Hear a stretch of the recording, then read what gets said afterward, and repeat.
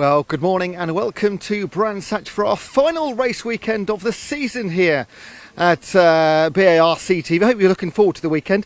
As you can see on the ground, it has been quite a wet weekend, as it has been across the whole of the UK and wherever you are in the world. I can confirm to you at Brands Hatch, it is pretty damp. Now, this weekend, headlining is the British Truck Racing Championship. There are 5 races this weekend. Ryan Smith going for his 7th consecutive championship. He does have around about a 50-point lead, so it does look pretty much nailed on, but those places from 2nd down to 5th, very tight indeed. We've already had plenty of qualifying. Our first race of the day is for our minis. We do have 4 mini races today, and the minis to my left and to my right and behind me are the ones going out on track very shortly. It is a combination of the Mini Miglias, the Mini Libras, the Mini 7s and the Mini 7S classes. This is their winter championship, so it is quite simply a plethora of minis all going for one championship. So we will be going over today very shortly to talk you through the lineup. Unfortunately, the drivers are in their cars ready to go. We do have the safety car on track. They're going out any second now, but we will be in the paddock, pit firme, and throughout the track throughout the entire weekend. Pointy will be here as well. He is going to be talking you through the trucks, but for the time being, to get the action underway, over to your commentator for the weekend, as ever, it is Mr. Dave Goddard.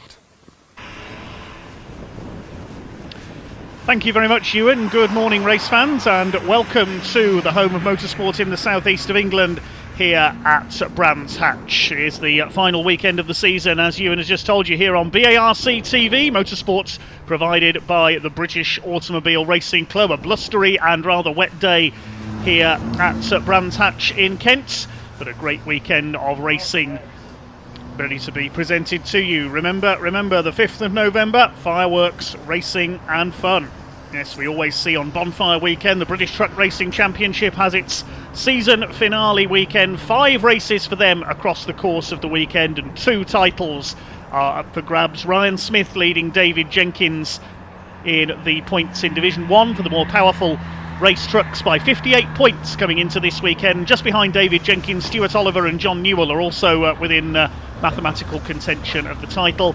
In Division 2 it is much closer. Luke Garrett looking for title number 3, but he's only 3 points ahead of Brad Smith coming into this weekend. There are actually 5 drivers in Division 2 who are in mathematical contention for the Division 2 title, and I'll be doing the mathematics across the course of the weekend to try and work out who's going to win it. I won't bore you too much with statistics across the course of the weekend, because we're here to have some racing fun. We've also got the incredible Pickup Truck Racing Championship. They've just had their first qualifying session of the weekend. 3 races for them to decide their title, 4 drivers who can win that championship. We've got the Mini Challenge, the Quaife Mini Challenge for the BMW Minis, and also, as you can see, the Classic Minis from the Mini 7 Racing Club. Mini Miglias and 7s, they're racing in 4 different subclasses across the course of the weekend for their winter championship. So race number 1 coming out onto track, then it will be a 20-minute race. We've got the Mini Miglias lining up at the front of the grid, the Mini Libra category for slightly different engine rules in the more powerful class, and then there's a gap on the grid and we've got the less powerful but by no means less spectacular Mini 7s and the Mini 7 Scholarship class as well. Normally we see the 7s and the Miglias on separate grids, but they're all in together this weekend for their 3 races for the Winter Championship, and the grid lining up for our first of these 3 races across the course of the weekend. 2 today and 1 tomorrow for the Classic Minis. I can tell you that qualifying fastest is car number 46. That's of Jeff Smith, the ex-British touring car racer. Starts alongside this year's Mini Miglia champion Rupert Death. Row 2, Joe Ferguson, a regular in Classic Minis, alongside number 66 Darren Cox. Row 3, Mark Sims, a Mini veteran, alongside another veteran of this category, Colin Peacock. Row 4, number 78 Scott Kendall starts alongside Nick Paddy in the 86. Row 5, Gareth Baldwin and Andy Shaw. Andy is the first of the Mini Libra category cars. Row 6, the second of those, that's Phil Harvey. Alongside him, youngster Torburn Astin in the number 36, and 47 Darren Mason rounds out the Mini Miglia division.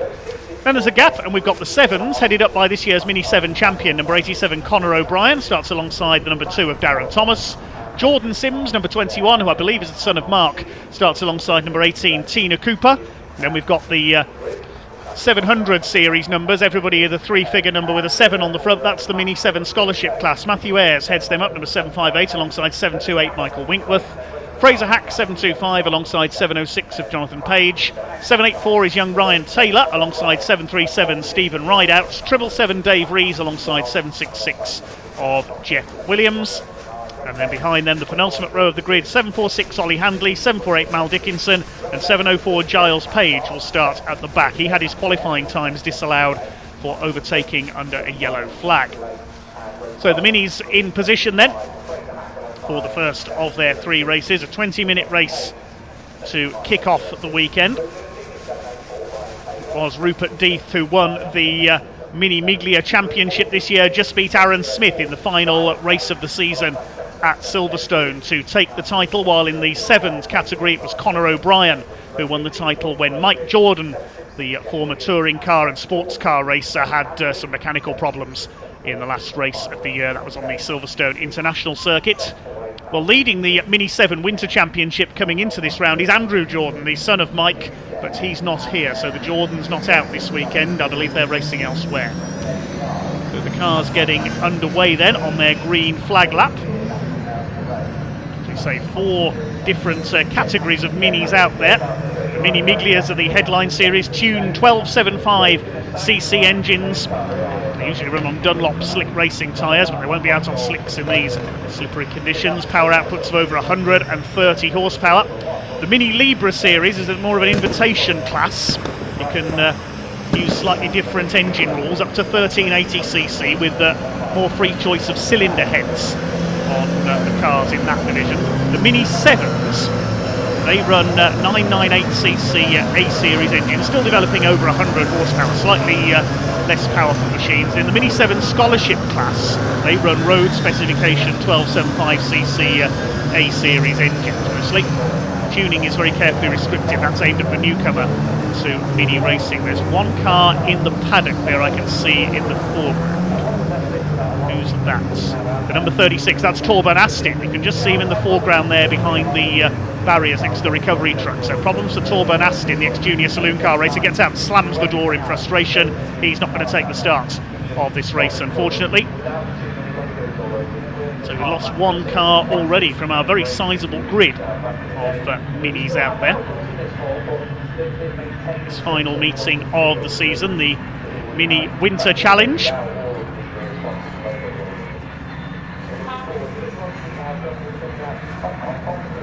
It was Andrew Jordan who led Rupert Death by a point coming into the Winter Challenge. The last couple of rounds of the regular championship season counting towards the Winter Challenge. Dan Lewis, who heads the Mini Lead category in the Winter Challenge, he's not here this weekend. Richard Colburn's already won the Libra Championship this year. Conor O'Brien has pretty much won the 7th Winter Challenge in the 7S class. It should go to Michael Winkworth because his main rival Damien Harrington is not out. Okay, here we go then with the first of a very busy programme of racing this weekend. 5 races today here on BARC TV and 8 tomorrow across our various categories. The number 46 of Jeff Smith on pole position, a former British touring car racer. His son Brett has also competed in BTCC. Rupert Death, this year's Mini Miglia champion, alongside the purple car of number 34, Joe Ferguson. Very adept classic mini racer. We've seen him in the Masters Pre-66 minis, among other things. Starts on row 2 alongside the 66 of Darren Cox, another veteran of mini racing in the UK. Looks like he's in an ex-Endaf Owens car, I seem to recognise there, the paint job. Mark Sims in the green machine on row 3, another veteran of the Mini 7 Racing Club, one of the oldest one-make championships in Britain, dating back to 1966, when the Mini was fairly new to racing. We get underway then with this 20-minute race. The lights are out. It's a good start by Death and Smith from the front row of the grid. They slip and slide their way down towards Paddock Hill Bend, one of the scariest corners in British motorsport at the best of times. It looks as though Death has got the advantage on the outside. Then the 7s will get underway from their separate grid. It's side by side for the lead as they go up towards Druids Hill Bend for the first time. The 180-degree right-hander. Oh, and Smith's gone wide. Smith goes out wide, and it is the 23 of Rupert Death who has got the lead. Here comes Joe Ferguson down the inside into Graham Hill Bend, and Ferguson leads on the inside in the 34. Down to third is the 46 of Jeff Smith. Darren Cox in fourth, then Colin Peacock rounds out the top 5. Will pick up the 7s in their separate race further back fairly shortly. Somebody's dropped back from the back of the Miglia grid already. I think that's the 272 of Andy Shaw. There's a yellow flag out as they go. Oh, somebody spun there at Surtees, and this car's going off everywhere. Jeff Smith and Darren Cox onto the gravel. Smith rejoins. I don't think Darren Cox did. That was complete mayhem coming through Surtees and McLaren for the first time. Joe Ferguson leads, Rupert Death in second place, and then Colin Peacock's got up into third as a result of everybody sliding off. I think they realised how wet it was going into Surtees and McLaren for the first time.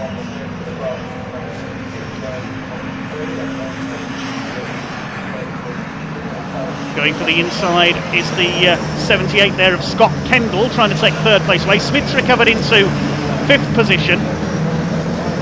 Then in sixth place, the grey car there is the 86 of Nick Paddy.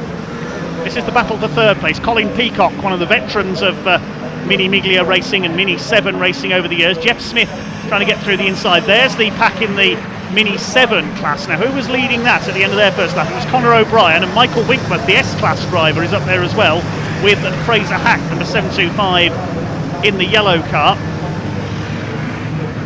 Darren Cox's car in the gravel there at Surtees, coming out into McLaren. So there's yellow flags out there. Jeff Smith gets past Conor O'Brien to chase Colin Peacock for third, but Ferguson and Death are away at the front. They're about 3 seconds ahead of this lot, and I think the safety car is going to be coming out.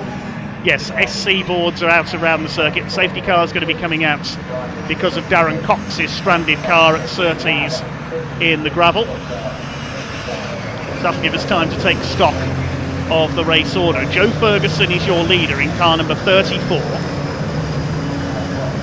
He's raced with the likes of Phil Bullen Brown and Tom Bell in much older minis than these, and normally sideways. Rupert Death in second place. Third place is Colin Peacock. Jeff Smith has recovered into fourth place after sliding off early on as the BARC safety car picks up the field on the Cooper Straight. There's Nick Paddy, the grey number 86 car, sorry. Gareth Baldwin, number 22 is next. I believe he's a relative of Peter Baldwin, one of Britain's greatest mini racers of all time. It's certainly the same colours as the car Peter raced for many years. There's the reason for the problem. Darren Cox in the gravel going through Surtees and McLaren. Down towards Clearways and then Clark Curve, final curve onto the Sir Jack Brabham Straights. Behind Baldwin, it is the number 47, which is Darren Mason. Then leading the sevens category in ninth overall is Conor O'Brien. Fraser Hack has taken the lead in the 7 scholarship class. That's the bright yellow car. He's got ahead of Michael Winkworth. Darren Thomas, number 2, is next. Then Ryan Taylor, number 784, the ex-National Mini Stocks racer on the short ovals.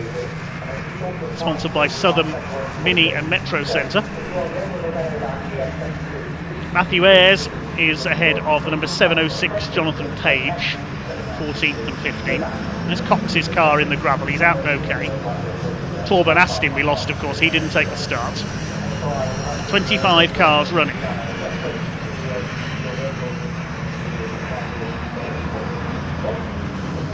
I don't think many of the drivers realise just how damp it was coming through the right-hander at McLaren there, because they all seemed to slide wide. Jeff Smith went over the gravel. Here's the tow vehicle coming in to pluck Darren Cox's Mini out of the gravel. The Ford Ranger, supplied by Trackside Recovery. They've organised the truck recovery this weekend as well. They've got some very heavy artillery here for our truck racers. See that out later on if anybody goes off on the truck races. Joe Ferguson leads them, having squeezed past Rupert Death into Graham Hill Bend for the first time after Jeff Smith ran wide into Druids. There's the 7 class leader, 87 Conor O'Brien, the pink and blue car. Fraser Hack and Michael Winkworth behind him. The rest of the pack streams through.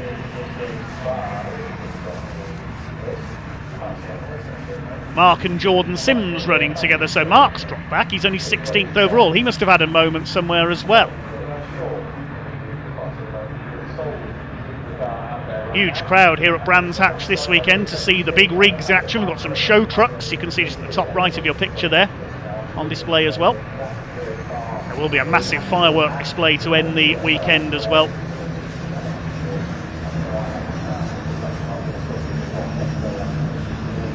Jeff Smith, number 46 there, rather bizarrely coloured. Is that pink or pale orange? It's hard to tell. Normally races a General Lee liveried car, complete with Dixie horn.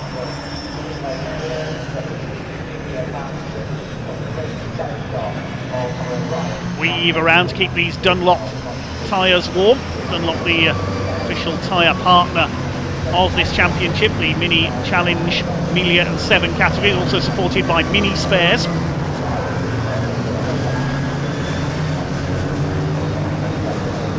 One of the oldest, as we said, one of the oldest one-make championships in the UK, dating back to 1966, the Mini 7 Racing Club. The Austin Mini 7 was the original name for the Mini, along with the Morris Mini Minor. Torben Astin's car there, just in the foreground, being towed back to the paddock by the flatbed. Hopefully we'll see him out for race 2 later on, which is our 4th race on our coverage, scheduled for around 2:30 this afternoon. So we did start racing just a little early. Daylight is limited at this time of year. There's Conor O'Brien, number 87, took the Mini 7 title for the first time this year. Just managed to overhaul veteran racer Mike Jordan, after Mike had some car problems in the last round at Silverstone. Safety car still out with the recovery operation taking place on the entry to clearways. It's not yet a clear way through there. We've got the car on the edge of the circuit of Darren Cox. Safety car in this lap, we've just been told on the timing screen. So we will be going back to racing, have around 10 minutes of racing left. There's Tina Cooper further back, number 18, that's the Herbie the Lovebug liveried car. Tina's been racing minis for many years now. She's raced other machinery, including a Ford Fiesta and a Lotus Elise over the years. Mini racing is very much where Tina's heart lies. She is currently in 21st place.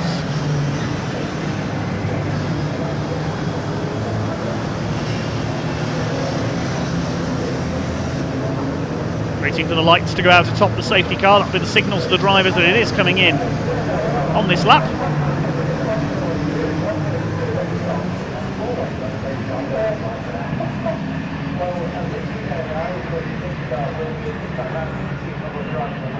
Blake Edwards driving the safety car. We'll bring it into pit lane and we'll be back underway this time.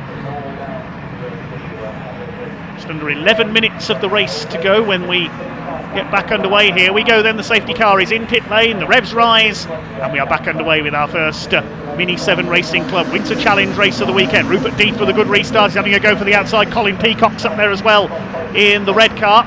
They plunge through Paddock Hill Bend, then a Palewood rise into Druids. You don't want to get your wheels on that green paint on the outside, the exit of Paddock in these wet conditions, because you might spin around. Into Druids they go then. Jeff Smith's gone wide again, he always does there in that salmon pink liveried number 46 car. Down the hill they come into Graham Hill Bend, or Bottom Bend as the drivers sometimes call it. Then it's along the Cooper Straights. It's not very straight, there's a kick to the left in the middle of it, then into Surtees and McLaren. Green flags waved from the marshalling teams on the first lap of the restarts. See the amount of spray. Nick Paddy sideways there in the 86 car in 6th position. Gareth Baldwin going well in 7th. Further back in 8th is Darren Mason. They're the 8 Mini Miglias in this race. There's one other Miglia further back, which is Mark Sims. He's back in the pack. Jeff Smith on the attack, the ex-British Touring car driver. He used to race for Team Eurotech, among others, in British Touring cars in Honda Civics. Sadly, an injury ended his touring car career after a crash up at Croft. He's on the tail of Scott Kendall here. Rupert Deeth's had a moment somewhere. He's dropped back in the 23. He's back into 5th place as Kendall up the inside takes Peacock. Smith in 4th place. Joe Ferguson's been able to escape as a result of that. Here comes Smith. Colin Peacock's dropping back. Smith up the inside in a Graham Hill Bend. He's up into 3rd. Deeth fighting back as well in the 23 car, this year's Mini Miglia champion. His main rival from this year, Aaron Smith, not racing this weekend. There's a yellow flag out coming into Surtees and McLaren. What's happened there? Somebody further down the field must have had an off. Yes, there's somebody off on the grass there on the inside of Surtees. I couldn't see who it was, unfortunately. Colin Peacock has run wide, coming through clear ways there, but he keeps his foot in on the outside, stays ahead of Rupert Death. Scott Kendall's got away into second place, the former Mighty Minis start for the more modern Rover Minis. Here comes Rupert Death having a look at Colin Peacock. Just over 8.5 minutes of this race to go. Ferguson with a clear lead ahead of Kendall, Smith, Peacock. Headlights ablaze is the 23. Now who's leading the Mini 7? It's still Conor O'Brien in 12th place overall. There's only a small number of Mini 7s out there. Plenty of scholarship class drivers. Fraser Hack in the bright yellow car is leading them ahead of Winkworth and Ryan Taylor. Rupert Death right on the bumper almost now of Colin Peacock for what is now 4th place. Still the yellow flag out at Surtees, so no overtaking there. Who's the car that's gone off? I think it might be Jonathan Page, number 706, that's spun into the infield there. You can see the car in the background. Death to the inside. Colin Peacock's run wide again. Can Death get a run here? Coming through the exit of Clearways? No, because the safety car's coming out again. It's slip and slide here at Brands Hatch today. Somebody in the pit lane there, that was Darren Mason, number 47. He was 8th, the green car there in pit lane. So he's had a problem. He had mechanical problems with that car at Silverstone as well in the previous meeting. We go safety car again then here at Brands Hatch with Jonathan Page's car off at Surtees. See it in the background here, just over to the left.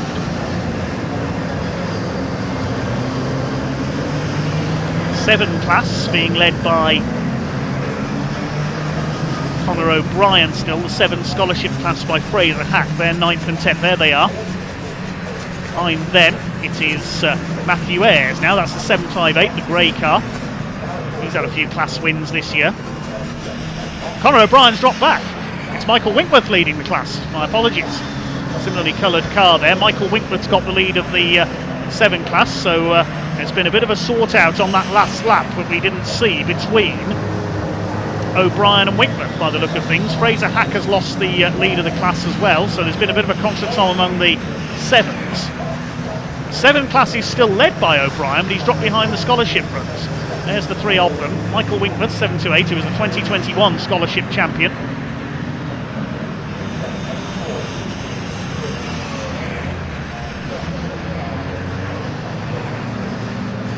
Behind O'Brien, that's Ryan Taylor in the orange 784 car, the Southern Mini and Metro Centre car.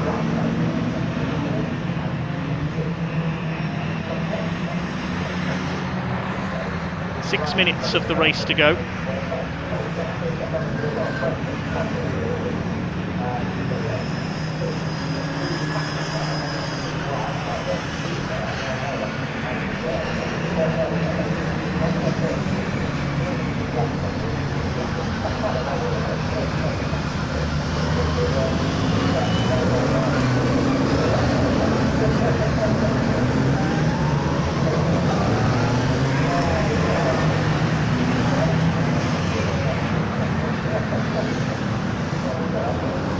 So we're under the safety car for the second time here with the Mini 7 Racing Club Winter Challenge. There's been a fair few sort-outs.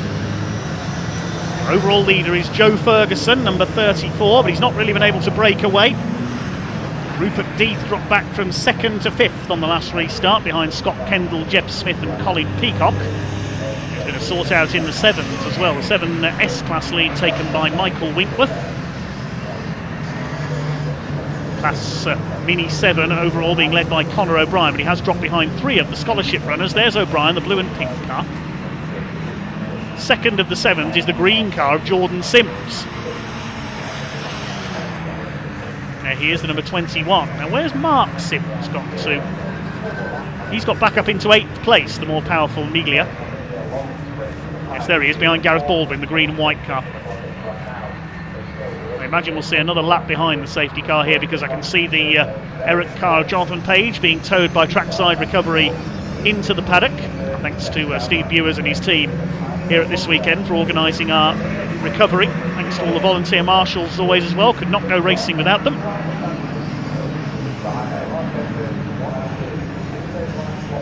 Safety car will be coming in this lap, so let's have a look. It should be about 3 minutes left, so we'll get 2 or 3 more laps under racing conditions. There's Joe Ferguson. He has lapped the number 272 car. That's Andy Shaw, one of our Mini Libra class runners. In fact, our only Mini Libra class runner, because Phil Harvey didn't take the start. The number 113, so he must have had problems in qualifying, the Cheltenham Motor Club Inter car. Number 7 there, Dave Rees in the pea green liveried car.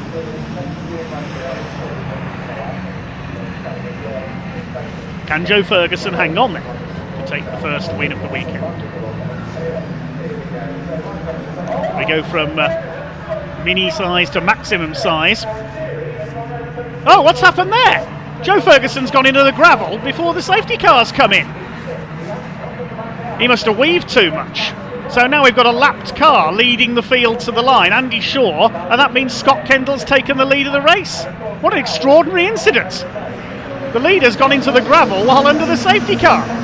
3 minutes to go then. They couldn't pass until the line there, and the back marker was at the front, so that slowed Scott Kendall. Jeff Smith says, thank you very much, I'll take the lead.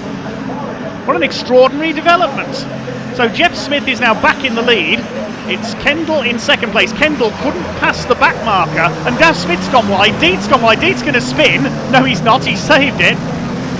Kendall's back in the lead because Smith ran wide at Druids, as he does every time through there. But they couldn't pass the back marker, Andy Shaw, until they crossed the start-finish line. That slowed Scott Kendall up, and that's what allowed Jeff Smith to go through. But Kendall's got the lead back again. Smith second, Colin Peacock is third. This is a bizarre race. And it's Rupert Deeth now in... no, it's Nick Paddy in fourth place. Rupert Deeth's fifth after his sideways moment. Through clear ways they come. And it's Scott Kendall in the lead, looking for what I think will be his first Mini Miglia class victory in the Paul Inch tuned car. Jeff Smith, though, is closing back up again.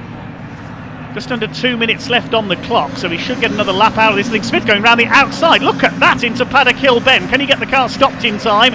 Yes, he can. Round the outside of the paddock. That's a brave move in the dry, never mind in conditions like this. Now, is he going to run wide into Druids again? I hope not. Here they come. The salmon pink number 46 leads the way. Kendall's going for the inside. Smith goes only a little wide this time. He holds the lead. Colin Peacock in third place. I think a pause for breath needed after that last lap. What on earth happened to Joe Ferguson? He's leading the pack round quite calmly. Meantime, here are the sevens. Conor O'Brien leading his class, number 87. The S class still led by Michael Winkworth up ahead, the blue and red car. The leaders come towards clear ways once again. We're going into the last lap this time. Colin Peacock goes wide through clear ways, looking for some grip on the outside line. It's Jeff Smith who leads from Scott Kendall. Peacock under fire from Rupert Deeth. The Smith moves across the straight there, looking for the grippiest line into what will be the final lap of this first race of the race. They'll get 15 laps in despite the 2 safety car interruptions. First 4 have broken away. Battle for 5th. Is that Ferguson recovering in behind there? Yes, he's got going again. He's in about 6th or 7th place, Joe Ferguson. Yes, there he is in the background, just taking Nick Paddy, so he's up to 5th as Deeth attacks Colin Peacock for 3rd place. Here they come down the hill. Deeth to the inside, surely going to go through at Graham Hill Bend. Is he going to get the car stopped in time to avoid running onto the curb? Yes, he's done it. The champion back up into 3rd place.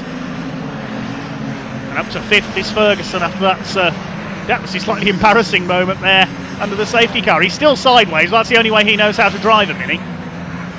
Kendall to the inside now. He's got sideways. He's not going to get a run on Jeff Smith. He's going to be our first winner of the weekend. Number 46, Jeff Smith. He went down to 5th early on in the race, but he's fought back to 1st place, and he's coming up to take the checkered flag. Our first winner of the weekend in the Mini 7 Racing Club Winter Challenge is Jeff Smith. 2nd for Scott Kendall. Deeth is 3rd. Peacock 4th. Ferguson recovers for 5th ahead of Paddy and Mark Sims. Gareth Baldwin should be home in 8th place. And then what about the 7s? It should be Michael Winkworth, the first of the 7 class home. There's Baldwin across the line in 8th position. And then the 7s will come through for 9th. They're currently battling their way through the final turns. Michael Winkworth wins the 7S class. Next home is Matthew Ayres. There's Conor O'Brien. He wins the 7s. Into the pit lane comes I think that's Jordan Sims that's come in there. No, it's Darren Thomas, sorry, number 2. What's happened to Fraser Hack? There he is. He's spun coming through the final corner.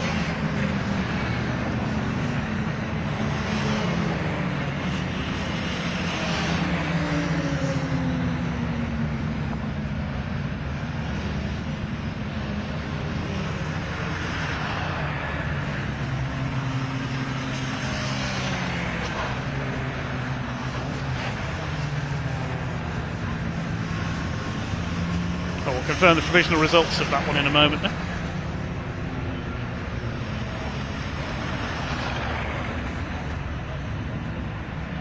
As the leading runners pull into Parc Ferme, Jeff Smith in that salmon pink number 46 takes the win. Winning by 3/4 of a second ahead of Scott Kendall, with Rupert Death recovering for 3rd place. Good recovery by Joe Ferguson as well to take 5th behind Colin Peacock, but he'll be left wondering what might have been. Nick Paddy 6th ahead of Mark Sims and Gareth Baldwin. And then we've got the 7 class runners, the 7 S-class winner Michael Winkworth ahead of Matthew Ayres. Conor O'Brien wins the main Mini 7 class. He finished ahead of Ryan Taylor. Then it was Giles Page in the 7:04 from the back of the grid. Jordan Sims was next ahead of Stephen Rideout, completing the top 15. And then behind them we had Tina Cooper, the 7:46 of Ollie Handley, Dave Rees in the 777, 766 of Jeff Williams, Mal Dickinson in 748. The final finisher, a lap down, was the 272 of Andy Shaw. He wins the Mini Libra category as the only starter. We lost Fraser Hack on the final corner. Darren Thomas and Darren Mason pulled into the pits. Of course, we lost Jonathan Page, 66 of Darren Cox, and also Torben Astin early on. Torben Astin didn't take a start. We'll be able to head down to Parc Ferme fairly shortly, hopefully, to hear from some of our successful drivers. The next race on the programme is the first of the weekend for the British Truck Racing Championship.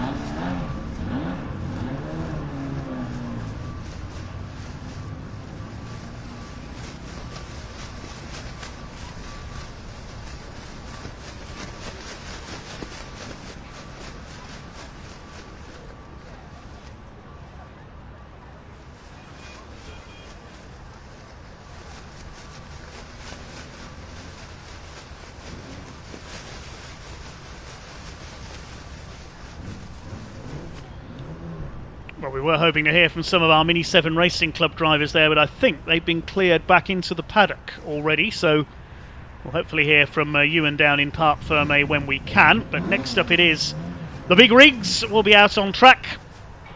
If you've never seen truck racing before, you have got a real treat coming up. The British Truck Racing Championship, its final weekend of the season. 5 races across the course of the weekend. The most powerful trucks we will see here, nearly over 1,000 horsepower from their 12 and 13 litre engines. 5 tonnes these race trucks weigh, limited to 100 miles an hour. Of course, on the roads they're limited to 56. There's a chance for the drivers to perhaps let their hair down a little. And before we see the trucks come out onto track, we caught up with some of the drivers down in the paddock earlier on with our ever intrepid pit reporter. So in just a moment, here's Pointy.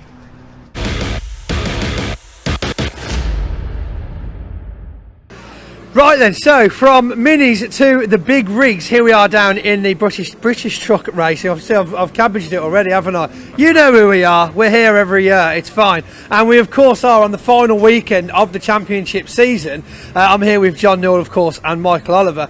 John Newell's just joined us from shall we say, a rather large meeting with all the drivers and clerk of the course. Now, Michael, you wouldn't have a clue what that's about, would you? Because you weren't actually there. No, I think what it is, everyone's so worried that I was so fast. They've had to gather around, everyone's gathered up and they're like, well, what are we going to do about this? Yeah, I mean, I've got to admit, on a serious note though, track conditions weren't the best this morning. It was pretty slippy out there, it was very wet, a lot of rain last night and early on this morning. John, did that slow you down at all? I mean, everyone seemed to put some pretty good times in, really. No, it was alright, to be honest with you. First couple of laps, we'd got full wet set up and it were fine. As soon as it started drying out a bit, that were us done. So going into the first race, obviously we had a few practice sessions yesterday. Michael, you seem to have found some feet this morning. Where does that put you for the first race today? Fourth today, so that means first. I'll finish first in the first race. This kid. No. Hold on, let's wake him up from Oh his yeah, dream. come on, pinch him quick. Yeah, you're still here, and he's back in the room. Right. There we go. No. I just want a nice, easy race where I don't break anything and I finish nicely up the grid. Yeah. Yeah. Without any fallouts, John. Yeah. Yeah, that sounds like a plan for everybody, I think. But I don't think it'll end that way. Probably not, probably not. Well, gentlemen, good luck for the first wet race of the weekend. Fingers crossed. And remember, save the fireworks for Sunday night, okay? Maybe. Maybe, maybe. No. No, it's all to play for here with the so few points in it for the top few spaces in Division 1. So, yeah, it's going to be some serious racing action for you. Let's go and find one more driver to have a chat to, someone we haven't seen for quite a while this year. Right then, as promised, here we are with one more driver interview. Just quick before we get on with some racing. And we're here with quite an unfamiliar face, Bradley Smith. Bradley, where have you been, mate? Well, unfortunately, in testing at Donington, the engine let go, so that was us out at Donington, and obviously these big race engines, hard to get parts, so unfortunately we missed the last 3 rounds, but the engine's back, so... Qualifying 6th place with a 110 and some numbers after that. I mean, I just look at the big ones myself. You happy with that position? Very happy with that. So 5th time driving the truck, first time in the wet. I haven't drove it in 5 months, so yeah, good to be back on the pace, and can't wait for the first race. And a pretty local circuit for you too, so I'm sure there's been plenty of practice over the years. Yeah. Right, right then. Well, we heard you just had a bit of a chat with the old clerk of the course. You allowed to elaborate on what you all got told off for? There was about 15 of the 20 drivers brought in. Yellow flag into turn 1. And some of us set our fastest times when the yellow flag was out. They all were naughty boys. That's it. We all got told off, but yeah, hopefully we'll sort it for the first race and have some fun. Indeed. No more telling us, please. Right then, Bradley Smith back with a vengeance, ready for the first race of the weekend, the final weekend here at Brands Hatch. Let's go see some racing action.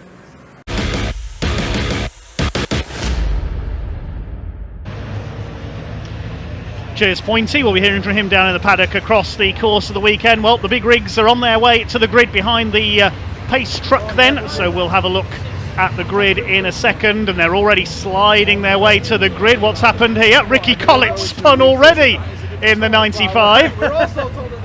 Yes, we saw you, Ricky, the heavy haulage boss from Yorkshire, a veteran truck racer, and he's become the first to show how slippery it is out there this weekend. It is the Division 1 Championship leader who has taken pole position from qualifying. Ryan Smith, number 1, leads the championship by 58 points, and he starts alongside number 7, the 10 times champion Stuart Oliver. 16 titles between those two in Britain. Second row, number 68, Craig Reed, last year's Division 2 champion, alongside number 12, we just heard from him, Michael Oliver, son of Stuart. Row 3, 46, Bradley Smith, the youngest man in the race, alongside 86, Tom O'Rourke. Row 4, number 18, John Newell, we heard from him a moment ago, alongside 69, David Jenkins, the man currently second in the points. He won't be too happy to be down in 8th place. Row 5, number 3, Stephen Powell, lives just down the road from Brands Hatch, literally, alongside number 81, Mark Taylor. The 6th row, 95, Ricky Collett, hoping not to spin again, alongside 41, Simon Cole. Good to see him back out with his new MAN, only his second appearance of the season, and completing the Division 1 grid, number 92, Simon Faulkner. Then a gap, and we've got the Division 2 runners. Number 32, Jock Borthwick from Scotland on pole. He was actually 5th fastest overall in qualifying, right up along in with the Division 1 trucks. He starts alongside the points leader by only 3 points, number 42, Luke Garrett. Then on the next row, number 5, Adam Bint, alongside 14 of John Bowler. Then number 10, Craig Evans, alongside number 16, Brad Smith, not to be confused with Bradley Smith in the 46. Brad Smith, number 16, just 3 points behind Luke Garrett in the Division 2 points. And number 6, John Powell, starts from the back. We'll look at the points situation then. Ryan Smith leads David Jenkins in Division 1 by 58 points. A couple of points behind him is Stuart Oliver, number 7. And John Newell is only 6 points behind Stuart Oliver, so 4 drivers can still win mathematically the Division 1 title. Ryan Smith, though, despite a change of truck in mid-season from his Daimler, his bonneted truck, that's now been sold. He's now back in an MAN. We will see he will start as favourites for the Division 1 title, looking for title number 7 in a row. And then the second group is Division 2, the slightly less powerful, less modified trucks. Luke Garrett leads them in the orange truck, 3 points ahead of Brad Smith in the cream and red coloured machine, starting 6th on the grid. John Powell is 40 points behind Brad Smith. Jock Borthwick, who's had a few mechanical problems this season, is 9 points behind John Powell. And technically Craig Evans is still in with a chance mathematically of the title as well. He's 68 points off Luke Garrett. There's 80 points maximum available across the course of the weekend, because it's 15 points for a race win, down to 1 point if there was a 15th place. It goes 15, 14, 13 and so on the point system, and there's a bonus point for the fastest lap in each class as well. So that's how it's going to work, and how we're going to decide the titles. The DAF pace truck leads them round then. Flying Ryan in pole position, the 40-year-old from Nottinghamshire, runs a vehicle hire business. Starts alongside number 7, Stuart Oliver, in the bonneted Volvo VNL. 10 times a truck racing champion. He's won a European title as well. It's no secret that Ryan Smith wants to match his achievements, Stuart Oliver. There's Division 2. Jock Borthwick on pole. John Bowler in that beautiful Union flag liveried DAF. There's John Powell at the back, the number 6. Brad Smith won't be too happy to be down in 6th on the grid. David Jenkins won't be too happy to be only 8th in Division 1 as well. Good to have Simon Cole back out. He came in as a reserve this weekend because Simon Reed, number 89, unfortunately has had to withdraw. I think he had problems in testing earlier this week with his Iveco, the brother of Craig Reed. So we won't see the other Reed Truck Sport entry out this weekend, sadly. There is Craig, a great effort in qualifying, lining up 3rd. Good to have Bradley Smith back as well, number 46, the 21-year-old. As we heard, he's missed the last couple of rounds due to a lack of engine for his MAN. Time to go truck racing here on the Brands Hatch Indy Circuit then. This will be a 15-minute race. 5-ton, 1,000 horsepower beasts. When the red lights go out, 20,000 horsepower will be unleashed into Paddock Hill Bend. This first corner is certainly not going to be for the faint of heart. Pace truck is in pit lane. We are ready to rumble here at Brands Hatch. Here they come, up towards the red lights. When they go out, we will be underway. The power comes on, and here we go, and a super start by Stuart Oliver. He's out-dragged Flying Ryan Smith, and it's Oliver who leads the way into paddock. David Jenkins already up on the outside, 3 wide with John Newell and I think that's Mark Taylor into Paddock Bend for the first time. They've somehow all got round Division 1, and it's Oliver who leads Smith. Michael Oliver's got away well up into 3rd. Craig Reed having a go on the inside. He's got 2 wheels on the grass. He's nearly losing it. He's made contact with Michael Oliver. Jenkins will cut back to the inside. Craig Reed's all over the place. His good qualifying efforts has come to nothing. Sideways, Michael Oliver's going to spin out. He's going into the tyre wall. Wallop straight in goes the number 12. Oh, disaster for Michael Oliver. I imagine that will be a race stoppage because there's damage to the tyre wall, but we will wait and see how things pan out. Division 2 will be coming down the hill as well. It's Jock Borthwick who leads them ahead of Garrett in 2nd place. Adam Bint is 3rd, but surely they're going to have to stop the race because of that damage to the tyre wall. Michael Oliver is getting going again. Tom O'Rourke's gone straight on at Surtees across the grass in the MV Commercials number 86 MAN. Craig Reed's in the gravel, so's John Newell. They're going everywhere. And there's contact there further back.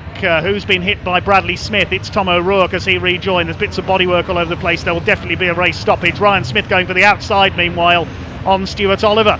Everybody else has been delayed behind them. It's David Jenkins up into 3rd position.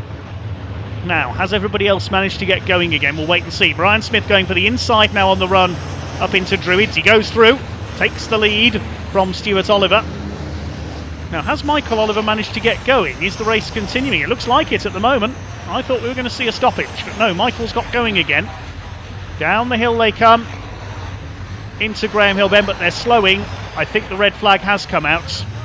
Yes, the clock has stopped. Yes, we have a red flag. Not surprising, really. A mayhem-filled first lap, as some predicted.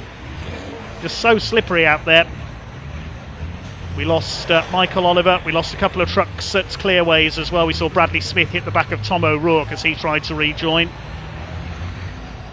And the red flag is out. So the trucks will be pulled up on the grid. Hopefully we can get Pointy down there to survey any damage. Somehow Craig Reed is still in 4th place. I don't quite know how he's managed that, because he was pinballing all over the place. Ricky Collett's 5th. And then Mark Taylor. There's Michael Oliver, who has extricated his MAN from the tyre wall after he spun coming down Graham Hill. Tom O'Rourke behind him. He went off over the grass at Surtees and got collected by Bradley Smith. So they've stopped on the grid as a result of the red flag.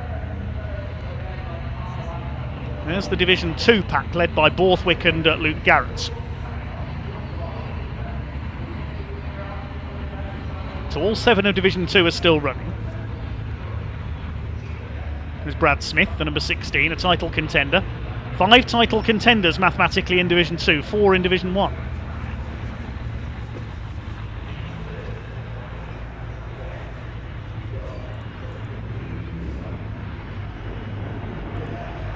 We'll try and piece together what happened there around that first lap. Stuart Oliver made a superb start to take the lead. Craig Reed slid into the side of Michael Oliver. I wonder if that damaged Michael's steering. Saw him bounce off his front wheel there as Michael turned in. He also bounced off David Jenkins and then just spun around. I don't think he was touched up the back. No, he wasn't. He just spun around there coming down the hill and wallop into the tyre wall. That was quite an impact, but Michael was able to drive away once he collected his thoughts. Damage to the tyre wall, though, the reason for the stoppage. Then this was further round at Surtees. O'Rourke went straight on. Craig Reed had run wide again, and then Brad Smith clips Tom O'Rourke. John Newell went through the gravel. Bits of bodywork went everywhere. I think that was mainly from Tom O'Rourke's truck, and the reds came out. I think Pointy might be down on the grid. I can hear him in the background.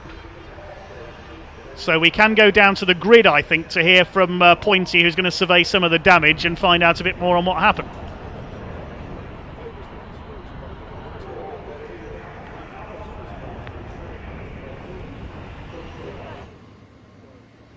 Well, here we are at the commentators box, which is a new angle for all of you guys and girls out there, ladies and gentlemen. Now, bit of deja vu out here. We're re-gridding at Brands Hatch today, not seeing a full lap from a lot of the drivers. Lots of action early on, as you saw Michael Oliver losing control, spinning out, hitting the tyre wall on the way down from the hairpin. But surprisingly, everybody making it round Paddock Hill Bend for the first time in history. But wet track conditions unfortunately saw Bradley Smith and Tom O'Rourke coming together at the top of the circuit there. Great view for any spectators in the hospitality suites, of course, but not great news for the guys on 2 of the teams. Looking down onto the grid, though, we can see some last-minute preparations going on and some ad hoc repairs on the 86 Tom O'Rourke truck there. And Michael Oliver seemingly unscathed. So even though he went full-on, head-first, into the tyre wall, other than a bit of bumper damage, we've still got a radiator and we've still got all the fluids, which fingers crossed means we're going to see a full race out of him. Nothing too much to report now, though, on the grid. But let's just take a quick look around, shall we? We can see an absolutely rammed paddock. We can see, for a Saturday, lots of people gathering, loads of trucks on here as well. It really is a great event down here at Brands Hatch. Of course, all in preparation for that all-important fireworks spectacular that we spoke about earlier on in the show. Yes, that's right. Tomorrow night, just as it goes dark, we'll be having a Disney spec Disney spec firework display, which if you're not here to see, I'm afraid you'll just have to make the effort next year. A sellout weekend, but the weather might change who actually shows up on the day, of course, but fingers crossed we'll be busy tomorrow. Still plenty of action going on down on the grid. This is usually a time that we see before the race, mechanics making quick checks on tyre pressures, making sure nothing's shaken loose in those first few test sessions, or of course qualifying. But on this occasion we're making sure that no one's got any damage, which is not how anybody wants to start the weekend. Over in the distance then, let's have a look what's going on over there. We can see Trackside Recovery making a pretty good effort on recovering Bradley Smith's Fern Transport sponsored MAN truck. So, surely a bit of bad luck for him this week, and making his first return after getting an engine for his truck after several months out of the championship. He'll be sorely upset if he doesn't get started again. Only time will tell whether he's able to be re-gridded or not. And of course now we see that the timetable is going to get knocked about. This could hinder the rest of the day. We've got quite an early curfew, I believe 3:30 being the last race of the afternoon here at Brands Hatch, which means it could go any way. A JCB now pulling on to the track just behind the cameraman down there, and plenty of the volunteer marshals chipping in to repair those tyre walls. But yes, indeed, as my co-host Ewan, come on in for a moment, sir. Come on in. Look, get another professional's eyes. The weather is starting to change, isn't it? Do we think this could spell disaster for the restart? If the BBC app is anything to be trusted by, we've got about 80% chance of rain for the rest of the day. And it is just starting to rain again now, as we can feel. This is not by any means protecting us from the weather. Is going to get. We did hope that the trucks going out now would clear a bit of a dry line. That is not going to happen, because after the trucks we're meant to technically have our lunch break. I think that's gone. Yeah, I think the lunch break quite is regularly we never actually have lunch, do we? No, on most never have cases, lunch, never. but that will not be the case now. We've only got 5 races live today, but this, as you said, pushes us right back. And with the daylight scenario, we can only go to a certain point. So fingers crossed, there's plenty of work going on behind us, plenty of work going on behind the cameraman here. They will do their absolute best as ever, and fingers crossed we can get some racing. I think anybody that knows truck racing, anybody that knows Brands Hatch, anybody that knows wet weather, we kind of knew there was a really good chance of something going wrong very, very early on in this race. Unfortunately, it did. Thankfully, nobody injured by the sides of things. But no ambulances on scene at the moment, which bit is of good damage news. to trucks, yeah. Yeah, I mean, I was, again, still shocked that we made it round that first corner. Usually anybody that watches from Paddock Hill Bend down from the paddock at the Hollywood corner, that they see a lot of action here at Brands Hatch, especially in the last part of the year. Conditions are different. Now, speaking very quickly on conditions, I'm not sure, obviously, you've been around the trucks a little while now, so you may know this, but there aren't wet tyres and dry tyres on the trucks. They use the same racing spec tyres all year round, so in the hot weather, they can actually get too hot with all those tight corners. They'll become a little bit slippier, and then of course in this weather they can get quite hard and quite slippy, and you've got to try and keep the heat in those tyres. But other than a slight adjustment on the suspension setup, there isn't really any difference with driving in the wet, other than how well the driver can cope with it. So it just comes down to pure driving skill, doesn't it? Indeed, and it's funny, you speak to the... Obviously I've been interviewing drivers for a little while now, and they've all got this little thing, oh yeah, I like the weather, I'm pretty good in the weather. We spoke to Michael Oliver earlier. He said he preferred this weather. It didn't go to plan. No. In your experience, who are the best wet weather drivers here? I think, not to be biased, but I think Stuart Oliver has got a lot of years under his belt, and he is actually quite good in the wet, managing to throw that truck around those corners at such high speeds. I think it comes possibly not just from ability, but more a kind of knowledge of the side. Yeah, I know that I can do this. This is the confidence side of it. I think the trucks can do a lot more. I think in any motor racing, I think you'll find that the vehicles can do a lot more than the drivers perhaps permit them to. And when you get to a certain point in your career, as I would say, without making him sound really old, obviously, ladies and gentlemen, that Stuart Oliver is at, you people like Dave Jenkins, and they've been there a while, they've been doing it, they know what their trucks can do, they've had them all year, and they think, right, when it comes to a bit of rain, I can hit that at that speed and it will be fine.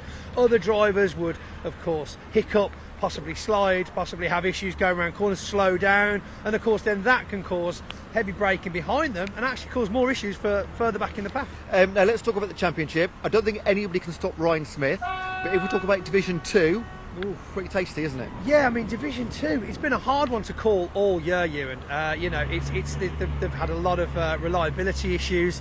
There's been a couple of bumps and bruises, especially Brad Smith and John Powell having quite a few coming together at Pembury Circuit we saw the last weekend. And it really does just keep those top 3 or 4 changing all over the shop. Talk to me about Jock Borthwick's lap this morning. I mean, being 5th with a dozen Div 1 trucks. 5th overall, of Fifth course. Yeah. overall. I mean, we didn't speak to him. Hopefully we can speak to him a little bit later. But where does that come from? Because talk to us about the difference between the Div 1 and Div 2 trucks, if you can. So the difference in the actual engine size is minimal usually. We've got like slightly smaller engines, slightly older engines of course. A lot of the engines in the Div 1 trucks are actually rented. So they're owned by MAN or engine ownership companies in Europe that they hire them out from through the year. Whereas a lot of the Division 2 trucks will be ex-Division 1, ex-European. They put a lot more of their own work and time into them. They have to keep on top of repairs a lot more. But you've got things like camber on the front wheels, which is obviously the steering ability at certain speeds. We've got the certain power limitations that the acceleration side of things, so coming out of corners and things like that will also start to slow them down. So there's it's suspension, it's acceleration. The size of injectors, I believe, was brought in not too long ago. Division 2 had that changed on them. So, based on that, Jock Borthwick has got no right to be 5th, technically, has he? Indeed not. The same as you would say that, naming no names, some Division 1 drivers have got no right to be in Division 2. But we've seen this year a couple of instances where Div 1 drivers have slipped back into the pack. That could be engine trouble, that could be truck trouble, it could be driver trouble, you don't know. But of course, it's that mix of divisions, especially when there's obviously a delayed start in the race. To see drivers getting that far ahead lap time wise is very impressive. It does just go to show though, if you've got the right driver, certain limitations on the truck will make no difference. Mika Mäkinen, for example, Mad Crop Racing used to come over from Finland for the end of season race here at Brands Hatch every year. He actually won Division 2 the one year. He had a very old truck, very old, box springs, terrible suspension, but the way he drove it was absolutely insane. I mean, he could throw that thing round corners. Talking about European, I think John Newell's been out racing in Europe this year, hasn't he? How many of these drivers go out and sort of do that? Because we only race, 6 weekends a year, so there's a lot of spare time for these drivers. Great to see some of them out in Europe. Yeah, totally, and of course great for the spectators as well to know that European exists, as much as it is for the European spectators to know that we exist.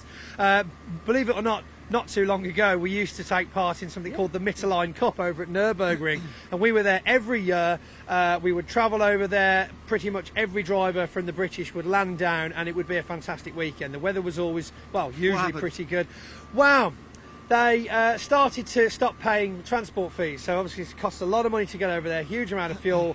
Entry fees went up. I believe the Europeans started to have a bit of an issue with the fact they were paying huge amounts of entry fees, and of course we were inviting the British over for free kind of thing. Great for spectators of course, but money talks louder, doesn't it? That's just one of the issues. There's loads of stories if you ask around the paddock. Pointy, with the trucks, you are the man in the know. Oh, I don't know about that. Any chance of that ever coming back again in the future? I feel like do the drivers want it? Yes, of course, definitely. As you can see by several drivers popping out to Le Mans not long ago. In fact, I'd say most of the drivers went over as spectators to Le Mans 24 or the Camion 24 as they call it in France, and that was a fantastic weekend. And there is talk possibly that we might be looking at a different European circuit. I do believe I just heard a final whistle though down on the grid. Yeah, I don't know whether they're just telling someone off. Someone running by the pool probably. No running by the pool, kids. I don't. No one seems to be that urgently. We've cleared up the top end. So he's gone, but they haven't had the memo from the JCB. Bradley's in the pit lane here. Let's have a quick look over down there. We've got a few people around the 46 Bradley Smith truck, and he looks to be in a bit of a bad way. A lot of people gathering around to see what's going on. But no, I'm not sure whether we'll have time. Saying that though, we do still have 1, 2, 3, 4 vehicles and several tens of marshals down on the circuit frantically retaping and rescrewing the tyre wall, which looks to be relatively repaired now. So maybe we will be getting underway very shortly. A trackside recovery flatbed bringing back parts of both Tom O'Rourke and Bradley Smith's front bumpers. I didn't get a chance to see that incident. We were all, of course, watching this far corner and very thrilled that everyone had got round. And the next thing you know, we see two trucks. The first thing I noticed was someone getting in the recovery truck. I'm like, that can't be good news. Can't be good news. I think noticeably now, Yep. we are outside, out of cover now. Yeah. There's less rain. There are umbrellas definitely sort of being reduced in the crowd numbers. They are. We're starting to clear the track now. I think we are not too far away from going racing, thankfully. Fingers crossed, I think we are. So maybe we should hand back to Dave in the studio for a quick rundown of the restart, see where people are going to be starting off, and let's hope we get a full lap out of the next race here at Brands Hatch. Thanks for talking to us, Ewan. My pleasure, cheers, Pointy. Yeah, my pleasure, really.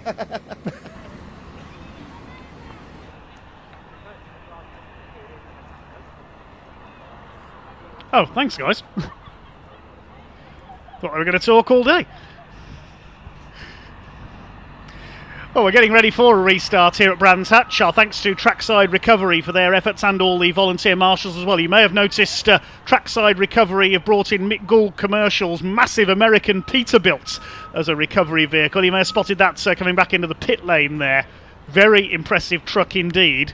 Well, they'll give you a bit more info on that if we see it out later on. That enormous Peterbilt. I think it's as big as my house, that truck we've got out there. They've got a couple of other special recovery trucks here this weekend as well. The tyre wall has been rebuilt on the rundown Graham Hill too by our marshalling team, and the Trackside Recovery Ford Ranger was out as well picking up the bits of bodywork. We can see Bradley Smith in the pit lane having the front end of the 46 truck worked on. Great shame for Bradley because, as we said, he's missed the last three meetings due to a lack of engine for the 46 truck. He missed Donington after that blow-up in testing. He didn't get to go out at Snetterton or Pembrey either. And then his comeback here at Brands Hatch lasted less than a lap as well. So there's a gap on row 3 of the Division 1 grid. Everybody else is back out there, though.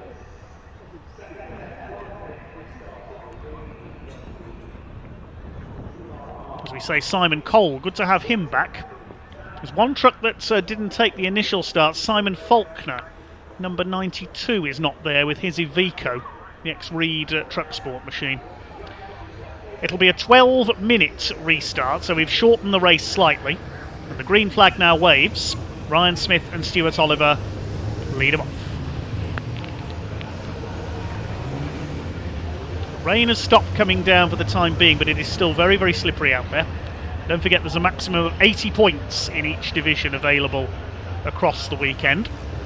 Who's going to get the first 15 points in each division? Of course, the bonus point for fastest lap as well. We will update you on the points as best we can over the course of the weekend. Depends how good my mathematics are.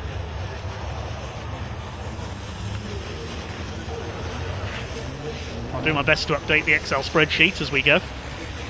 The Daft Pace truck leads them round once again. Smith and Oliver on the front row. Craig Reed and Michael Oliver, Oliver Jr. on row 2. Row 3, Tom O'Rourke now on his own. John Newell and David Jenkins back on row 4, both with an outside chance of the title this weekend. Ryan Smith, 58 points clear though, with 80 available. It's looking like his title to lose once again.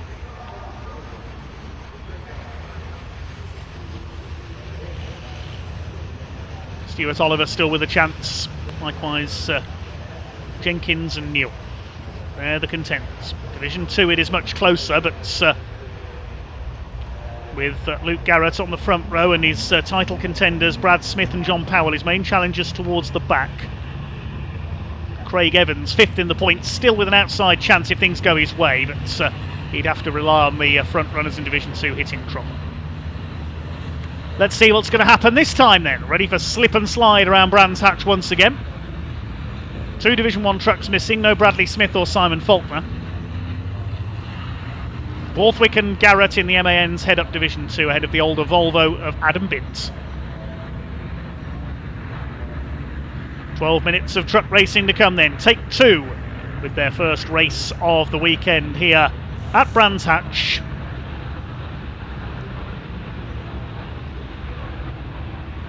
revs are up, and here they come towards the red lights. The lights go out and we're underway. Now, is Stuart Oliver going to repeat his good start from the first race? He's trying to get across on Ryan Smith, but I don't think he's going to do it this time. Smith's got the inside line as they head down Paddock Hill Bend. Michael Oliver up into third place. They're still side by side for the lead. Smith will have the inside, though, for the right-hander at Druids. He's got the lead ahead of Stuart Oliver. Michael Oliver up into third place. Craig Reed on the outside this time. Then Tom O'Rourke ahead of David Jenkins. Division 2, meanwhile, looks like Luke Garrett's got an inside run. No, Jock Borthwick moves across and takes the inside for Druids. The Scotsman leads. And right into the tyres, that's David Jenkins. Jenkins has crashed out on the exit of Druids. That's one of the title contenders gone. So Tom O'Rourke has moved up into fifth place, I think, as a result of that. Jenkins was trying to get down the outside. Tom O'Rourke in the lightweight MAN with a lot of its bodywork missing. Michael Oliver's on the grass trying to challenge Craig Reed. I think they've just about got away with that. They've already clashed once today, fighting for third place. And now Reed is muscled wide by Michael Oliver there. John Newell's going to spin out if he's not careful. Good save by the Yorkshireman ahead of Stephen Powell, Mark Taylor and the rest of them. But David Jenkins is in the tyre wall on the exit of Druids. We'll see if he can get out from there, unless it's going to be another red flag. Yes, I think the Reds are out again. They're slowing again. And we have another stoppage. So we've got to rebuild the tyre wall on the other side this time. Let's have a look what happened to Jenkins. It was contact with John Newell. Sent him wide onto the grass. No grip there. Here come the tyres. Wallop. I'll have to say the spectators were completely unfazed up there. Nobody moved back an inch as David Jenkins went into the tyre wall. He's trying to get going again, but there's no grip on the grass. Look, he's just spinning the wheels. Now, let's have a look. I don't think there's a huge amount of damage to the tyre wall there, so it should be cleared up fairly quickly. Jenkins just can't move. He's stuck on the grass. So what's going to happen this time?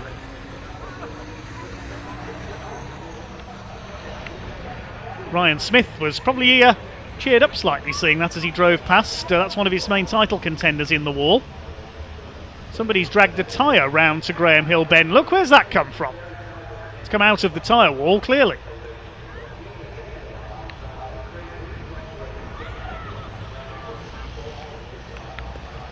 A closer look there from our camera on top of the race control tower.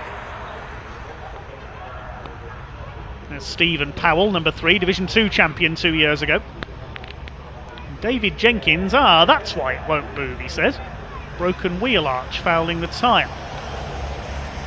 Horse car is there with him.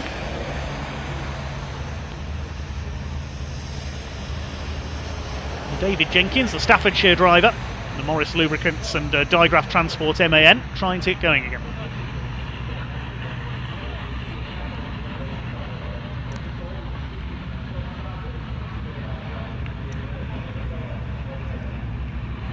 So the trucks pull up on the grid again. And there's that Peterbilt. Now we'll get a chance to look at this very impressive Mick Gould Commercials Peterbilt 389. David Jenkins is still trying to get that truck off the grass. All he's doing is churning the grass up. So they'll need a tow. This custom-built Peterbilt, thanks to Trackside Recovery for sending some background info through on that massive truck. It's got a 600 horsepower, 15 litre Cummins diesel engine. 4 driven axles of the 8 it's got. 18 speed Eaton Fuller gearbox. Yes, 18 speed. I think your road car probably only has 6. And a 3-stage Vulcan crane and underlift with 2 22-ton winches. The truck weighs 21 tons on its own, and the train weight, which is the truck and casualty combined, can be up to 100 tons. So it can lift nearly 80 tons, the winch on that truck. And now we're going to see what it's going to do to recover David Jenkins. They lift race trucks from the back usually. The back end is much easier to lift, of course, because there's a bit less weight there. And also the handbrake is on the rear axle of a race truck, so no need to fill with air to release the brakes. Beautiful looking thing, isn't it? That's Peterbilt with the sleeper cab attachment as well. And you might see that out on the roads of the south of England on the motorways. If ever there's been a motorway closure due to an accident involving an HGV, that might be the recovery vehicle involved. Operated out of East Sussex by Mick Gould Commercials, and Trackside Recovery have brought it in this weekend. It was custom built to Mick Gould's own specification. We're told that machine over in the USA by Miller Industries before it was brought to the UK for him to use. Richard Tier is the driver this weekend.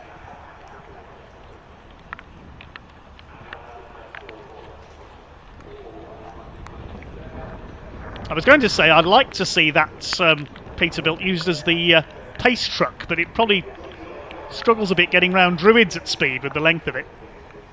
JCB brought in as well. David Jenkins has stripped that damaged bodywork off the back of his truck.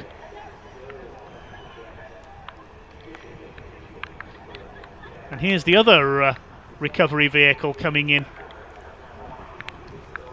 That's the LJ Transportation recovery truck.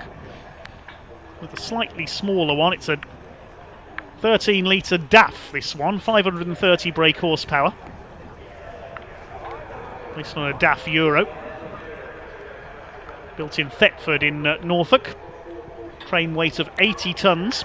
Two 15-tonne winches on the back of this one, so a little smaller. His first ever job was at the 2021 truck meeting here at Brands Hatch, just after LJ Transportation took delivery of it. They're based around the southeast of England. They've got 5 different depots, working for all major suppliers, offering vehicle assistance all over the UK and Europe through their sister company Nationwide Vehicle Assistance. A bit of vehicle assistance needed here for David Jenkins, to be provided by that big DAF. Quite an attraction for the spectators themselves, these big recovery vehicles this weekend. Plenty of spectators been taking a look at them in the paddock.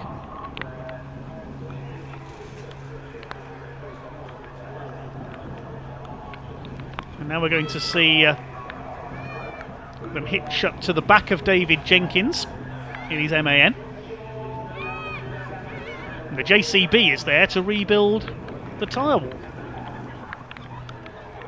Let's see the winch in operation on the back of the DAF.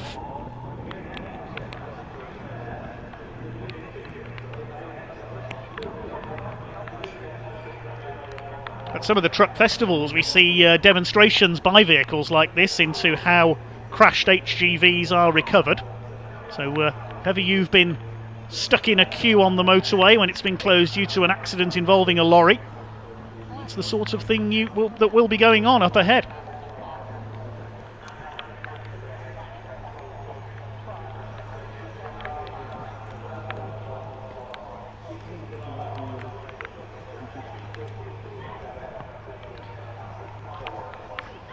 So recovery operation continuing, and hopefully David Jenkins will be able to take the restart, and they might get Bradley Smith's truck repaired as well in time. I noticed the front bodywork was back on when he was in pit lane.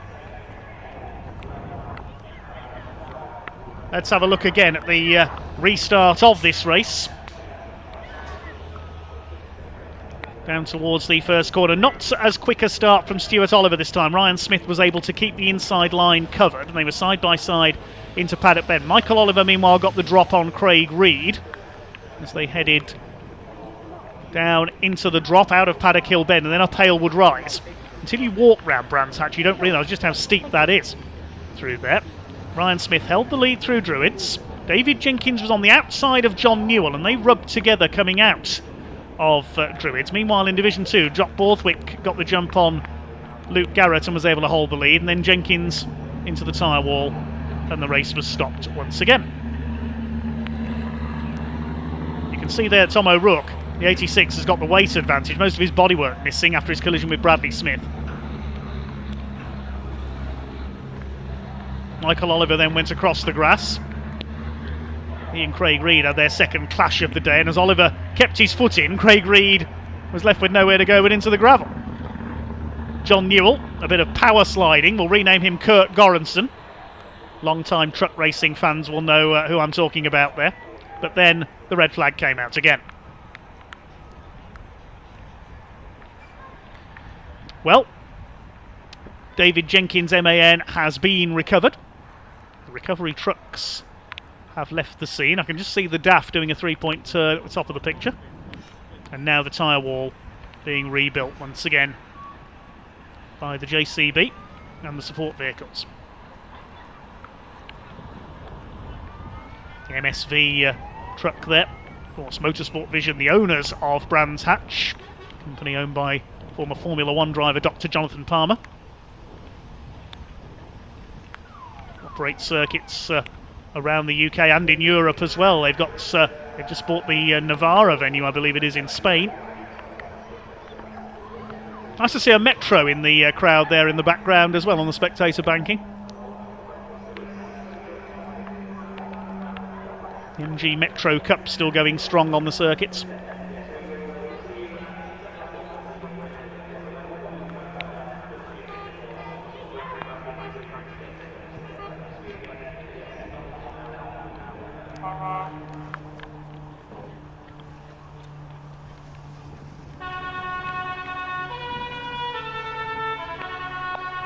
Oh, heck, Ryan Smith's doing a bit of DJing again. Yes, we heard you, Ryan, playing Sandstorm on your air horns.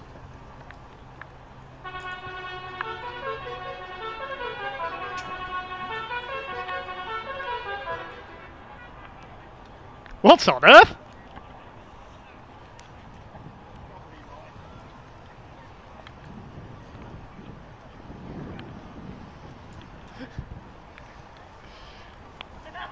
Fireworks are going to be accompanied by a concert from our race trucks at this rate. Things truck racers get up to when they're bored.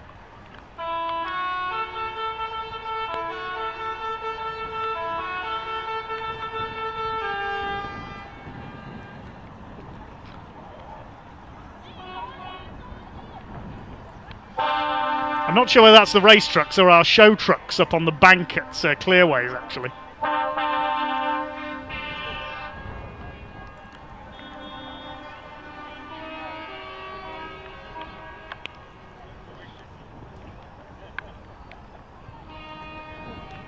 I think the spectators are not sure what to make of this.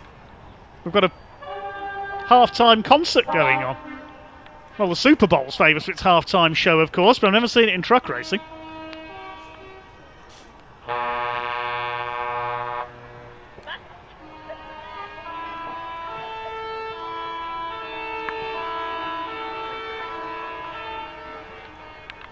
Well, shortly, I think the race is going to get back underway.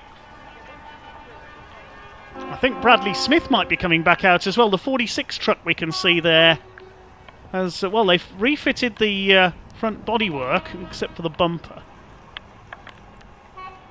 Maybe we'll get an update on that shortly. We might see him join in from the pit lane.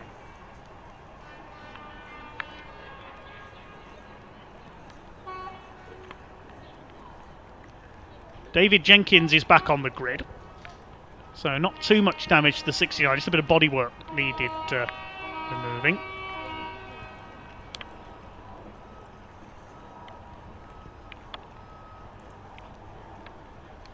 There'll be another race for the trucks later on in the day.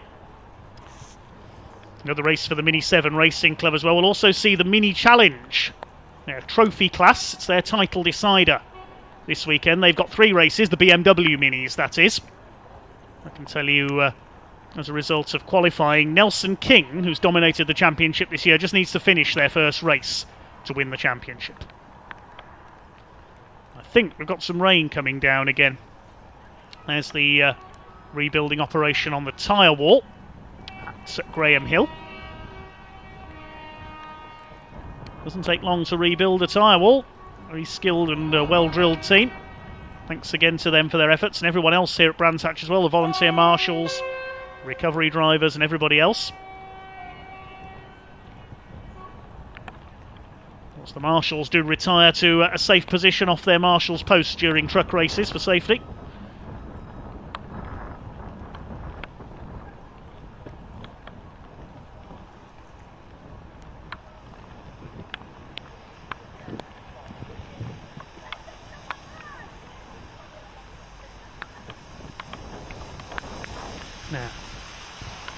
Restarts, it says on the timing screen, will be over 8 minutes.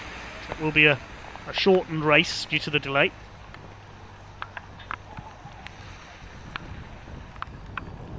So wait and confirm that officially in a moment.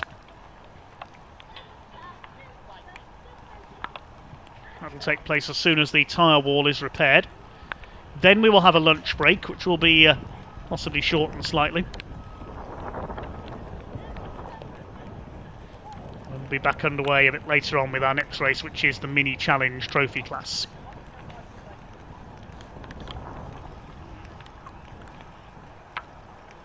Tomorrow we'll see racing from the Pickup Truck Championship as well.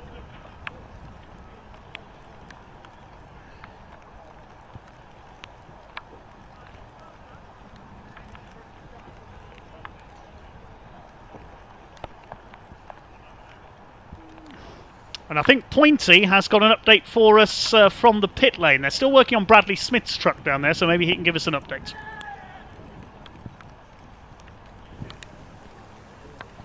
Wow.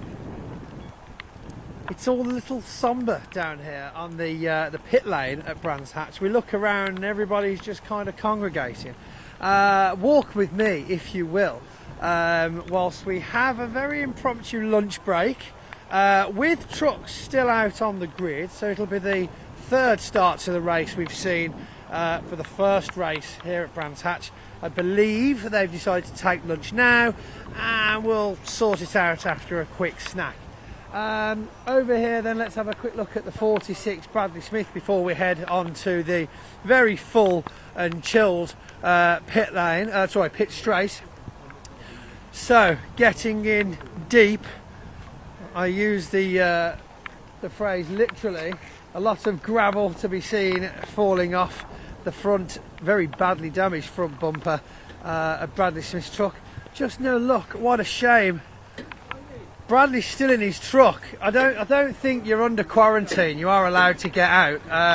Can we slide this off a little bit and then just pop that?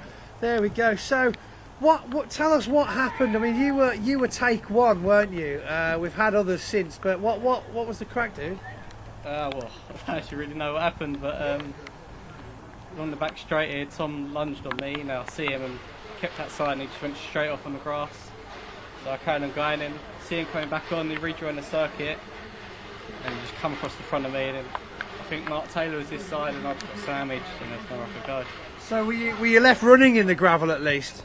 Yeah, left front and go. All the bumper, everything was underneath it. I got jammed in and had to get towed out. But so we've still got water in the radiator, I take it? Yeah, still water in the radiator. Oh, that's good news. Boys are doing an amazing job repairing it now. You're starting to rise all of a sudden. I believe you're getting jacked up. You're getting jacked up, Bradley. So I feel I'm allowed to start from pit lane, so I'll just go out there, learn the rain, and just do some laps. It's it's a strange situation. How do you feel about this lunch break with trucks on the grid thing? Are you not a bit peckish from breakfast?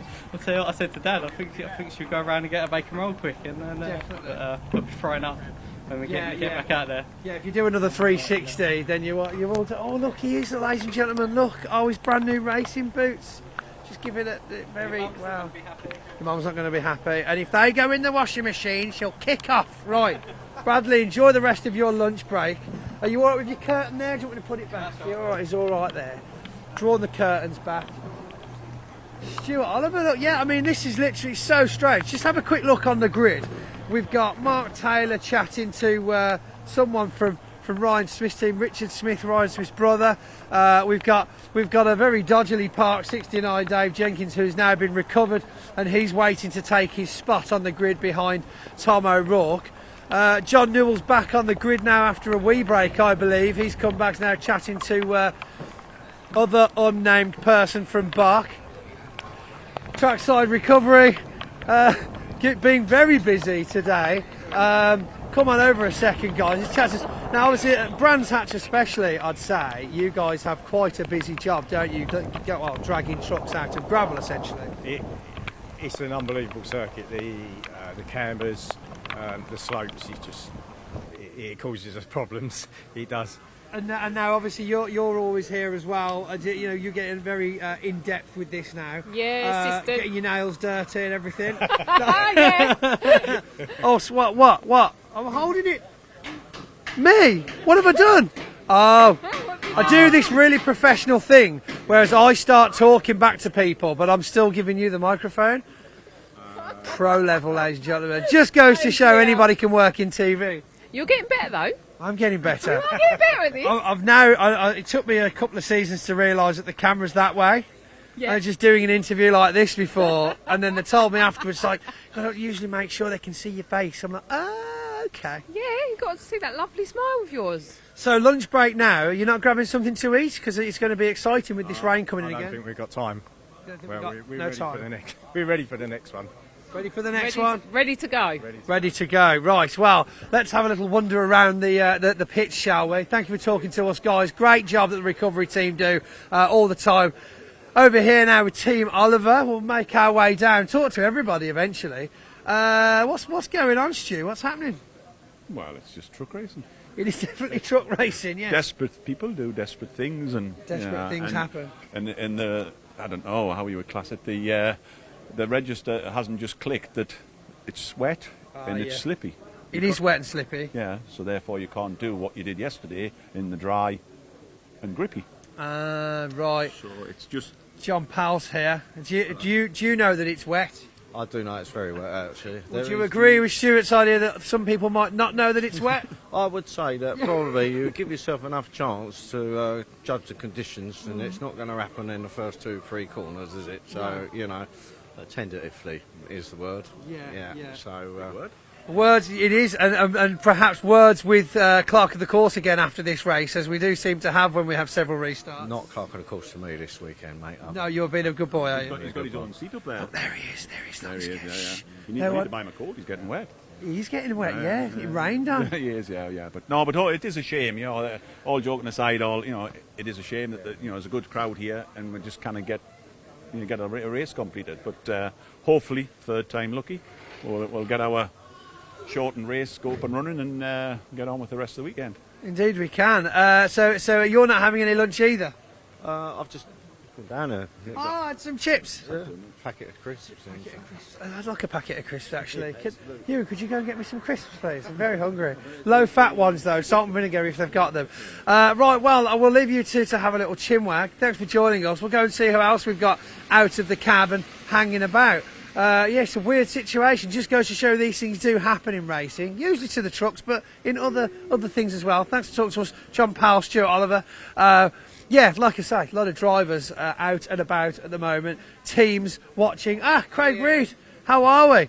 Mind if I step I'm in good, here? yeah, good, thank you, yeah. So, obviously, a quick question. I know it's obviously not you, but Simon, what's happened to him this weekend? Just work commitments. We've had a bit of a dreadful week, and with breakdowns and all sorts. And basically, we bought everything down here, everything, and he said, "I'll be with you Saturday morning. Don't worry." And it just hasn't happened. Unfortunately, that pays for this, so it's what happens. So with the Reed family, essentially, it's a bit of a kind of take one for the team, really, because you obviously sat out of Pembury, didn't you, Yes, to put all your efforts into getting Simon out on the track? Yeah, no, I did. To be honest with you, I'm going to. He's trying to make me laugh here, Mike. Surely not Michael Oliver fooling around. No, no. To be honest with you, that's what it's all about. And the good thing is, I've got a spare truck. That's the only blessing. You just changed the sticker on the windscreen. That's it. Yeah. Hopefully, we'll be able to get going. I've got the truck. The noisy jack. We've got the truck's got blooming good pace, but just tripping over. Me and Mark were tripping over each other a bit there, but it's just really there's no grip at all on the end of the back straight and into the final bend. There is no grip whatsoever. Where in qualifying there was, so I think that's what's throwing people. People are going for it. You're going round doing the first sector and down the back straight, and then basically there's no grip. So I think people are just forgetting, coming to it and panicking. Just see your back tyres in your rearview mirror, like, hold on, I shouldn't be facing this way. No. It's to be honest with you, I love love the rain. You know, I love it, but it's just very hard to start a race at the minute. It is, yeah. It seems, I mean, obviously we've always had these kind of issues in British truck racing. The first corner, try and win the race on the first corner, and it's a bit of an ethos we've had for decades, really. But I feel like this year especially, there's a lot more to fight for. There's a lot more involved in these first corner battles. Yes, there is that. To be honest with you, I think the first start of the season was great, and then the second stage of it has just been too aggressive. Just people, I think because people start looking at the points, and then I think that's what goes to their head. Where, to be honest with you, I've just cracked on doing what I do. I don't, you know, it's nets and everything. Same, had some great starts, and sometimes obviously you never really win on the first corner, and like it's crazy here. We're going around Paddock Hill, no problem at all in this weather. So it's like you had a secret meeting and just changed the corner you were all going to crash on. That's right. Yeah, that's true. That's true. Yeah. But team are all well. Obviously, a good turnout in your tent this weekend. Yeah. No, we're good. We're fully got the full team with us, and you know, and to be honest with you, they're a great team for coming to this to this lovely weather, and same, you know, with the crowds, and I can't believe, you know, it's sold out. You know what I mean? Ooh. Right, back to your trucks. See you later. Right, good luck. See you in about 10 minutes. Yeah. Oh, same place. That's it. Maybe 5. We'll see if we can get a whole lap. They are making their way back on. The rain is still starting to come back down. Drivers will be given very short amounts of time. Look at these two playing around. Michael Oliver and Craig Reed, kindred spirits here at the British Truck Race, and they do always seem to have a good chuckle with each other on and off the track. Never actually seen them two have a fallout. I hope I've not jinxed that. Now. But no, Craig Reed, Michael Oliver, personally, along with Jock Borthwick, of course, 3 for me of the funniest, most light-hearted, true gents of the paddock. They're always up for a giggle. Even when it's against them, they'll still have a smile on their face. John Newell here, making his way back to the truck. I'm not sure what that hump is, though. Is he on his way back from Notre Dame, is he? I'm not sure. Bits of truck, cable ties. This is when you know we've had some serious work done, ladies and gentlemen, where we can see bundles of cable ties and bits of fiberglass being dragged back from the pit straight. Drivers getting back into their trucks. It looks like Dave Jenkins, though, is reversing to the back of the grid. Could that be a last place start for causing the red flag? I mean, I would question if he caused it or whether he was just the reason for it. But yeah, certainly reversing a long way back, perhaps starting from the pit lane, more likely. And of course, the question mark still lies over young Bradley Smith's MAN. Will he manage to get back out? He told us he was starting from the pits. There's some very nice colour-coded cable ties on the front of his truck. Only time will tell if we hear that engine start up. The marshals are making their way out onto the pits as well. All had a cheeky sandwich break. Mechanics coming back off the grid as well. There we go. The cacophony of diesel engines firing up in the background should hopefully see us back on track very soon. I think it's time for me to leave you here, unless we have any other major issues. I'll hand back to Dave in the studio, and he can run you through what he's been doing with all his spare time. Honestly, he's probably had longer breaks today than he has all season. Dave, over to you in the studio, sir. Let's see if we can't get some racing. Well, thanks very much, Pointy. Great having Pointy down in pit lane this weekend while we had the enforced delay there. As for me, I've just been having a quick lunch break of my own before we get this race back underway. It looks like we are now almost ready. The rain is coming down again, as we can see. And it will be, I believe, an 8-minute restart to this first truck race of the weekend. There's another 4 to come over the course of the weekend to decide the destiny of the 2 British Truck Racing Championships. Waiting to see what's going to happen to David Jenkins. Yes, he is coming down pit lane, so it looks like he's going to start from the pits. So 2 gaps on the Division 1 grid. Well, actually 3, because Simon Faulkner didn't take the start. And I saw some pictures of Simon Faulkner in testing in the week, being towed into the paddock by that Peterbilt. He did come out in qualifying, but he only did 4 laps and was the slowest truck of all the 20. So he's clearly had some issues there, Simon. It's been a troubled season for Simon, his first full season of British truck racing. David Jenkins lining up at the end of the pit lane, so he's going to start behind everyone else. All 7 of Division 2 are in position. No Bradley Smith, his truck still being worked on as we saw. Nice to hear from Trackside Recovery. That was Steve Bewers we saw being interviewed, who we mentioned earlier. Thanks again to Steve for the info he's provided on his recovery vehicles, as well as for having a quick chat to us there in the pit lane with Pointy. So Trackside Recovery and their team being kept busy already this weekend. It's great to see that they're very impressive recovery vehicles on show here, as we await the all clear to get this race underway once again. The TRP DAF pace truck in position. There is Jenkins. That's not a giant hashtag to the right of the MAN grille there. That's a bit of tape holding the front bodywork on. Oh, Bradley Smith's on the move. That's good to see. Well done to the 46 team. Sponsored by Scrapco. At one stage it was looking like that truck was scrapped, but they managed to repair. The Smith Racing team. Bradley Smith, son of Tony Smith, who raced trucks for a number of years. No relation, incidentally, to the other Smiths on the grid. The 3 Smiths that we've got here this weekend are unrelated. Now, Jenkins has moved forward. Are they heading out of the pits? Are they joining the back of the grid?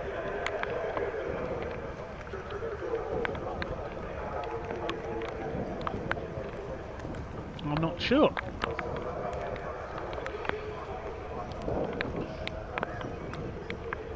Just waiting to see what the lineup is definitely going to be here.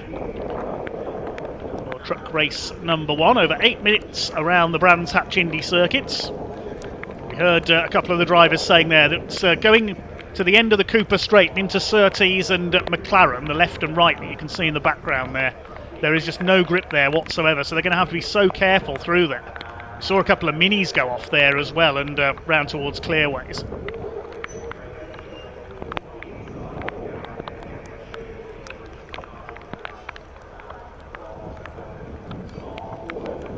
Just awaiting the all clear then.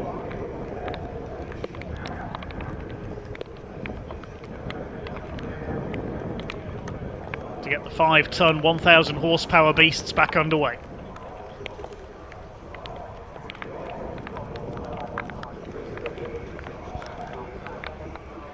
The reason Pointy's been talking about clerks of the course, after qualifying, many of the drivers, a total of 16 drivers, were reprimanded for failing to pay heed to yellow flags, as Bradley Smith mentioned earlier on.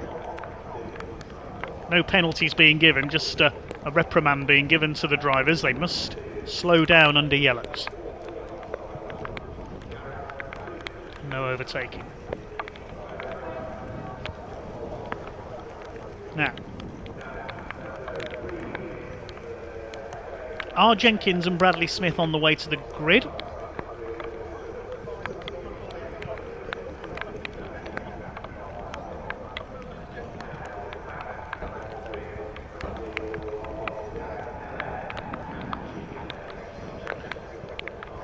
the rain coming down again. Spare a thought for all our volunteer marshals and everyone else. And indeed our camera operators as well.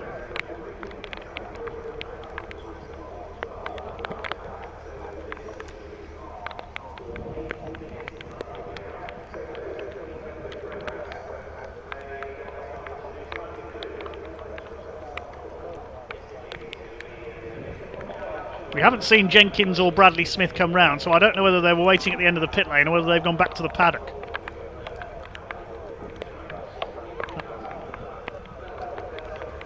Okay, we'll wait and see in a moment.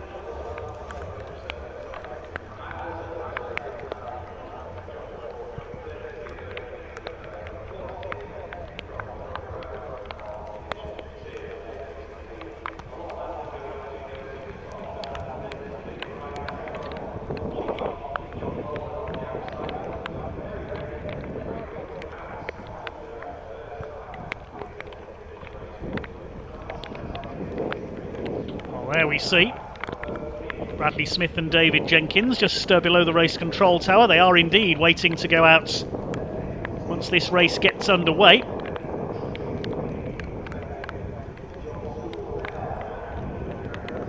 Drivers have been called to their trucks, but no indication as yet as to exactly when the race is going to get underway. You can see it is a little wetter out there now. Still the big crowd waiting patiently.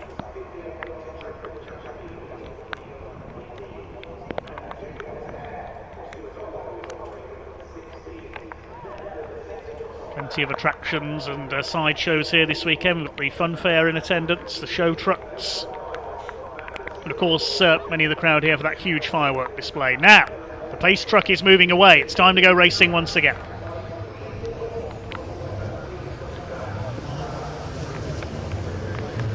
Ryan Smith, Stuart Oliver, Craig Reed, Michael Oliver. No Brad Smith, he'll start from the pit lane. Tom O'Rourke is there, John Newell, Ricky Collett, Mark Taylor, Stephen Powell,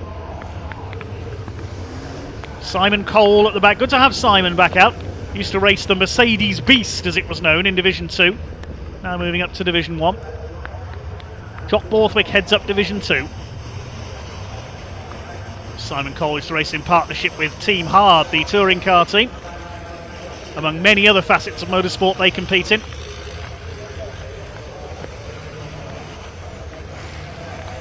Borthwick and Garrett head up Division 2. There's Adam Bint, John Bowler, Craig Evans, Brad Smith and John Powell. And then Jenkins and Bradley Smith will start from the pit lane. It is very wet now. Hopefully the drivers will drive to the conditions. As we try again, is it going to be third time lucky with the British Truck Racing Championship Race 1?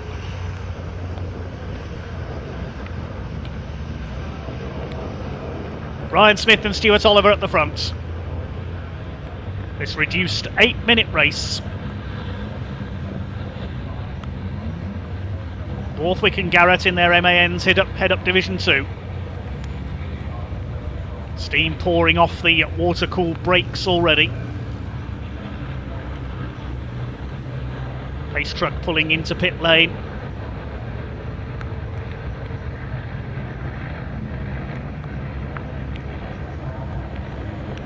Here they come then up towards the red light. What's going to happen this time? Is Stuart Oliver going to sprint away from the outside again, as he did at the first attempt, or is Ryan Smith going to cover him?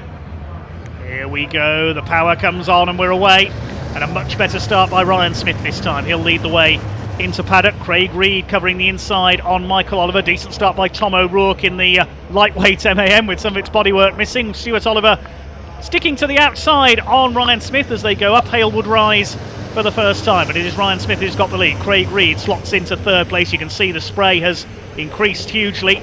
Oliver around the outside. John Newell up the inside takes Tom O'Rourke. Then it's Powell, Taylor, Collett and Simon Cole at the back. Here comes the charge from Division 2. Jock Borthwick away well once again. He leads from Garrett, Bint and Bowler into Druids. All Borthwick sideways. He slides wide. Just about gets the slide under control. And he's got the lead ahead of Luke Garrett. Adam Bint defending from John Bowler. Brad Smith with a decent start up into 5th place ahead of Craig Evans. Along the bottom straight and into Surtees and McLaren. Let's hope nobody's going to go across the grass on the inside there this time. No, they're all keeping it safe and sensible. Ryan Smith leads the way in the number 1. Stuart Oliver in 2nd place. Now David Jenkins, nearest title rival to Ryan Smith, has got to come through the entire field from the back. Tom O'Rourke a little bit wide there out of Clark Curve onto the main straights. Over the line they go in this 8-minute race. Smith, Oliver, Craig Reed, Michael Oliver, John Newell in 5th position. Then we've got the 86 of O'Rourke and a gap back to the 81 of Mark Taylor in 7th. Division 2 is led by Jock Borthwick. He's 0.7 of a second ahead of Garrett in 2nd place. Oh, I'm running wide there, Michael Oliver, almost into the gravel. Bit of an overshoot there at Druids. John Newell goes through into 4th place. Tom O'Rourke trying to get through as well. Oliver holds him off in the GT Tyres MAN. Taking it gently. Look how wet it is at Graham Hill Bend. They've managed to make it through. Spray and water pouring off the GT tyres fitted to these trucks. As Ryan Smith continues to lead, he led by nearly 2 seconds at the end of the opening lap. Bit of slip and slide there. Tom O'Rourke and Mark Taylor. May have been a bit of contact there into Surtees as they got on the brakes. The leader's starting to get strung out now. They know there isn't much time. They've got to attack fairly quickly. Smith over the line, leads Oliver by 2 seconds. Craig Reed in third, a further 2 seconds back. It's Newell up to fourth. This is the battle in Division 2. Borthwick and Garrett are away and gone. This is the fight for third between Adam Bint in the black Volvo white Aerodyne. And behind him is Brad Smith in the number 16, along with pushing through on the inside there. Tom O'Rourke gets past Michael Oliver. Another bit of bodywork goes flying. Tom O'Rourke's truck's going to have no panels left on it by the end of this weekend. That's up into 5th position. Michael Oliver down to 6th. Mark Taylor is in 7th place. Down the hill into the left-hander at Graham Hill Bend once again. We hope conditions clear up as the weekend goes on, but the forecast was not great, sadly, heading into this weekend at Brands Hatch, as Ewan Dunlop told us earlier. Just keeping it as steady as they can. Ricky Collett on the tail of Stephen Powell, the local man. Runs a pub in the nearby town of West Kingsdown. Simon Cole at the back in the 41. Collett a little bit sideways. Here's the fight for third in Division 2. John Bowler ahead of Brad Smith now, the Union Flag liveried Daff. He's 4th in division. Brad Smith behind him in the 16. Then it's Craig Evans in the number 10 MAN. Now David Jenkins hasn't made any progress from there. They both got ahead, David Jenkins and Bradley Smith, of John Powell, number 6. Here comes Tom O'Rourke attacking John Newell. He won't get through there. It's in the MAN Superleggera. Craig Reed running a little wide there, coming out of Druids in 3rd place. The lead is now up to 2.5 seconds for Ryan Smith over Stuart Oliver. He's also done the fastest lap of the race, so we'll get a bonus point for that. Adam Bint still under fire in the battle for third in Division 2. Borthwick and Garrett are away.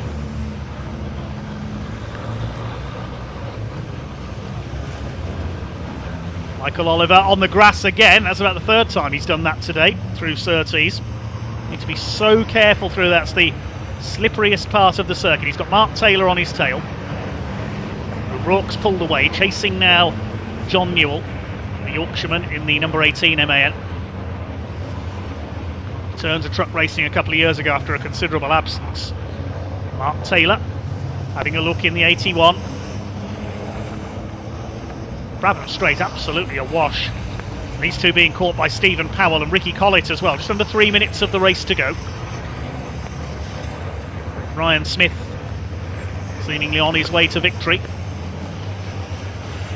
We'll await to update you on the championship points when we get the official results through from the timekeepers. It certainly looks as though Ryan Smith is going to be heading for 16 points here. I don't think the lap times are going to improve from here. Ryan Smith with a 1:10.0. Quickest lap of this race.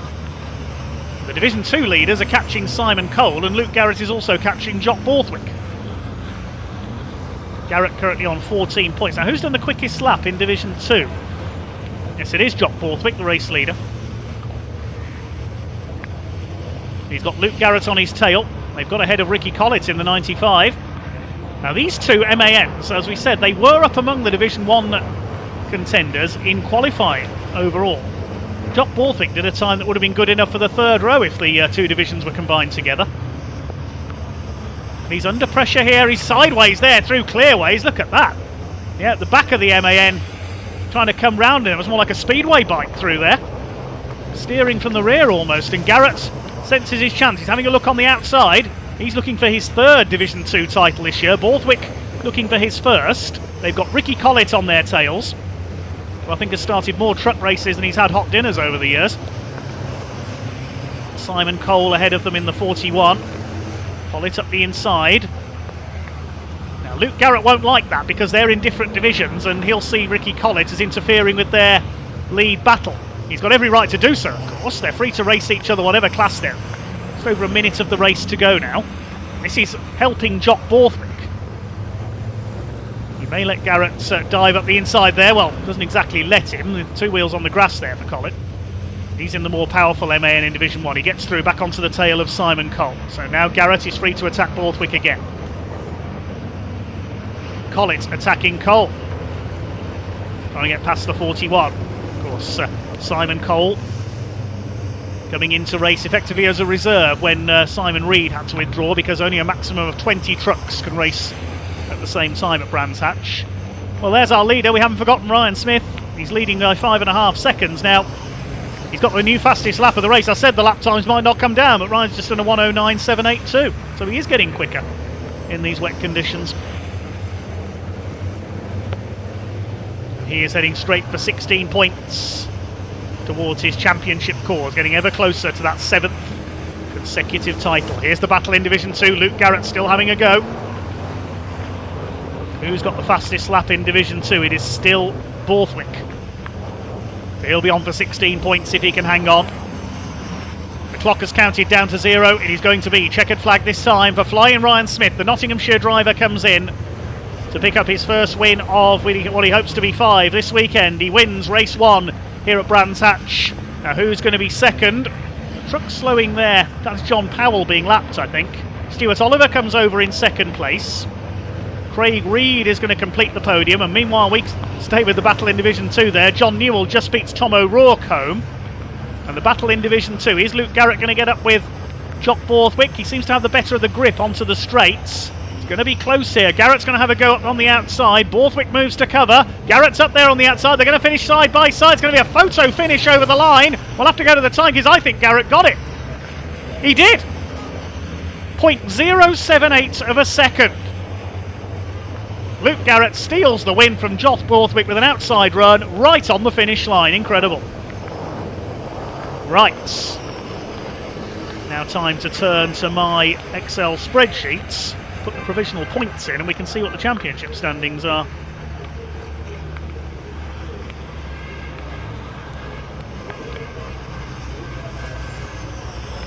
David Jenkins will only pick up 5 points. He was 11th in Division 1.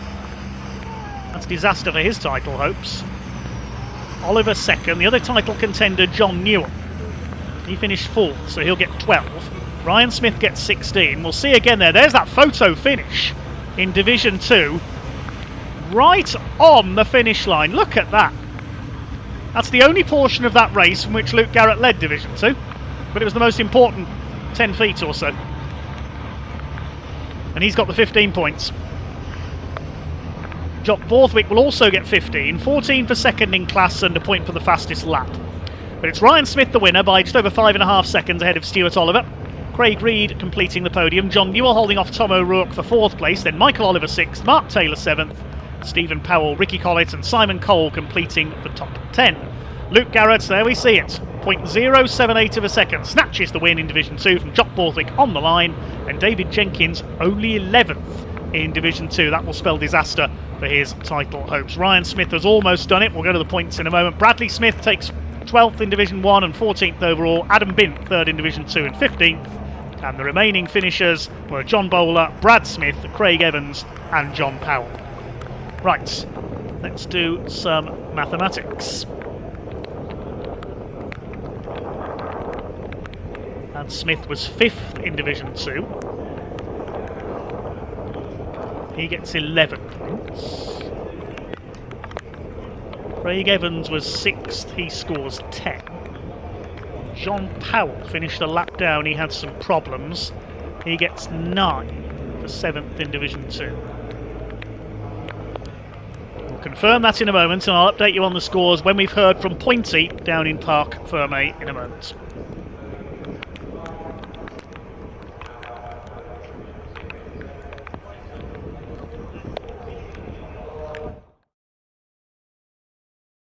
Joining me now, Mr. Ryan Smith, officially now untouchable by 9 points for the Championship of 2022. Massive congratulations here from all of his team. I'll shake your hand, Arnie. Why not, mate? No one else is doing it. Ryan, let's take it over here for a moment. Let's go. Let's just head out of the way. Absolutely massive congratulations, sir. You must be thrilled. Well, I think that puts us 62 points in front with 65 available, so it's not mathematically 69, done. I was told. No, we was 58 in front, just took 2 off Stewart, so that puts us 60 less the points. I think with 62 points in front with a. So, from what you're saying, you've basically got to not finish the next 4 races. Yeah, and you know what? I just want to get this on record because Arnie, my main mechanic, he's been with me from day dot. He lost his dad, you know, like 8-9 days ago, whenever it was. I remember you telling us actually at Pembury, and it was. He came to the events when his dad's not been well. He didn't work for 10 days before here because he wanted to spend time with his family and stuff. He wanted to spend time with his family, and I want to dedicate that win to Aaron Parkin because he's become my best mate. We started this journey together. I'm not complete without him. He's not complete with me. Well, I hope not. The two of you have been inseparable for so many years, and it's just a partnership made in heaven. Now, I would love to talk to you all day, but we have the circuit commentator, Mark, who wants to have a chat to you for all the spectators. Final word to the camera on how you feel. Top of the range. Oh, top of the range. Right, Ryan Smith there, reminding us that actually there is still a couple of points in it. Chatting to Mark Burrell, actually, the circuit commentator, he's under the influence that we are safe. Stuart, are you okay there? Just one question. Yes. Have some sunshine, please. Give us some sunshine. What about second in the championship? Is that good enough? Yeah, well, yeah, it's a bit of it. Yeah, it brightens it up a bit. First would be nicer. First would be a much brighter position to be in. But no, you know, credit to Ryan. He looks like he's barring any real disaster. I think he's got it in the bag. But I think hopefully that'll pump me back into second in the championship, and we're starting on the front again for the next race. So yeah, bring it on. Bring it on. 4 more races, 1 left today. Hopefully we'll go and have some food now, shall we? Well, that's right, yeah. You know, the catering trolley didn't come down. I know, I was thinking about bringing a bag of oranges round for everyone. You know, it's that's the least they could have done. It brought the catering trolley down to start-finish straight. But no, we'll go and have some lunch and then regroup and have a go again. So trophies, actual lunch, and then another race. Absolutely, yeah. Too much to do for you. What about Michael? We hit a bit of a front end bump at the first race. I think that's his middle name, Bump. Michael Bump Oliver. There we go. You heard it here first, ladies. Right. Well done for finishing the race. You know, along with all the other drivers, of course. Another quick shot of Team Smith here. Very proud of their driver, I'm sure. Could you not at least get in height order? It's a little bit. Come on, quick. No. How they managed to win a championship, I have no idea, ladies and gentlemen. Well done, give yourselves a round of applause. Look at that. Right, thank you very much from down here on the pits. Let's go back to the studio for a little bit of lunch, shall we? Because I am very hungry now, very hungry. Okay, thanks very much, Pointy. And yes, just to clear up on the maths, we put the provisional result into the spreadsheets, and the gap is indeed 62 points between Ryan Smith and Stuart Oliver, with David Jenkins now down to third in the championship, 7 points behind Stuart because he only picked up 5 points from that race. Ryan Smith got 16 with the win and fastest lap. Stuart Oliver scored 14, John Newell 12. So it's Ryan Smith on 392, Stuart Oliver on 330. 62 points in it. There are 64 points available, by my reckoning, for the rest of the weekend. 15 points for each win and 1 each for the fastest lap. So basically, Ryan Smith has got to 0 score for the rest of the weekend, and Stuart Oliver win all 4 remaining races pretty much. So Ryan's almost there. He can confirm it with a few points from our second race, which will be coming up a little bit later on today. So he can secure the title today and make it 7 in a row. Things are closer in Division 2. Luke Garrett is only 7 points ahead of Brad Smith. He's increased his lead there with that 15-point score right on the line. Brad Smith got 11 from that race. Jock Borthwick also got 15 because he got fastest lap, I think, in Division 2, but he's 3 points behind John Powell in third. John had some problems there, finished the lap down. He got 9 points. Craig Evans scored 10, and he is on 73. So Craig Evans is now out of title contention with 64 points still available. Jock Borthwick will keep trying. He really needed a win there. He's only 3 points behind John Powell, though, so he can still take third in the championship. But Luke Garrett only 7 points ahead of Brad Smith. I would say it's between those two in Division 2. Okay, so there's going to be a short pause on our coverage now. And we'll resume a little later on with the mini challenge trophy class. That'll be coming up at around 5 to 2. All being well, we should see a championship declared there as well, because Nelson King, who's dominated the season in the BMW Minis, he only needs to finish that race to be confirmed as the champion. So that's coming up a little bit later on. We're going to take a break for now, and we're back with you with the mini challenge trophy in a short while.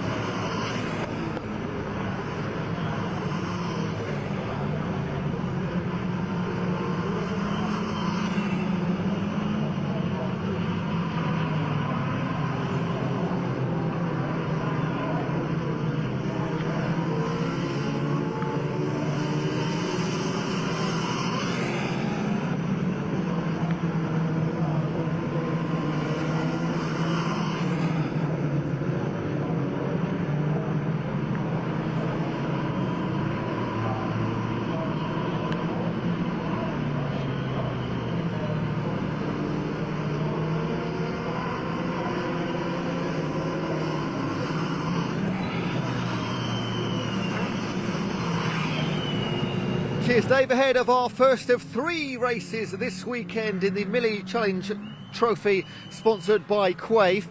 Currently got the Legends on track, but they're coming out shortly. Do you know what? Look, it is pouring down, right? But the BARC have given me not just a cap, but a winner's cap. So no budget caps being destroyed, hopefully, this weekend by the BARC. Now, we've got our pole sitter here, Alex Solly, chasing his first win of the season. I've been given permission to open the door here. First of all, Alex, congratulations on the pole. Tell us about your lap. Thank you. It was just a great lap. It was the one lap I had, which was within pace. My other lap was P4, and then the red flag came out, so I just got my head down and did it again. Luckily, we got the other 5 minutes at the end of the session. I knew what I needed to do, so I just needed a bit more time to do it. I did it. Now, you've had 3 third-place finishes this season, not yet been on the second step or the top step. In the rain at Brands Hatch, pretty big crowd here. It would be a great time to do it, wouldn't it? Oh, it'd be awesome. We got all our sponsors coming down this weekend as well, so it'll be the cherry on the cake. Do you want to give your sponsors a shout out? There's quite a few to name. Got Up and Away, Guardian Jet, Signum Aviation, HWFS, RPM Aviation, Mac Aviation, and Plane Audits. So, but yeah, big thanks to all of them. They're the reason I'm here. Brilliant, and hopefully if you're at the front, they'll be all over the car as well anyway. So best of luck. We'll see you later on, mate. Cheers, thanks. Cheers, buddy. Second, let's close this door for Alex. Second on the grid, Nikki Taylor, fighting for third place in the championship overall. The car numbers only very similar liveries, actually, these two, Alex and Nikki. Nikki, thanks for your time. Having a pretty good season. Third place still up for grabs too. Yeah, second's up for grabs as well if Matt has bad round. So yeah, it's all to play for. And at the end of the day, we done our best in quality. Wasn't quite enough, but to get beaten by Alex, it ain't that bad because he is our teammate. So. Now, talk to us about the conditions. Yeah, I mean, they're wet, as you can see, but yeah, it's slippery out there. But at the end of the day, these are my sort of conditions. I'm born in Norwich. I'm used to like random changing conditions. I'm used to near Snetterton with random changing conditions anyway. So this is right at home for me. So I'm in love with it. But at the end of the day, if it becomes dry tomorrow or whatever, we're still quick and we still know we can win in that. So yeah, just have fun. Tactics going into the first corner. Got some clear air, but Alex beside you. Yeah, I mean, me and Alex have got a plan. Same with Nelson. We all know what it is, and we all know how to execute in T1. So yeah, well, the teammates should work out. But yeah, it shouldn't be too bad in T1, and I can trust Alex and Nelson, so we should be alright. Mate, best of luck. Go, cheers. Cheers, buddy. Have a good one. Close this door. Let's go and have a chat with our championship leader, Nelson King. Now, Nelson can wrap up the championship just by finishing this race. The car number 95 won 7 of the first 8 races this season. Nelson, we all know you can wrap this up today, but it's not done till it's done, is it? I'm sure you're concentrating hard still. Yeah, of course. They're all really fast, so it's about doing the job. That's what I'm focusing on. Now, you've had 9 wins this season. You've led the races for 97 laps in total. So with a win and some leads, you could knock out some really good numbers here today, couldn't you?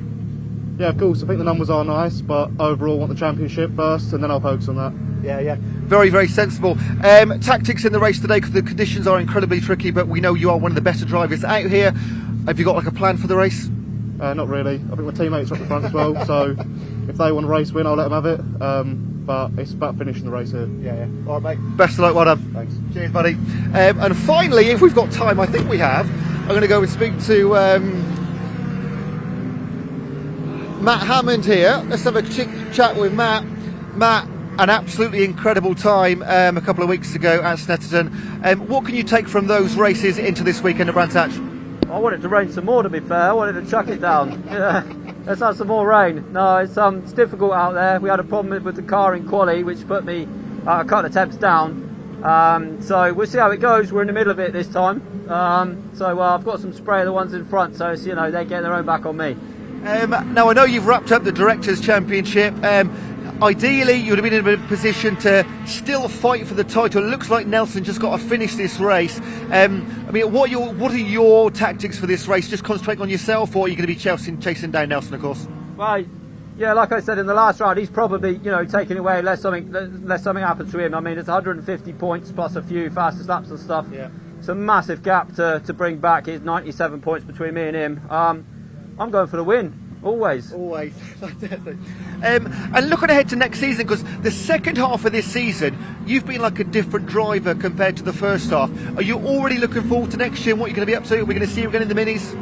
Yeah, I mean, the plan has always been to get in the Fs. I've just had a conversation about that today, getting the JCWs. It's always been the plan. Just need some backers on board really to help us achieve that dream. You know, it's a long dream to have and not get there, but you know, hopefully with Metric on board and Accelerate, we can make that happen. Brilliant, mate. Best of luck. Cheers, buddy. Thanks. Thanks, Matt. Right, so that is 4 of our top 6 drivers here. You can hear them revving the engines, getting ready. You can probably still hear and see the legends out on track behind us. But I'm going to let Dave Goddard go through the entire lineup for you. And for the first time this weekend, in a moment, we are going to go Mini Trophy Challenge Racing, sponsored by Quaife. Over to you, Dave. Okay, thanks very much indeed, Ewan. Good to hear from some of our leading players in what is the final weekend of the season for the Quaife Mini Challenge Trophy class. Identical 1600cc BMW Mini Coopers ready to go into battle. Alex Solly on pole position, as you see, with his teammates from Graves Motorsports, Nicky Taylor alongside the 2 black and yellow cars. Second row, number 21, great effort by Nathan Edwards for Accelerate Motorsport alongside the champion-elect Nelson King. Remember, he just needs to finish this race to take the title. Tom Ovenden, an ex-rallycrosser, so he's used to slippery conditions, is on row 3 alongside former champion Matt Hammond. He's the first of the Directors' Cup entries for drivers aged 35 and over. Row 4, Lee Pearce, number 23, and 86, Ollie Meadows. Row 5, number 20, Charlie Mann, and 62, Alex Keynes. Ollie Meadows, the top qualifier in the Rookies' Cup for first season drivers. That's already been won by number 486, Jack Byrne. He starts on row 6 alongside number 81, Luca Marinoni Osborne. Row 7, number 27, Alfie Glennie, and 32 of Frankie Taylor. He's got a 3-place grid penalty for a collision with Alfie Glennie at Donington last time out. Row 8, number 41, Joe Wiggin, a winner at Donington last time out, all the way back on row 8 alongside 38, Morgan Roots. Row 9, ex-Clio racer, number 10, Tyler Lidsey, and 98, Jonathan Sargent. Then on the 10th row, 46, Paul Manning alongside 30, James Parker. 7-11, Clark Wells alongside 44, Sam Baker on row 11. The 12th row, number 4, Mike Paul, and 99 of Ben Jenkins. Then we've got 96, Jordan Kerridge, and number 60, Brendan Fitzgerald on row 13. Row 14 is Andy Cobb in number 1, 2, 3, and 88, Barry Holmes. Penultimate row, 34, John McGladrigan, and 33, Lauren Taylor. And the final row, number 3, Sophie Wright, and number 7, Mick Fitzgerald, who will start at the back with a 10-second penalty after failing an eligibility check by the scrutineer in qualifying. The reason was he was not wearing a frontal head restraint device. Of course, the frontal head restraint, or HANDS device, their own head and neck support, is mandatory in so many classes now and prevented so many serious head or neck injuries in accidents over the years. Mick was spotted not wearing one, and therefore he has been disqualified from practice and will have to start from the back with a 10-second penalty. Well, it's been a pretty dominant season for Nelson King for Graves Motorsports. Won the first 4 races of the year, a hat-trick at Pembrey at the season opener, had a win at Thruxton in the second meeting of the year, 1 race won there. It was Louis Capezzoli, who's no longer in the championship, who won the second race, and then race 3, which was shortened and half points rewarded, was another win for King. He then had a double at Croft in round 7 and 8. Won round 10 at Thruxton. Round 9 was a win for Tom Ovenden, who's currently 3rd in the points. Third race at Thruxton was cancelled due to delays on the programme. There were 3 races then at Snetterton. That saw 1 win for Nelson King, a win for Tom Ovenden, and the only win of the season so far for Charlie Mann, number 20. And then last time out we were at Donington, where Matt Hammond scored his first 2 wins of the season. He's 2nd in the points, and also a first win for Joe Wiggin, number 41. Nelson King, total of 732 points with dropped scores applied. He's on 675, which still puts him, even on dropped scores, nearly 100 clear of Matt Hammond. So he just needs to finish this first race of the day for the Quaife Mini Challenge Trophy class. It's a 15-minute race, and he is almost all set to take the title in the first of their 3 races over the course of this weekend. But it is Alex Solly, number 12, who is on pole, the man from Bedfordshire, 18 years of age, a graduate of the Junior Saloon Car Championship. Finished 9th in the championship last year, racing for the extensive Graves Motorsports setup. I know their team owner Peter Graves celebrated his birthday a few days ago, so he'd be Very pleased to see one of his drivers take a win here. As the cars come up to the grid, it's the two black and yellow machines on pole on the front row, I should say. Solly 9th in the championship last year. His teammates Nicky Taylor finished 7th. They're both in the Graduate Cup for second-year drivers. It's going to be Nelson King who wins that, along with the overall title. We mentioned the Directors' Cup for the senior drivers. Matt Hammond, I think, has already won that ahead of Lee Pearce and Paul Manning. The Rookies' Cup, that's been dominated this year by Jack Byrne, number 486. Second in that is Ollie Meadows and Frankie Taylor third. Nelson King 4th on the grid, the dark blue car with the white roof.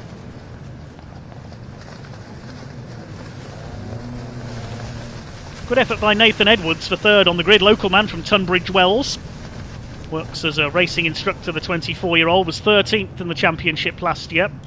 He drives for Accelerate Motorsports. It's been a team rivalry at the top between Graves and Accelerate this season.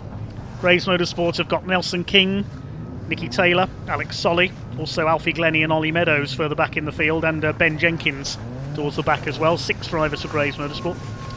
For Accelerate, there's Matt Hammond, Tom Ovenden, Nathan Edwards, Luca Marinoni Osborne and Jonathan Sargent, so their squad. Accelerate also with presence in British touring cars over the last few years. This really is a training ground for the touring car stars of tomorrow. It's the trophy class. There's of course the main mini challenge JCW class for the more powerful cars as well, which regularly supports the BTCC, as do these cars on a couple of occasions each year. Big grid of BMW Minis into line. Should have 32 cars out there. I can see Mick Fitzgerald's yellow car at the back. Remember, he'll start with that penalty after being excluded from qualifying.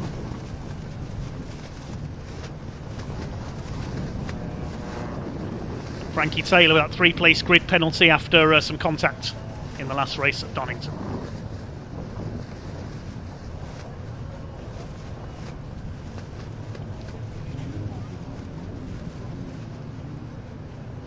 The rain, I think, has abated slightly, but it is going to be very, very slippery out there.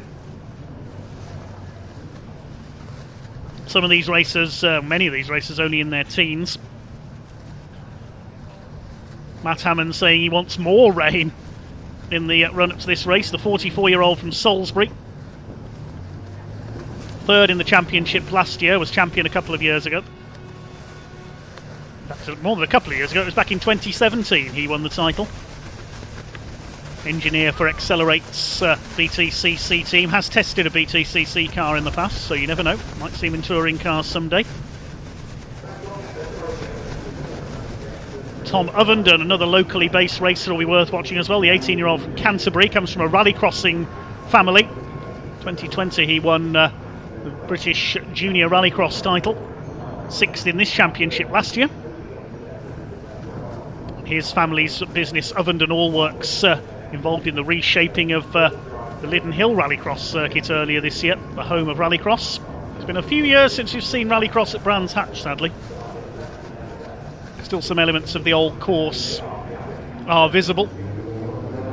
As the Minis move off on their green flag lap, we'll show you where the Rallycross course used to go. Just about where the pole sitter's passing now, they would turn right, go down what was known as Tumble Down Hill, and you can see that's just as the cars start to go up Halewood Rise opposite the grandstand, that little loose surface insert there, that was part of the Rallycross course. That's where they used to turn back onto the tarmac and go up towards Druids. You can see it there, the leader's just passing it now.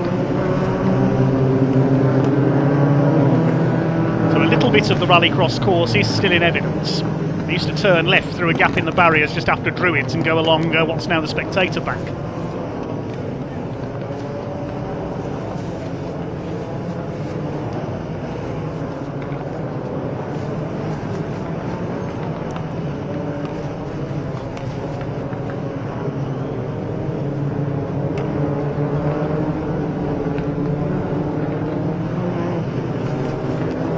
Ovenden and Alfie Glennie, we're told, both former Buckmore Park kart circuit juniors as well. Thank you, Alex Ravey, for that one. And Alex does a lot of the filming at Buckmore Park as well as competing there. Even I raced at Buckmore Park, just down the road from Brands Hatch a few years ago. And the same race as me was somebody called Jack Aitken. And yes, I did come last.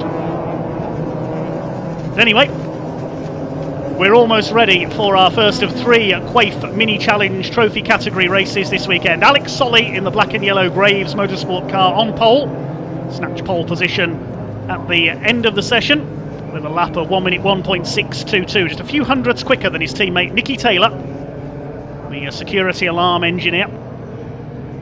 Nathan Edwards on row 2 alongside Nelson King. Tom Ovenden in the white and red car. Matt Hammond in the red machine with the white bonnet stripes on row 3. Lee Pearce on row 4, the multiple stock car champion. 3 years in a row, 1300 stock car champion on the short ovals. He starts alongside Ollie Meadows, looking to win the Rookies Cup. Jack Byrne, a couple of rows behind him, who's been virtually undefeated in the Rookies Cup this year. One car coming into the pit lane. That, I think, is Mick Fitzgerald, who was used to start from the back anyway. I think he's going to take the option of starting from the pit lane, perhaps to avoid any mayhem around him. 15 minutes of BMW Mini racing coming up then. The Quaife Mini Challenge get underway. Good start by Nathan Edwards, good start by Nelson King. Not the best of getaways from Nicky Taylor, but it is Alex Solly who will lead the way into Paddock Hill Bend for the first time. One car breezing through the middle there. I think that's Joe Wiggin. He started quite a way back on the grid, the blue and yellow machine. He's going to run wide coming through Paddock in the spray. It's Alex Solly who leads. Nathan Edwards up into second. Nelson King trying to go round the outside. He wants to wrap up the title with a victory. The cars running a little bit wide at Druid. It's so slippery up there, down towards perhaps the wettest part of the circuit at Graham Hill Bend. Nathan Edwards tried to think about a look for the lead there, but it is Alex Solly who leads, looking for his first win of the season. Had 1 win last year at Thruxton. Second place is Edwards in the 21. Nelson King has a look there in third place with the headlights ablaze. Not all of these cars, as you can see, have headlights, so it's going to be fairly difficult for some of these drivers. Up the inside, Nelson King going for second on the Interclens car of Nathan Edwards. He's up the inside, out of clearways. Can he take second place into the Sir Jack Brabham Straight? Yes, he can. So Nelson King up to second place. Down to third has gone Nathan Edwards. Nicky Taylor in fourth. Matt Hammond rounds out the top 5 as they complete the opening lap. Into Paddock Hill Bend for the second time. Lead gap 0.4 of a second. Alex Solly trying to establish a lead here, but he's got the champion-elect Nelson King, who wants to sew up that title with a win. In second place, here comes Nicky Taylor, having a look up the inside on Nathan Edwards. Side by side, they go through Druids. Hammond 5th. It's Ovenden in 6th position behind them in the 24, the local lad. Down the hill. Nicky Taylor's up to 3rd. Nathan Edwards fights back. He has to lift off there, though. Bob back in behind Taylor. They were on a collision course there. Here comes the 24 of Ovenden. Chasing him, it is Lee Pearce in the 23. Charlie Mann has made up a place into 8th. Joe Wiggin, it was who made that great start. He's gained 5 places off the line. And Nelson King up the inside. He's going to take the lead here into Clearways. Yes, he's done it. Good switch of line there through McLaren and Clearways by Nelson King, showing just why he has been so dominant this season. Looking for his 10th win of the year to seal the title. Alex Solly wants his first.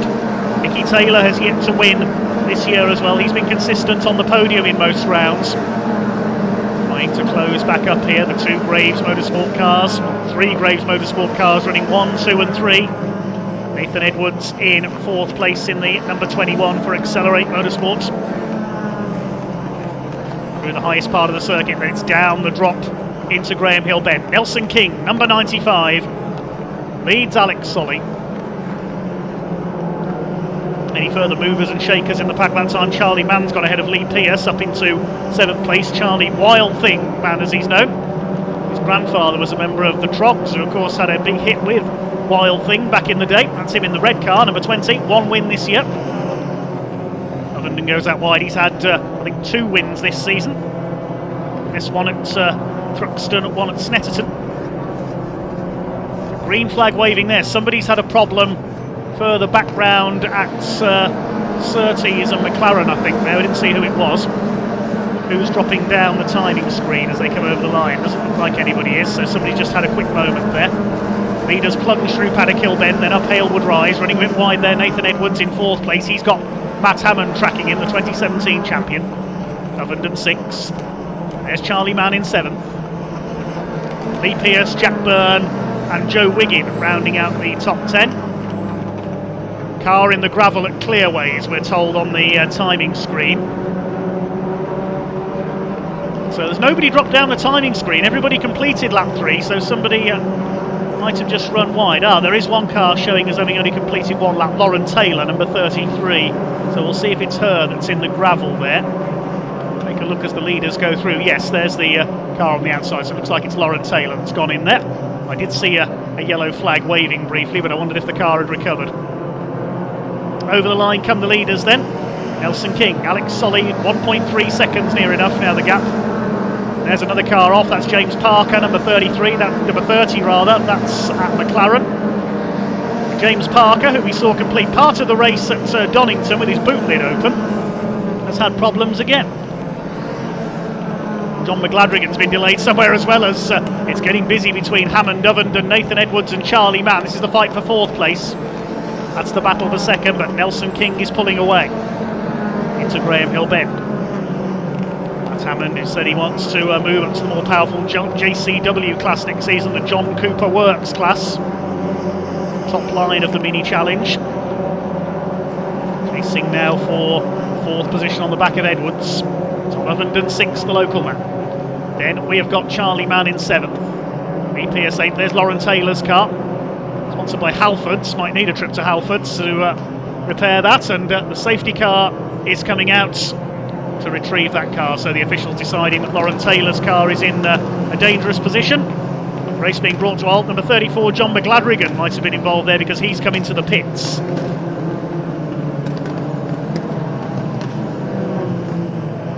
Okay, so we go safety car once again. Lauren Taylor, the 27-year-old from the northeast of England, in the gravel.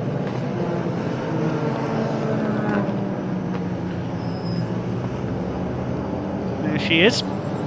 Raced karts from the age of 9 to get into the Renault Clio Cup, as she was a writer for a French car magazine. That's the end of the Clio Cup series, when she diverted her attention to the Mini Challenge. She drives a BMW Mini on the road as well, she tells us. Also entered Formula Woman last year, championing women in motorsports. And unfortunately, Lauren Taylor is in the gravel here. That's the end of her first race of the weekend.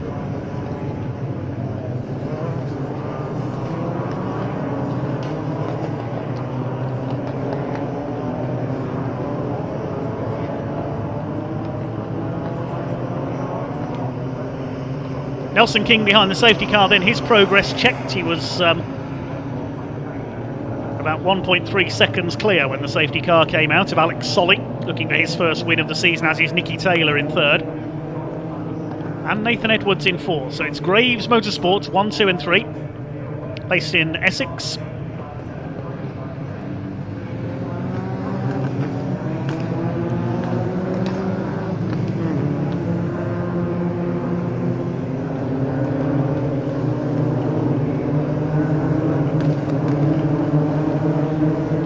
Peter Graves celebrated his birthday just a couple of days ago, the team owner, so wins and a championship were the ideal presents from his drivers.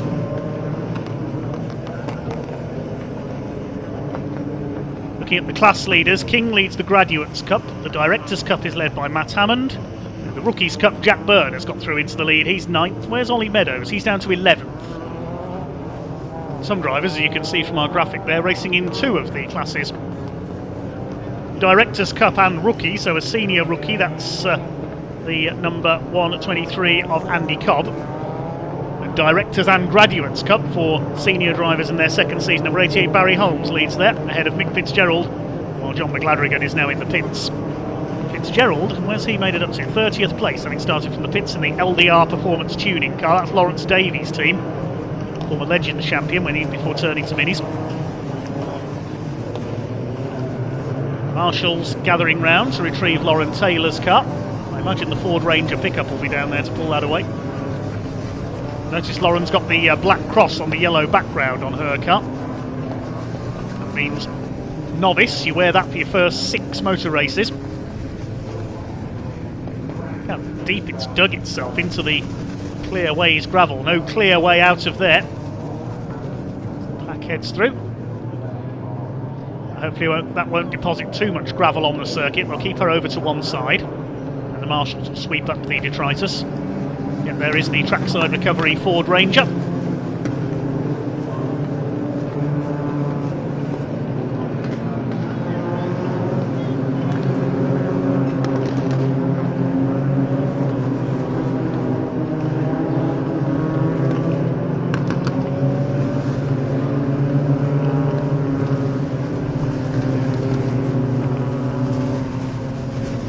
The two former Buckmore Park juniors. Tom Ovenden is there in 6th place. Alfie Glennie is 13th, the ex-Ford Fiesta Junior racer.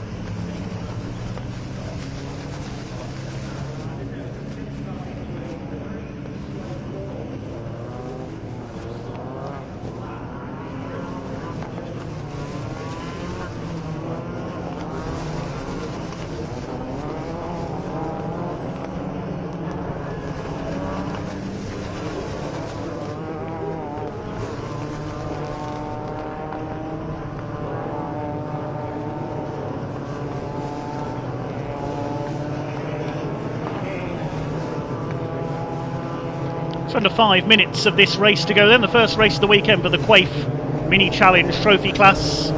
Leads leader Nelson King less than 5 minutes away from the championship.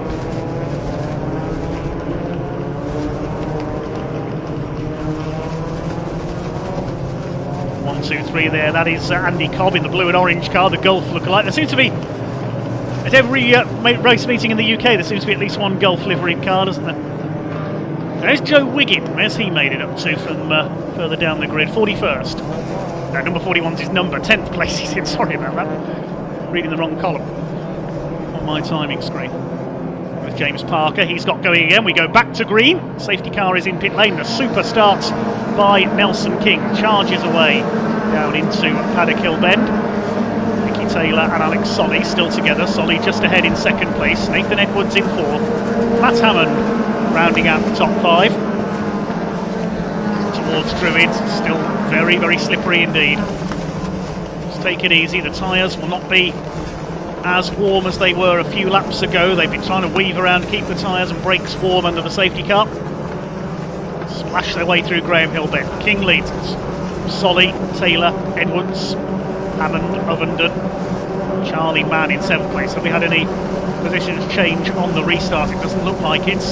Matt Hammond having a go at Tom Ovenden as they come through Surtees in the McLaren. Joe Wiggin, I think that is behind them. No, it's Lee Pearce, sorry, number 23, the other blue car, still there in 8th place. Jack Byrne is 9th. There's Wiggin, the blue and yellow, in 10th place. 3 minutes to go. Nelson King is heading for the championship, and he's going to seal it in style with a race win. Looks like Alfie Glennie was making a move there in the green.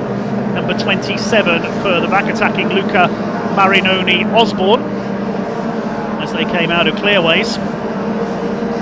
First 4 have broken away again slightly from Matt Hammond in 5th place under intense pressure from Tom Ovenden. Trying to go around the outside is Charlie Mann, number 20. Doesn't quite get close enough through Druids, down towards the left-hander at Graham Hill Bend. Ovenden all over the back of Matt Hammond, the champion some 5 years ago. Many of these drivers with ambitions to get into the British Touring Car Championship, and well, Nelson King, we could be looking at a touring car star of the future here. 19-year-old, his ambition is to race in the BTCC, the former X30 karting champion. As off goes, I think that was Hammond. Hammond running wide, and Nicky Taylor's gone through into 2nd place, coming out of clearways there. Taylor up into 2nd. Alex Solly must have made a mistake there. He's lost some time. And round the outside comes Nathan Edwards going for 3rd place. That's let Nelson King escape. Alex Solly, has he got some damage there? He's dropped to 4th. I think Alex Solly's in trouble because Ovenden's closing up on him. He's got ahead of Charlie Mann. Yes, we've lost Matt Hammond through the gravel there. He ran wide at clearways. Says he normally likes the wet conditions, but not this time, clearly. Ovenden on the tail of Alex Solly now. Here comes Charlie Mann, the number 20. Smallest lapse of concentration there. Don't know whether there was any contact. If there was, it was very slight. This is the second place fight coming through. There's just over a minute on the clock. Wait to see if we get one more lap out of this. The fastest lap of the race, 101.829 by our race leader Nelson King. Taylor second. Nathan Edwards in third. Then it's Solly. Pole sitter down to fourth. The result of this race sets the grid for race 2, which will be tomorrow morning. Less than a minute left now for Nelson King. Wait to see if the checkered flag goes out this time. If it does, he will be champion. So the pack battles their way through. Still Nathan Edwards there in third behind Nicky Taylor. Solly trying to get back onto the podium.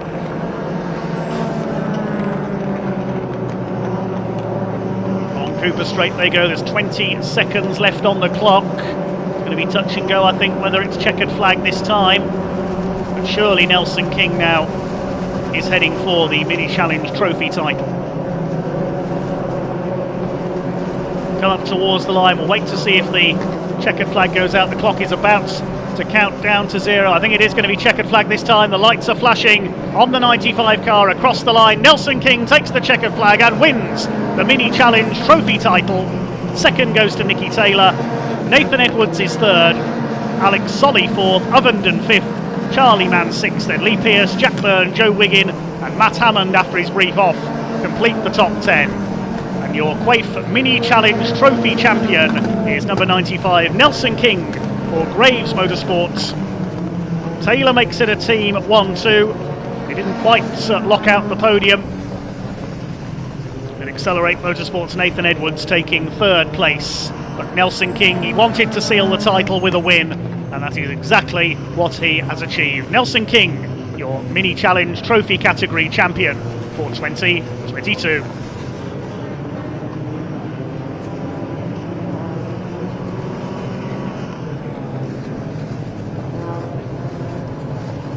Sure, we'll be down there for the celebrations in Parc Ferme. The 19-year-old takes the title.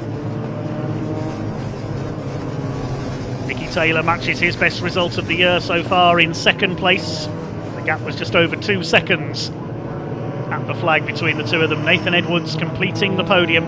Bad luck to Matt Hammond, who ran wide onto the gravel through clearways a couple of laps from home, dropped down the order. He has to settle for 10th place. Top 5 places all filled by Graduate Cup drivers. King, Taylor, Edwards, Alex Solly and Tom Ovenden. Charlie Mann in 6th, not fitting into any of the categories. 7th place going to Lee Pearce, and he wins the Directors' Cup as a result of Matt Hammond dropping back to 10th. Jack Byrne takes another win in the Rookies' Cup. Joe Wiggin coming through for 9th from the 8th row of the grid. Second place in the Rookies' Cup in 11th was Ollie Meadows, then Alfie Glennie in 12th, Luca Marinoni Osborne in 13th place, 14th for Alex Keens, and completing the top 15 was Frankie Taylor. Further down the order, 16th place went to Tyler Lidsey, Morgan Root in 17th, 18th went to Paul Manning, and Jonathan Sargent, Clark Wells, Mike Paul, and the 44 car of Sam Baker next home. Behind them was number 60 Brendan Fitzgerald, 99 of Ben Jenkins, 96 Jordan Kerridge was behind him, and Andy Cobb, James Parker, Mick Fitzgerald from the pit lane, Barry Holmes, Sophie Wright completing the 30 finishes. We lost John McGladrigan into the pits, and of course Lauren Taylor ended up in the gravel. We can head down to Parc Ferme then with Ewan Dunlop to talk to hopefully our new champion, Nelson King.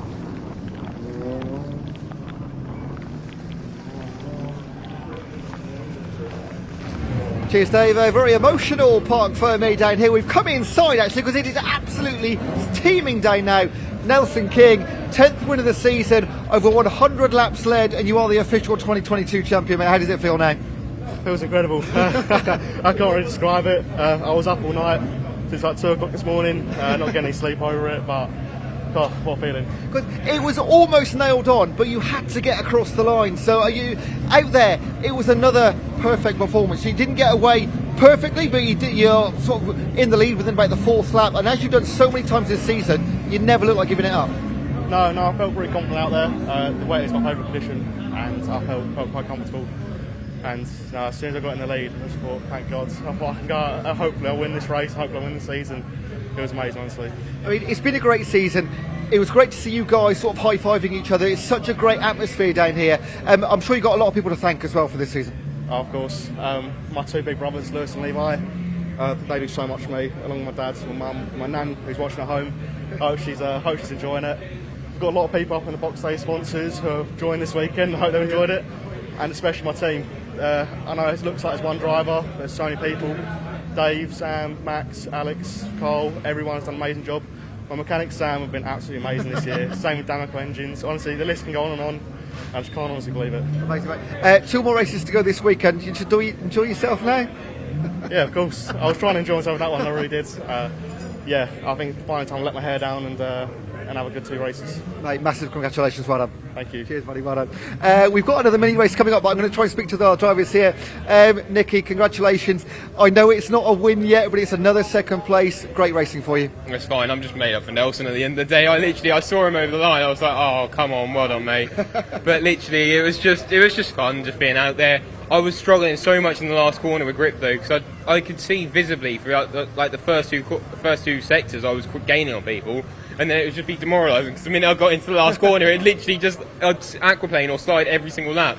So I need to go over that data and see what I'm doing there, but that's quick. You didn't start perfectly, but you got back into it really strongly. I don't really know what happened at the start, to be fair, because I'd done like 3.5k revs and just done what I normally do in a wet start, and it just didn't seem to go and just kept wheel spinning. So God knows what happened there, but it is what it is, and hopefully tomorrow we can sort that out and sort whatever speed we need. But I don't think Nelson now is just going to keep going for wins now. So it's gone from being quite an easy chance to get a win now to Nelson now hasn't got any care in the world, so he can just go for a win all he wants. But yeah, it's fun. Mate, 2 more races, we can't wait. Good luck. Cool, cheers. Thanks a lot. We'd love to speak to more drivers, but we do have another mini race to come. It is the Mini Sevens Challenge, their Winter Championship, second race of the day. Over to you, Dave. Cheers, Ewan. Yes, the cars will be lining up for our second of 3 races this weekend for the Mini 7 Racing Club Winter Challenge. The results of race 1 deciding the grid for this second race. It was a pretty chaotic first race this morning, won by former BTCC driver Jeff Smith. He will be leading the cars round on their green flag lap. He's on pole alongside the number 78 of Scott Kendall. Row 2, 23, Rupert Deeth, and number 14, Colin Peacock. Joe Ferguson, who went off under the safety car in race 1 while he was leading, starts 5th ahead of Nick Paddy. Row 4, Mark Sims and Gareth Baldwin. And on row 5, Darren Mason and Darren Cox. They failed to finish in the first race. Torben Astin failed to start the first race, so he starts on row 6 alongside Andy Shaw, the only Mini Libre class runner. I think we've lost Phil Harvey, unfortunately. He didn't take the start of race 1. Then there's a 10-second gap, and we've got the Mini 7 category cars. The 7s are up first, then the scholarship class cars. So Conor O'Brien, the winner of race 1, starts alongside Jordan Sims. Tina Cooper and Darren Thomas will be on row 9. Darren Thomas took the checkered flag in the pits, I think, in race 1. He pulled in. Michael Winkworth won the S class, the scholarship class, in race 1. He starts alongside Matthew Ayres. Stephen Rideout and Ollie Handley on row 11. Dave Rees and Jeff Williams, then Mal Dickinson and Fraser Hack, who had a spin on the last corner of race 1 while fighting for the win. Jonathan Page will start at the back. In fact, I think there's a row missing from that grid graphic. Sorry about that. Row 11 should be 704 Giles Page and 784 Ryan Taylor in the 7s. Let's just make sure they're both there, and that's we haven't been given an amended grid. No, there's Ryan Taylor, the orange car. He got a 10-second penalty added to his results in race 1 for overtaking under the safety car, so looking to make up for that here. There's Giles Page, 704. Jonathan Page starts at the back. He spun out at the first race. They will start on a 10-second gap to the more powerful Miglia and Libre spec cars.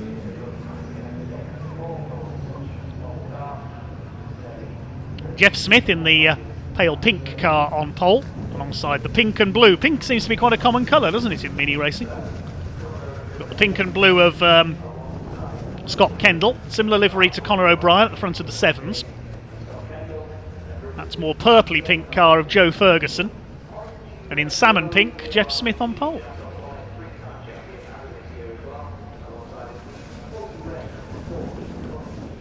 Whenever I think of pink minis, I think of Tim Bailey's mini stocks that used to race on my local short ovals. Last couple of cars anyway pulling into line at the back. There's a yellow flag midway down the grid. Conor O'Brien's got the door open. I think he's got a problem. Yep, the door now closes. So a last minute hitch for Conor O'Brien. Is he pulling off? Oh dear. Yes, Conor's got a problem. So it looks like we could be losing our sevens class winner from the first race. The marshal's running to him. Now, if the start is delayed, we might get another green flag lap. Yes, Conor O'Brien's got a problem. He's going to be pushed off the grid, sadly. What a shame.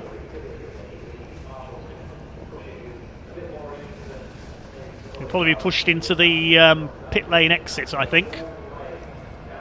Rest of the pack waiting patiently for what will be a 20-minute race. Hopefully, no safety car interruptions this time, as O'Brien is pushed away. That's a real disappointment. The Mini Sevens champion this year, the man from Atherstone in Warwickshire.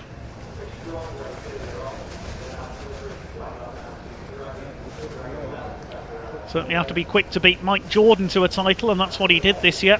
Sadly, the Jordan family not out this weekend. Now, will we get another green flag lap, or is the race going to get underway?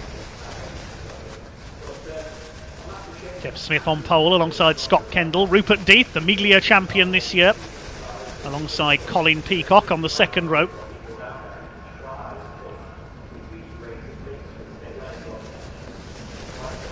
Torben Astin's made it out, good to see, the number 36 on the back row of the Miglias alongside Andy Shaw.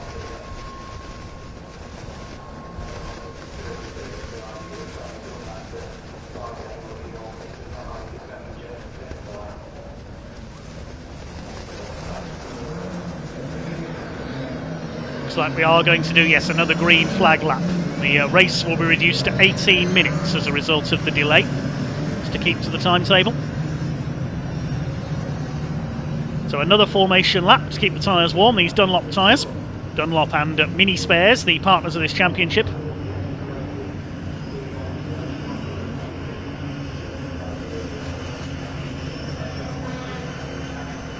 Jeff Smith, the man from Kettering, one of the great entertainers during his time in British touring cars with his Hondas among others. His legion of fans, the Jeff Army as they were known, followed him around the country. Was kept out of racing for quite some time due to injuries sustained in a very nasty crash at Croft. Has made a comeback and has certainly carved a career for himself with a couple of championships in the Mini 7 Racing Club in recent years. He's been the Sevens champion.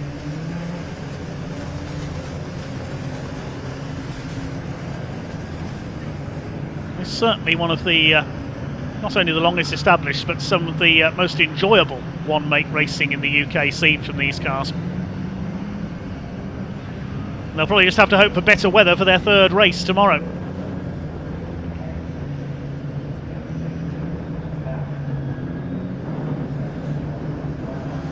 There's Darren Cox, number 66. Ended up in the gravel in race 1. Lost Conor O'Brien, so Jordan Sims, number 21, is the first of the sevens. Michael Winkworth, the 2021 champion, heads the scholarship class. This year's scholarship champion was Damien Harrington. He's not out this weekend.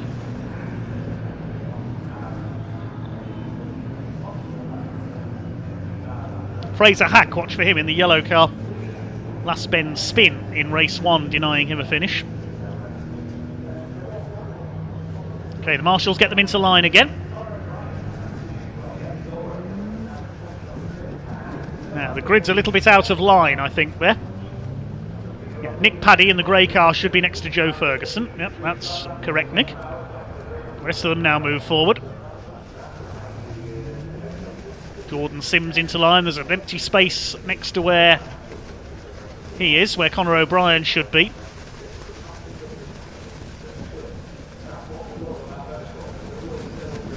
I don't know what the problem was for Conor. Maybe some water got into the electrics or something.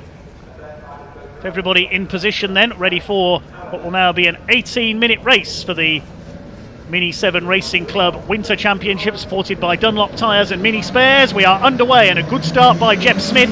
He goes into the lead. Good start by Rupert Death. Coming up on the outside is Colin Peacock. Not the best of starts by Scott Kendall. The first four together as they go into Paddock Bend for the first time. It is Jeff Smith who leads the way. Rupert Death is through into second place. Peacock staying out wide in the number 14 of the red car. Joe Ferguson is there on the inside. 5 Miglias together into that first corner. The 7s will be underway as well.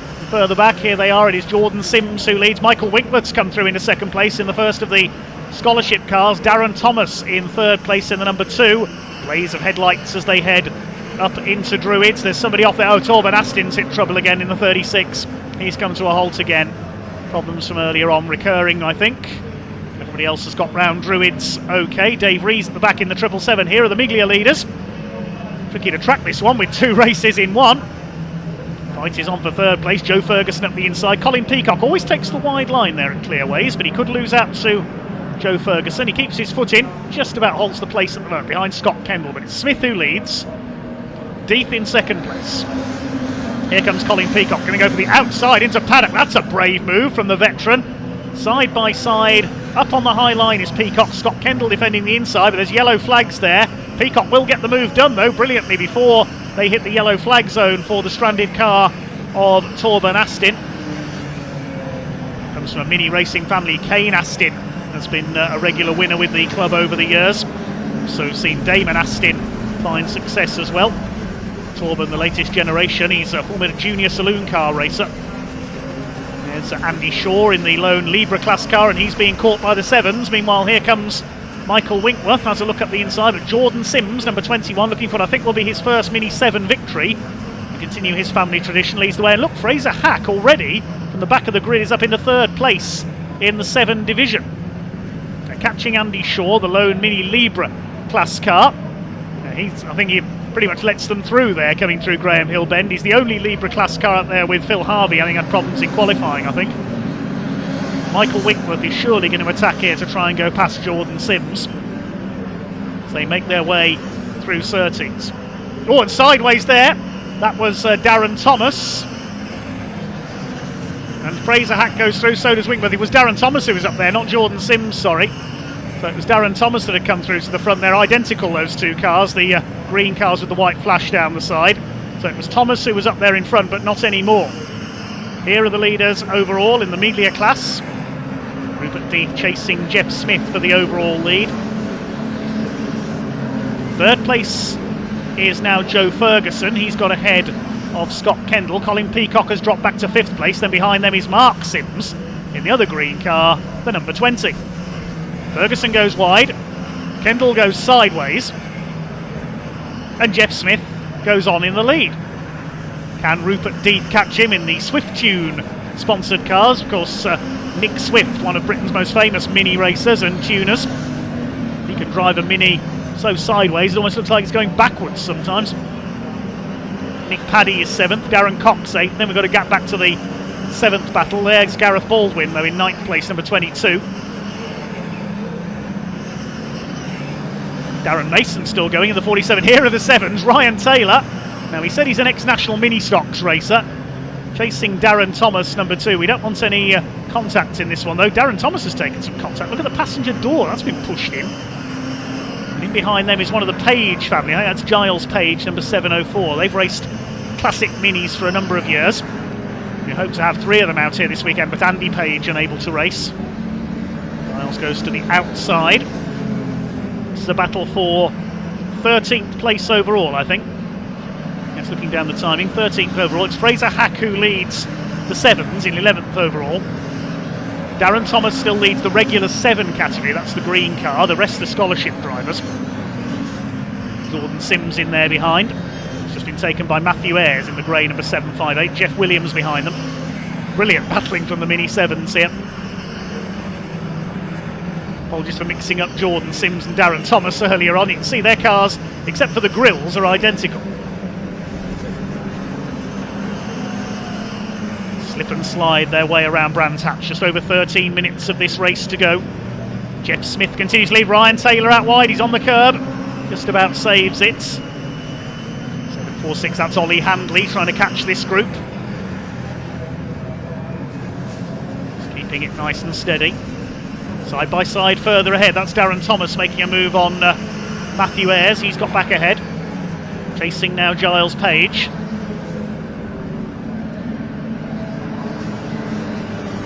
And the leaders are coming up to lap this group. Here they come. Jeff Smith, Rupert Death, Ferguson, Scott Kendall in 4th place. Already lapped a few runners. I think it was Mal Dickinson and Stephen Rideout they've just lapped there. Ollie Handley now goes a lap down.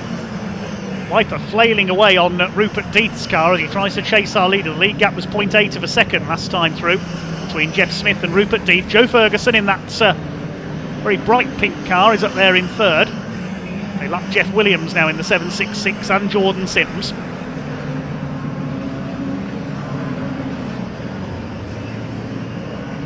Blue flag wave from the marshals. That's to tell the cars being lapped that there are quicker cars coming up behind them, and just to be mindful of that, give them racing room. And this has closed the 3 leaders up, you can see there. Dealing with these back markers, they've got to pick their lines. Oh, that was close. Giles Page didn't see Jeff Smith there. Jeff Smith shaking his fist at Giles Page as he goes through to lap him there. He's not happy. Back marker just didn't see him there as they came through Clark Curve, and that's allowed Rupert Death right up onto the tail of Jeff Smith now. Jeff does not want to lose his concentration here because he knows the other 2 are upon him. Death and Ferguson. Scott Kendall's not far away either as they lap Ryan Taylor.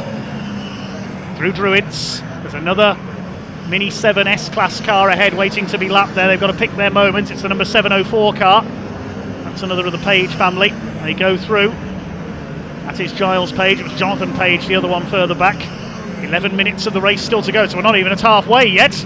Here comes Rupert Death. He and Joe Ferguson are ready to attack. Can they put the pressure on Jeff Smith and force him into a mistake? Look at Ferguson round the outside in the 34. He's understeering wide. That's not going to work. He could fall prey to Kendall here as well. 4 of them going at it for the lead of the Mini Milias. Side by side for 2nd place. Almost there over the line. Further back still leading the 7s. Fraser Hack leads 7S. Class 7 is led by Darren Thomas. But now it's really heating up for the overall lead. They're struggling to deal with these back markers. Oh, Joe Ferguson goes too wide there, puts a wheel on the dirt. He could lose 3rd place to Scott Kendall. Side by side, Ferguson moves to cover. Kendall says, excuse me, I'm taking this place away. They come down the hill and they've touched. Then Fraser Hack was in the way there. Off goes Scott Kendall. Kendall over the grass. Well, I mentioned rallycross and autograss in the past. Plenty of minis found success there, but this is not rallycross here at Brands Hatch. Scott Kendall drops down the order a little. See where he comes back in at the end of this lap. Jeff Smith under all sorts of pressure from Rupert Death now. Ferguson still 3rd. Well, Scott Kendall was trying to defend there from Joe Ferguson to try and take 3rd place, but they came up on the slower car of Fraser Hack and he had no choice but to run wide. They just ran out of space there into Graham Hill Bend. Lead gap is 0.3 of a second over the line, nose to tail, and now Rupert Death really on the attack. Here's a quick replay. We'll see here, there's Fraser Hack. He just had nowhere to go because Rupert Death was already alongside him. The 2 cars touch as they come up behind. There's nothing they could do there too. It was either plough into the back of Fraser Hack or touch each other. And off went Scott Kendall. Here are your leaders down into Graham Hill Bend now. Ferguson's closing back up as well. There's a slow car there. That's Darren Mason. They've just lapped. He almost came to a dead stop on Cooper Straight. 3 of them now for the lead. This is great stuff. Proper Mini Milia racing. They've got used to the conditions now after struggling a bit this morning. As I say that, Death makes a mistake. He gets sideways and Joe Ferguson goes round the outside into 2nd place. Fantastic bit of driving there to avoid him there by Joe Ferguson. Possibly the reason I've noticed that Jeff Smith may be coming under a bit of pressure here and may not quite be as quick as those behind him. You'll notice his windscreen wiper isn't working. You see it there. Death back up the inside. He's going to try and retake 2nd place. Somebody's pulled into the pits. That's Darren Mason, the 47. He's out of it. As Ferguson slides round Druids, loses 2nd. Jeff Smith's been able to get clear as a result of those 2 battling. Now Rupert Death is going to chase him down again. Jeff Smith from Northamptonshire, the 23 Rupert Death from Huntingdon in Cambridgeshire, and Smith sideways there into Surtees, just about gathers it up again, but he's losing time again. Rupert Death now sideways and he's lost it. Death spins around, disaster for Rupert Death, full 360, he rejoins, he's still in third place, but he's got it all to do again. He's got 7.5 minutes to try and catch the leader again. Joe Ferguson now into second place from Dunmow in Essex. Regular classic mini racer has come through the junior saloon car ranks. Regularly races with the likes of Tom Bell and Phil Bullen-Brown. Andy Shaw being lapped there for a second time. We'll see what happened to Rupert Death. Yeah, just a little bit too quick there, trying to attack Jeff Smith after he'd made his own mistake. Round went Rupert Death. A full 360, straight back in the action, but down to third place. So Jeff Smith clear in the lead then, looking for win number 2 of the day. Leads Joe Ferguson. Here's the battle between Michael Winkworth and the recovering Fraser Hack, who is back up. This is for the lead in Class 7S. We haven't forgotten the 7s, there's just been so much going on among the Meglias. So they lap Tina Cooper there. And look, Ferguson is back up with Smith again. You can't keep Joe Ferguson down. 6.5 minutes of this still to go. So in 7S, it's between Winkworth and Fraser Hack. He recovered after nearly being poleaxed by a couple of Miglias going into Graham Hill Bend. What about Class 7? The regular 7s. They're being led by Darren Thomas ahead of Jordan Sims, and they're close on the track as well. They're only around half a second apart, I think. These two are less than that apart. With Joe Ferguson. Joe Ferguson's car seems to be slightly stronger in the turns than Jeff Smith. This is the battle for the 7 class, so all the classes have got two-way battles for the lead. Darren Thomas against young Jordan Sims. Two identical green machines. Michael Winkworth and Fraser Hack in the S class, and this battle in the Miglias. Somebody on the grass there, that's Ryan Taylor in the foreground, I just noticed. As Joe Ferguson tries to make it. Oh no, it's not Ryan Taylor, it's Gareth Baldwin, the other orange car. I keep confusing these minis.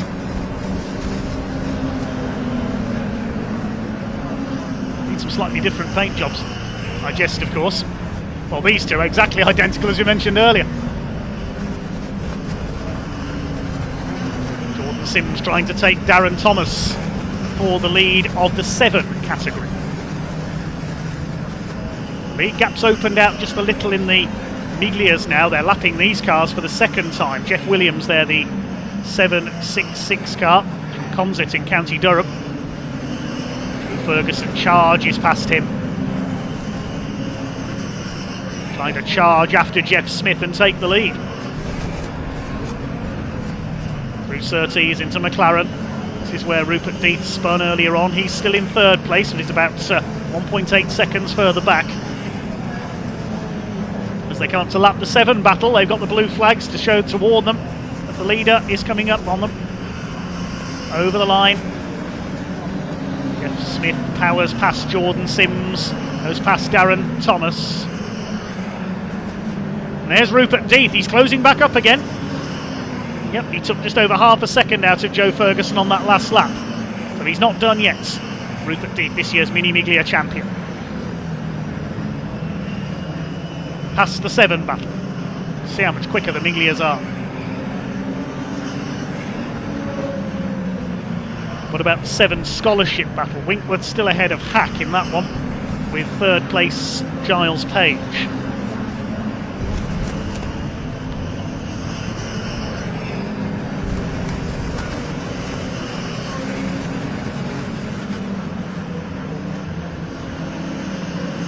Three and a half minutes to go in this second race of the day for the Mini Winter Challenge. Scott Kendall still going down in 5th place. He was a bit sideways through there. This is the battle in the scholarship class. Michael Winkworth and Fraser Hack. They're coming up to lap Dave Rees in the 777. 3 retirements so far. Torben Astin on lap 1. Conor O'Brien didn't take the start, and we've lost Darren Mason into the pits. Matthew Ayres moves out the way, lets the leader lap him. Ryan Taylor will be next to be lapped. Joe Ferguson is determined to catch Jeff Smith. Can he do it? Can Fraser Hack get past Michael Winkworth?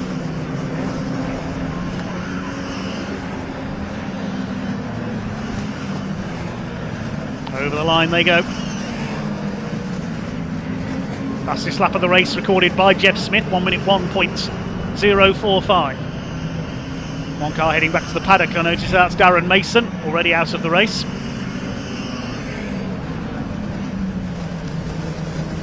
Here's the battle in the sevens. They're lapping the 748 car. That's Mal Dickinson.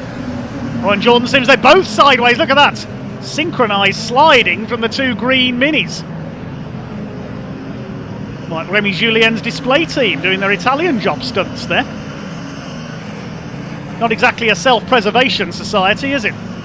But speaking of three minis together, Rupert Deeth's caught the leaders. Look at this. What a fight back.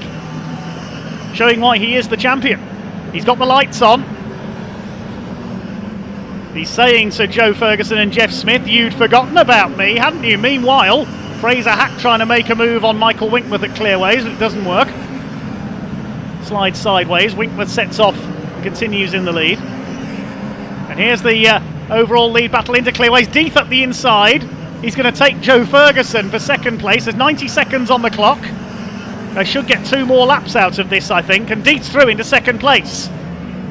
Is he going to win this, having spun just a few laps ago? What a recovery by Rupert Deeth. He's just done the fastest lap of the race, 1 minute 0.412. And he's going for Jeff Smith. Here comes Rupert Deeth. Up Halewood Rise. Dave Rees sees them behind him, gets out of the way. Deeth's all over Smith. Where did you come from, said Jeff Smith. I thought you'd spun off. Deeth sideways again. He's throwing that car around like he's in a rally car. That's how Paddy Hopkirk would have driven a Mini. The great 60s rally driver, sadly passed away earlier this year. He'd be loving this. Here comes Rupert Deeth. You can see he's quicker. He's going for Jeff Smith, who holds the line into the left at Surtees. He'll move to cover the line into Clearways, the right-hander. This is fantastic stuff. What a recovery by Rupert Deeth. 30 seconds on the clock. He's sideways again. So is Joe Ferguson. This is amazing.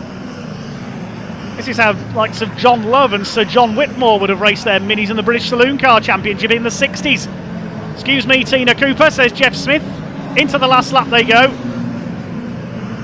And that's Joe Ferguson's dropped back a bit there. I think he just briefly got caught behind the back marker. Maybe he's just taking a grandstand seat for if these two go sliding off, he can capitalise and take the win. Deeth's going for the outside into Druids. He's never going to get through there. Oh, Smith sideways. Look out, Fraser Hack. They've touched him. Bodywork flies. Somehow they've all survived that. And Smith's still in the lead. I don't know how. Fraser Hack needs to move aside here and let them through. He's already nearly been taken out by the Miglias once. They lap him. What's Rupert Deeth going to do? Are we going to see a last pen lunge? What a cracking race. Through to Surtees. Smith, Deeth, Ferguson. Michael Winkman's trying to get out of the way. Just enough room through there. Here they come then, through Clearways for the final time. Michael Winkman didn't know where to go. There's a car in the gravel on the outside, so no overtaking there. It was Gareth Baldwin, but up towards the line. Here they come. I don't think Rupert Deeth's going to do it. It's going to be a second win of the day for Jeff Smith. What a fantastic race. Second place goes to Rupert Deeth. Joe Ferguson is third. Michael Winkworth wins the 7S class, a lap down in 9th. It was Gareth Baldwin who'd gone into the gravel there at Clearways. That's the yellow flags were out there, so we didn't get any daring lunges into Clearways for the last time. Thumbs up between Jeff Smith and Rupert Deeth. That's an amazing recovery by Rupert Deeth after he spun with just a few laps to go down at Clearways. And fought back and almost caught Jeff Smith. There were less than 4/10 of a second in it at the line. Meantime, the battle in the sevens still going on between the two green machines, Darren Thomas and Jordan Sims. I don't think Jordan's going to get there. These two have just slid round for the whole of the race. They've been slithering sideways, and it's going to be Darren Thomas who wins the 7 category. Shame Conor O'Brien wasn't out there to battle with them. Jordan Sims comes home behind him for one of his best ever results. Third of the 7s, I think, is Tina Cooper.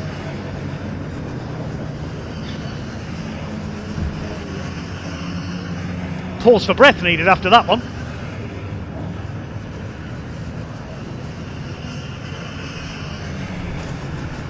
And that was, as we say, where I come from in the West Midlands, a Boston motor race. Jeff Smith the winner by 0.359 of a second over Rupert Deep, who puts in the drive of the weekend so far. Joe Ferguson in third, and Scott Kendall recovering for fourth after his off at Graham Hill Bend ahead of Colin Peacock. Mark Sims sixth ahead of Darren Cox, who gets a finish this time, and Nick Paddy rounded out the Mini Miglia finishers. Then we have the sevens, S-Class cars filling the top 6 places there. Michael Winkworth in a great fight with Fraser Hack, then Giles and Jonathan Page, Ryan Taylor and Matthew Ayres. Darren Thomas, 15th overall, won his duel with Jordan Sims to win the 7 category. Behind them, Jeff Williams and Ollie Handley, Stephen Rideout, Tina Cooper, Dave Rees, Andy Shaw winning the Libra class, and Mal Dickinson the final finisher. Gareth Baldwin went off on the final corner. We lost Darren Mason into the pits. Torben Astin pulled off on the first lap, and Conor O'Brien sadly broke down on the grid. Well, that is the race of the weekend so far by some margin. Brilliant racing from the Mini 7 Racing Club Winter Challenge, and we can head down to Ewan Dunlop to talk to what will doubtlessly be some very happy drivers in Parc Fermé.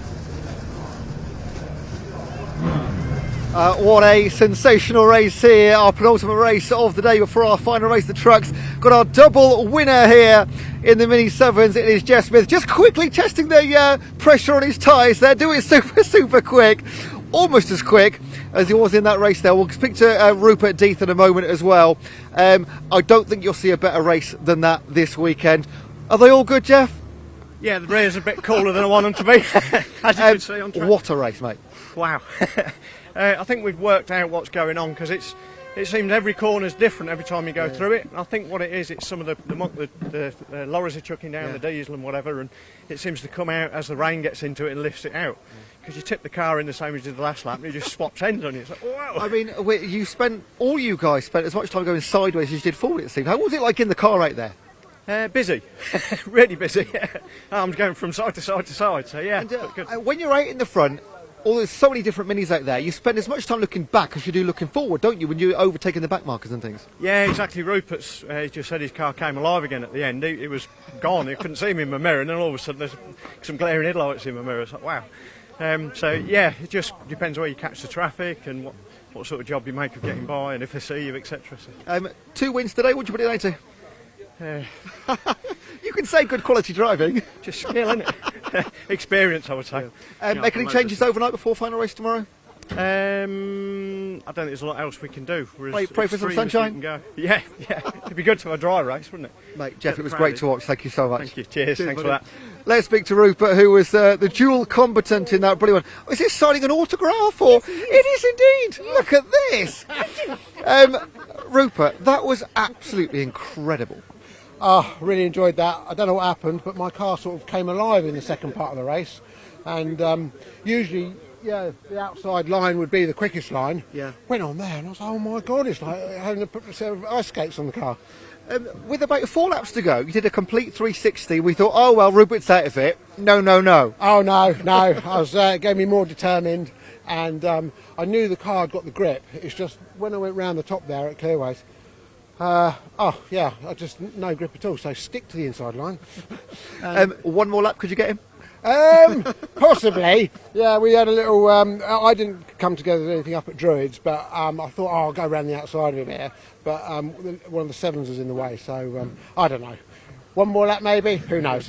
One more race tomorrow. Do you hope it to be that looks a lot of fun, to be fair. Do you hope it's sort of like a little bit greasy again, or do you want it to dry up tomorrow? To be honest, I'd like it wet again, because in the first race we struggled a bit, and we made a few setup adjustments for the second, and proof's in the pudding. The car came alive. Rupert, always a pleasure to watch. Well done. Thank you very much. Cheers, mate, thank you. We'll try and speak to Joe Ferguson too. Joe, what a battle. Yeah, it was good. I enjoyed it. It's just I just need a little bit more straight line speed, and I think I'll be able to keep with him. You know, I think I kept trying the outside line at Clearways, and it was paying off at the beginning, and then it just got slippery and slippery as the race went on, and then I had to change the tactic.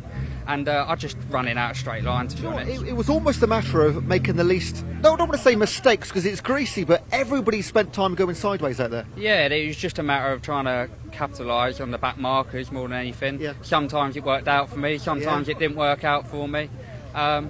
Yeah, no, I enjoyed it. A bit gutted about the first race earlier this morning. I had that in the bag really, and I caught some coolant up the top there, and it just sent me round. So I was a little bit of a bee in my bonnet for this race. And I really wanted to win it, you know, but it didn't quite happen. But on to tomorrow now. Are we going to see you come out fighting stronger tomorrow? Oh yeah, definitely, 100%. I'm going to get in the garage tonight and tweak it right up and see if we can get right at the front. Yeah. Mate, based on that, we can't wait. Good luck. Nice one. Cheers, Cheers. buddy. Thanks a lot. Right, final race of the day coming up. I don't think it can match that, but maybe it can. Who knows? It is the second race and the second of the day. Final race of the day for the British Truck Racing Championship. Over to Dave Goddard and Pointy will speak to the drivers afterwards.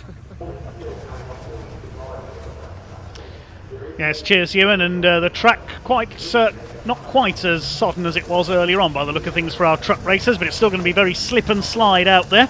The grid for this one set by the second quickest time for each driver in the qualifying session this morning. So it will be Ryan Smith once again on pole position. Only needs a few points from this one to secure his 7th consecutive title. Stuart Oliver, number 7, starts alongside him. Second row, Craig Reed, 68, and Bradley Smith in the 46. Hopefully the repairs after race 1 will prove effective and he'll be able to start from there. Row 3, John Newell, number 18, alongside number 12, Michael Oliver. John Newell got a reprimand from the clerk of the course after the first race for some contact, so he'll be on his best behaviour hopefully this time. Row 4, number 86, Tom O'Rourke, and 69, David Jenkins, who again struggled in qualifying, down to 3rd in the championship now behind Stuart Oliver. Stephen Powell and Ricky Collett on row 5, row 6, Mark Taylor and Simon Cole, and hopefully we will have Simon Faulkner at the back of the Division 1 grid. Then we've got the Division 2's Luke Garrett qualifying on the inside this time of the front row alongside Jock Borthwick, then Adam Bint and Brad Smith behind them, Craig Evans and John Bowler, and finally John Powell in the number 6. Bradley Smith is there, number 46, that's good to see. Is Simon Faulkner there at the back? Well, there's Simon Cole, the white and pink MAN. No, I don't think Simon Faulkner's coming out. I think he must have had problems. Oh, hang on. Is that Simon Faulkner? Yes, it is. He is there, just a little bit late out of paddock. So Simon Faulkner will get a race this time. The number 92.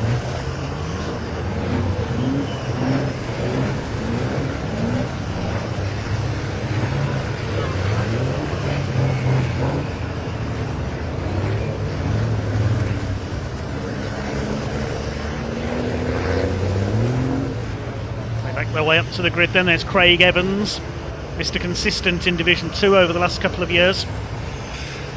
There's John Bowler, number 14. Finally, John Powell with his DAF. Had a bit of a struggle so far this weekend.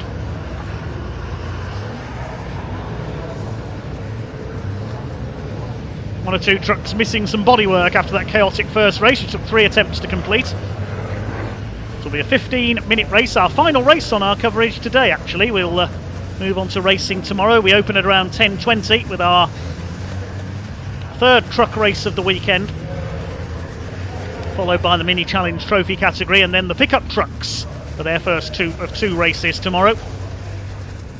5 drivers in contention for the title in the pickups, although one of them, George Turicki, the reigning champion, not racing this weekend.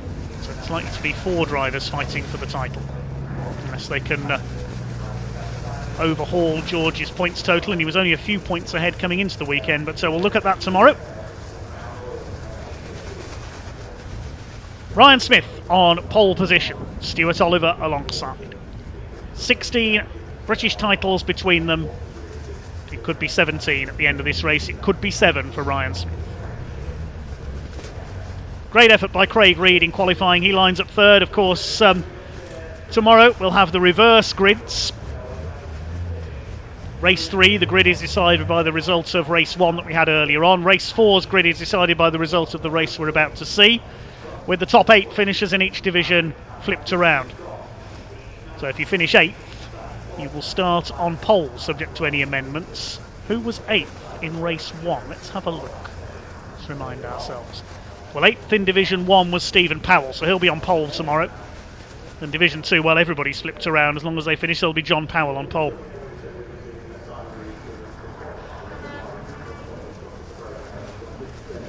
But this could be the race where Ryan Smith clinches it and makes it 7 in a row. Stuart Oliver out to stop him. Basically, Stuart Oliver is 62 points down. There are 64 points still available for the weekend, so Stuart Oliver needs to win every race this weekend, get fastest lap in at least 2 of the remaining 4 races, and hope Ryan Smith doesn't score points in any of them.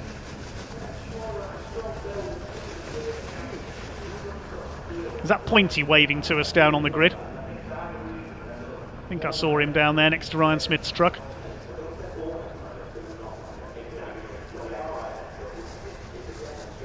Good to see Bradley Smith back out. The 46 was racing trucks before he was old enough to have an HGV licence on the road, because you don't need an HGV licence to race trucks. You can race them on an ARDS race licence, the Association of Racing Driver Schools. You just need to pass your race licence and you can race cars or trucks. Paul Rivets, we've seen, the multiple Renault Clio champion, racing trucks.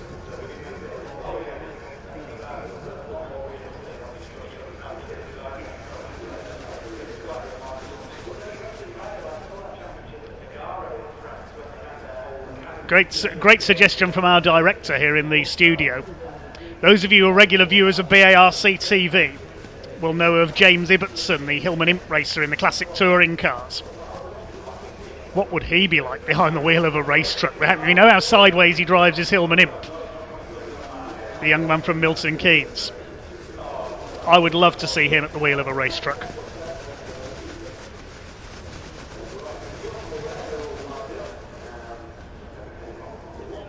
Well, we'll see what we can arrange for next year.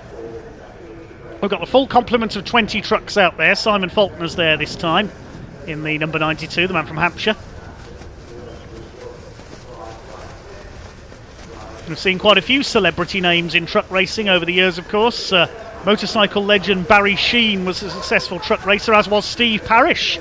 Came in from the world of motorcycling. He was European champion. Other greats include Davina Galitza, the former British Olympic skier. She was a successful truck racer. Martin Brundle's had a go at truck racing. The Grimer brothers from the world of hot rods. The legendary Barry Lee, of course, who, well, you could give Barry Lee a wheelie bin to race and he'd be quick in it. World hot rod champion, Eurocar champion, truck racing champion. He's won everything. The great British truck racer was Richard Walker. Now races historic cars. I last saw him a few years ago in the Lotus Cortina with his son at Donington. I mentioned Kurt Goranson earlier on as well, the most flamboyant truck racer of all time. Used to be full on sideways in his Volvo, the Swede. I'm getting all nostalgic now.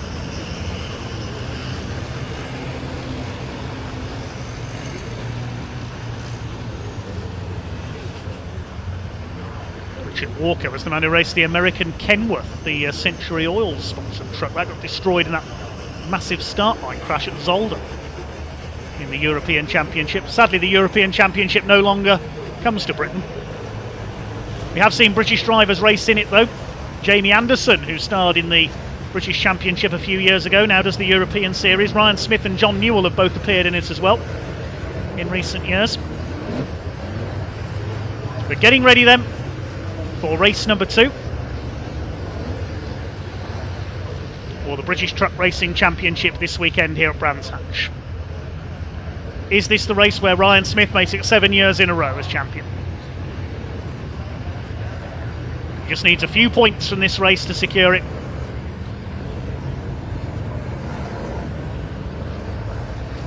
He'll want to seal it with a win. Simon Faulkner at the back of Division 1. Luke Garrett 7 points up in Division 2, so he won't secure the title here. Here they come then, Ryan Smith and Stuart Oliver, MAN and Volvo, side by side on the grid. Up towards the red lights, 15 minutes of racing about to get underway. Is this the race where Ryan Smith becomes champion for another year? We'll find out. We get underway. Down towards that first corner, good start by Ryan Smith, he holds the inside line, decent start by John Newell as well, coming through from row 3 on the inside of Bradley Smith.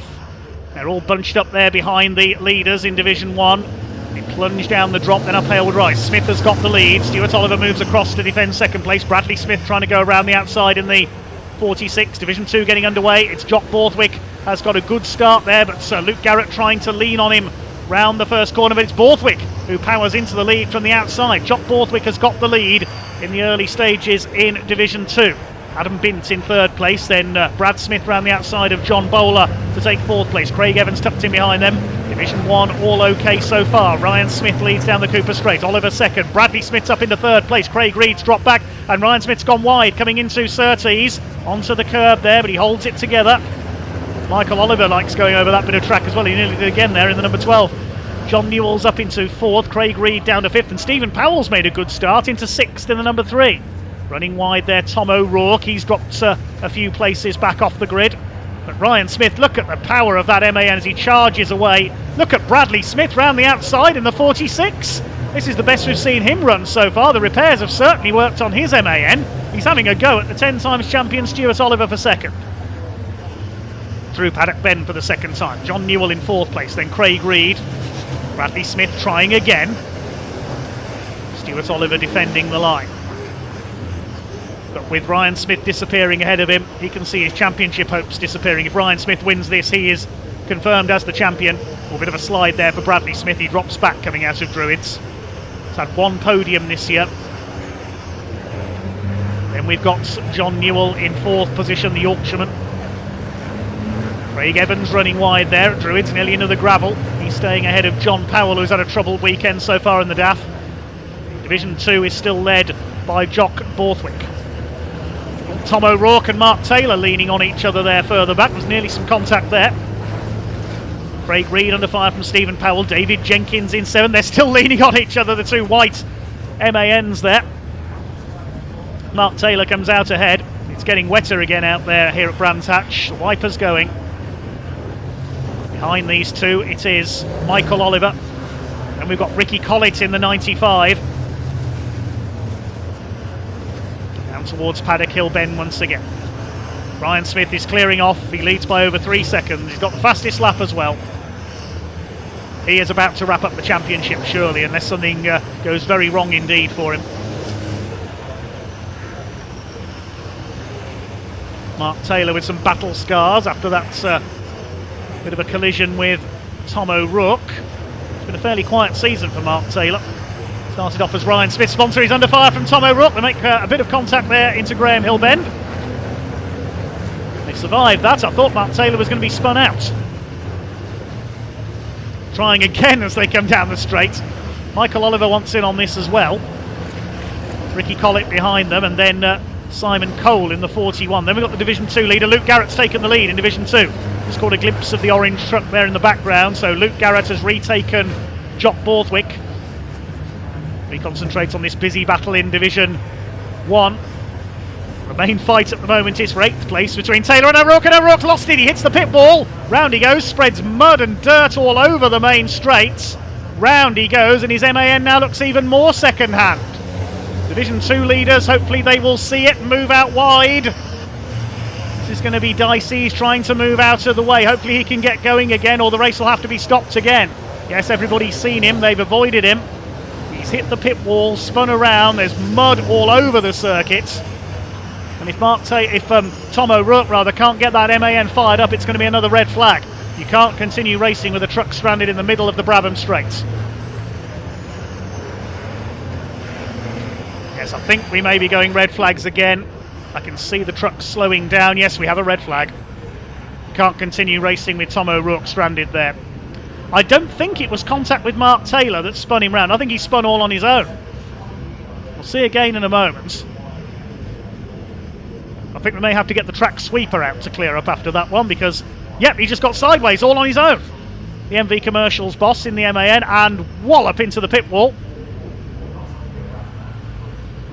Round he goes. Throws muck all over the circuit. Ricky Collett taking to the grass in avoidance. And luckily, everyone was able to see the stranded truck and go wide to miss it, else that could have been a major disaster. We'd done just over 5.5 minutes of the race, I think. So we should see a restart. probably over a distance of about 10 minutes. We'll wait and see what the officials decide. There is Tom O'Rourke's. Look at the state of that MAN. I said there'd be no panels left on it by the end of the weekend. That is in a mess.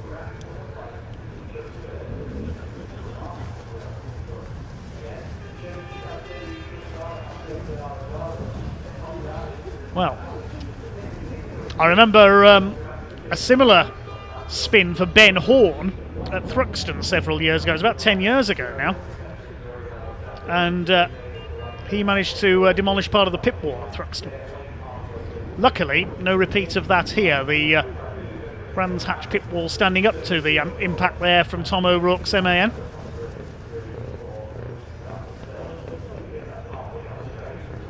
Here's the Mick Gould owned Peterbilt. Now you can see, compared to the race trucks, the sheer size of that thing.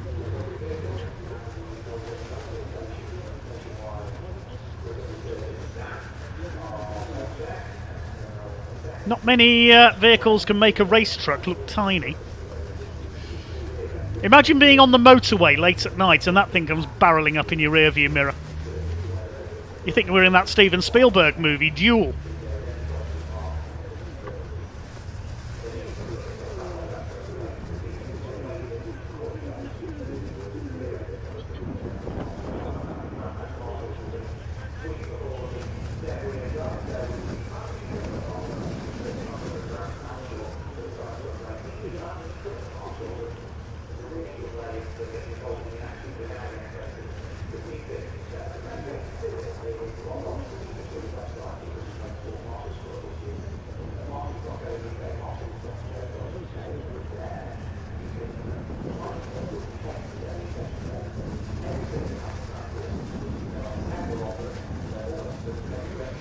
So Richard Tier at the wheel of the Kenworth out there. I'm not jealous, honest. 21 tons, 600 horsepower diesel engine.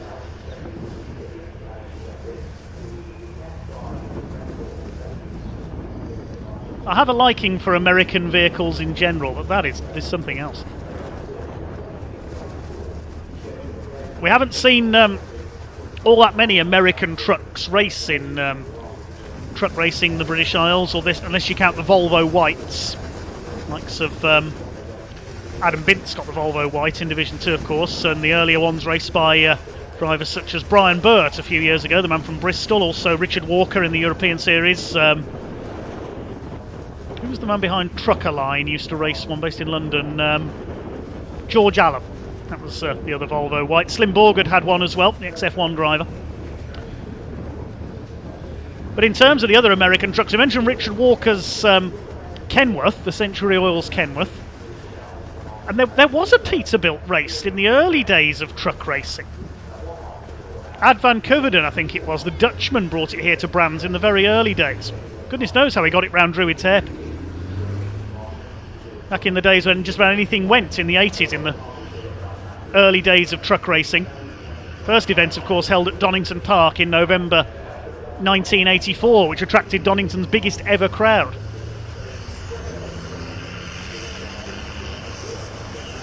Tullio Ghislotti, the Italian, was the winner on that occasion.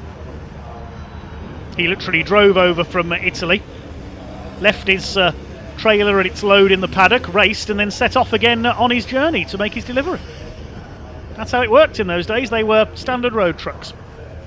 Well, we see the track sweeper in operation to get rid of the mud and grass that Tom O'Rourke has dug up.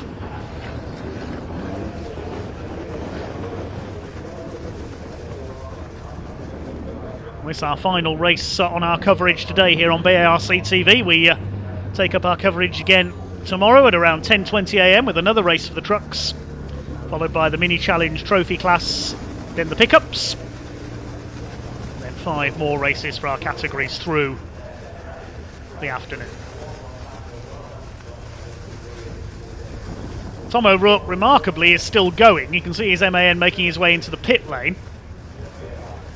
And the team will be down there to receive him. Tom, up until convoy in the park at Donington a few years ago, He'd never even been to a truck race meeting, and the boss of MV Commercial, based in Scotland, brought some of his vehicles to put on display. Saw truck racing for the first time, ended up sponsoring the British Championship, and then decided he was going to have a go at racing them. Had a massive accident at Thruxton a couple of years ago. Thankfully recovered now, as we can see. And I think Ewan Dunlop is down there in the pits for us. Is it Ewan? No, it's Pointy, of course, down there with the truck. Ewan's having a break at the moment, so Pointy's down there in the pits.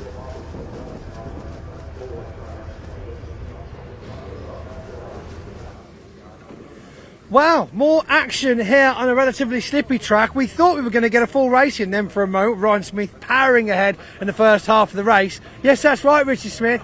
Yes, I'm talking on the camera on the television. So you can see behind me, Tom O'Rourke, unfortunately finding the pit wall with the front end of his MAN, sponsored by Fruhoff. We seem that he just had maybe a bit too much throttle coming out of that last turn of the circuit, and certainly overcooked it.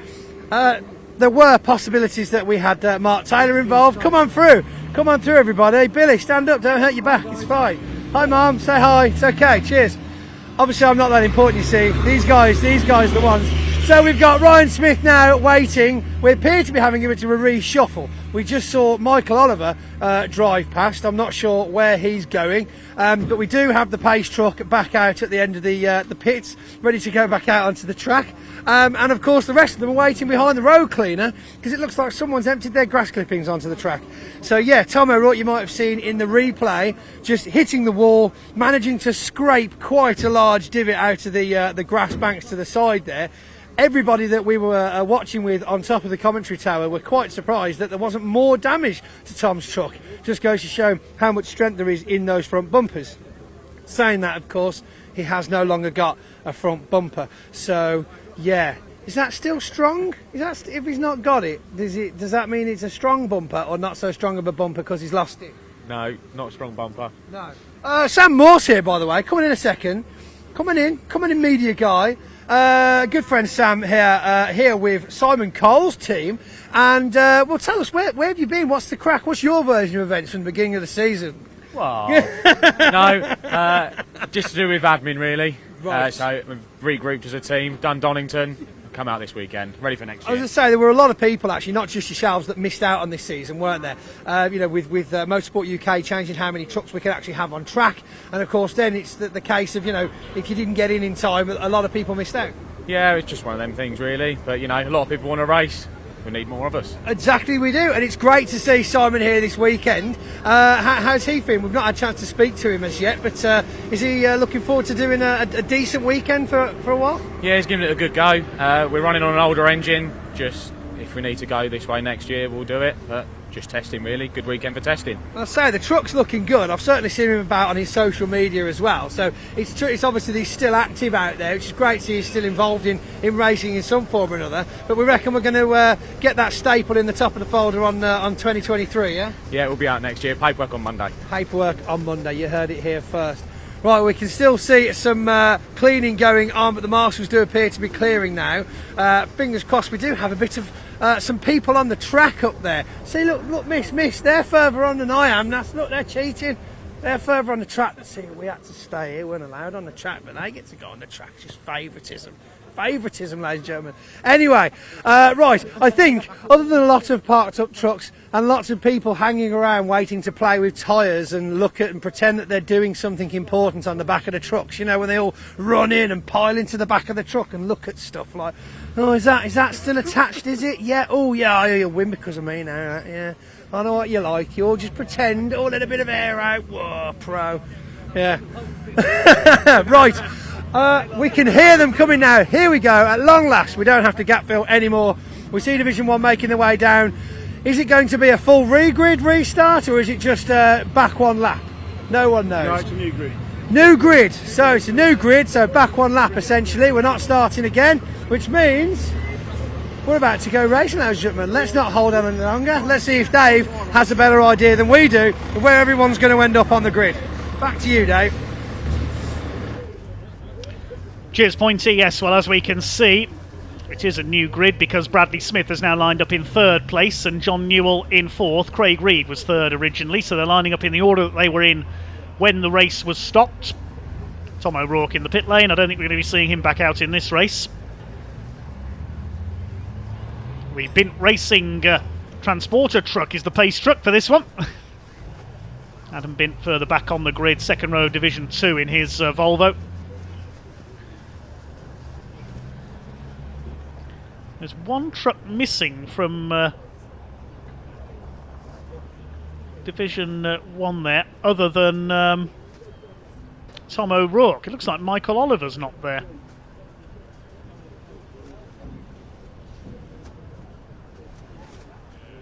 So we seem to be missing Michael Oliver from this restart as well. The timing screen says 7.5 minutes, so effectively half a race this time. Of course, we are, well, not really pushed for time, pushed for daylight here in November at Brands Hatch. Will be another category that has to get their final race in before the curfew at the end of the event as well. Have to get their race in by sunset, but this is the last race on our coverage.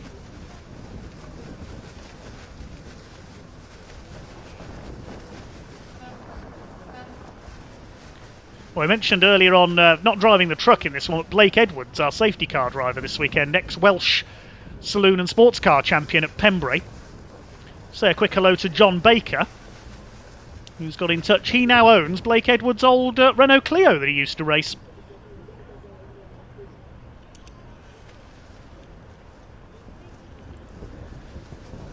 And races it in a couple of saloon car series. Thanks, John, for getting in touch. Thanks for watching.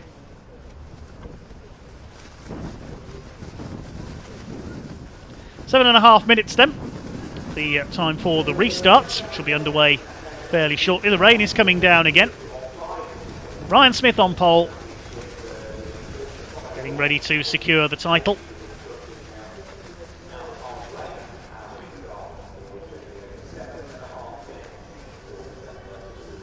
Stephen Powell, the local man on row 3.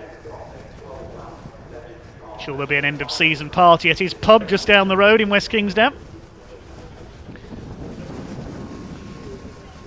There's Steve Horn, long-time organiser of truck events all over the UK. Man behind the convoy events around the circuits for many years.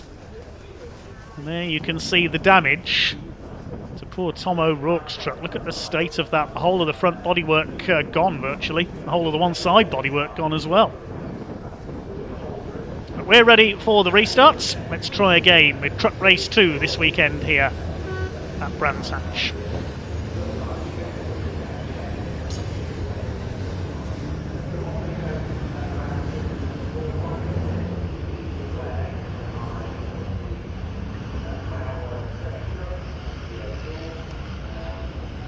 Simon Cole at the back.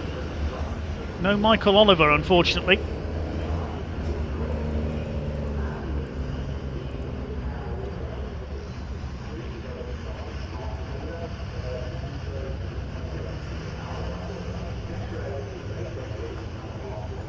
Will it be title number 7 for Flying Ryan? Luke Garrett's got it all to do again. He'd just retaken the lead in Division 2 from Jock Borthwick when the race was stopped. Look at the state of Bradley Smith's truck, but it's certainly not slowing him down.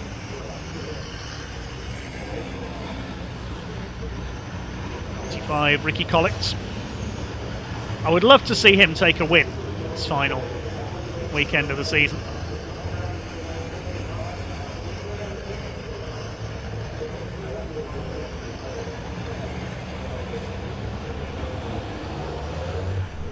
John Powell at the back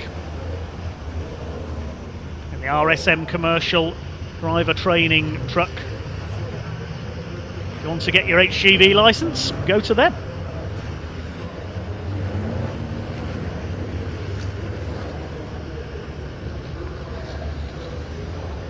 Borthwick, sponsored by MV Commercial, alongside the Apollo backed truck of Luke Garrett at the front of Division 2.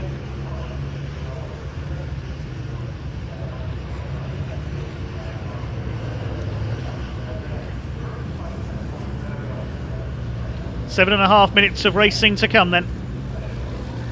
Our final race of the day here at Brands Hatch on day 1 for BARC TV.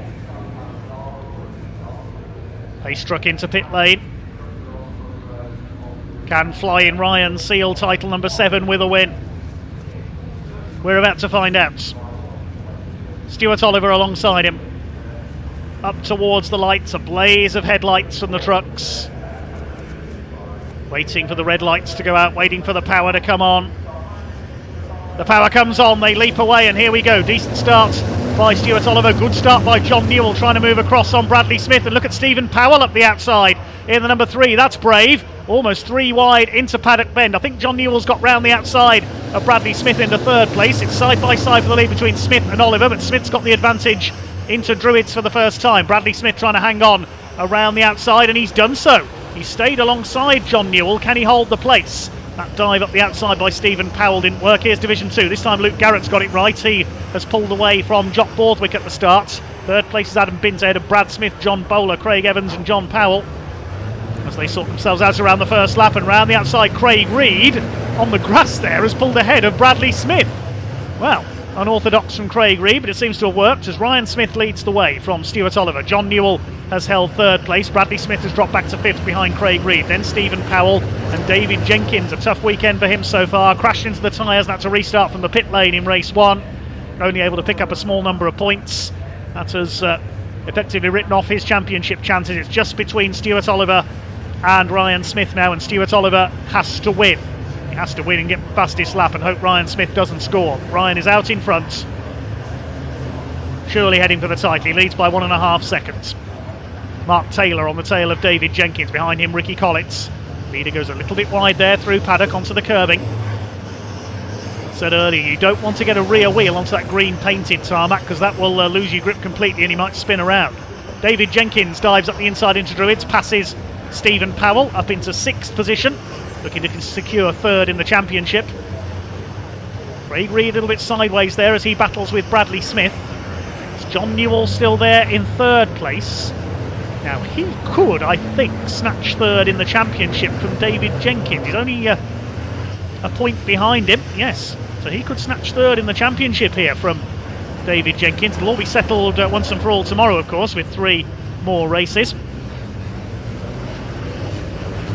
Jenkins wants to make a move on Bradley Smith, trying to move up on the 46. Behind him, Mark Taylor under fire from the number 95, which is Ricky Collins. Ryan Smith leads by nearly 3 seconds now. He took a 1.5 seconds away from Stuart Oliver there. Opened out the lead to 2.9 seconds. Fastest lap of the race, 1 minute 8.7. Only one of the drivers dipped below 1 minute 10 so far in Division 1. That's David Jenkins as Adam Bint moves past Brad Smith rather, excuse me. Tries to at least. They're side by side. It's getting darker out there.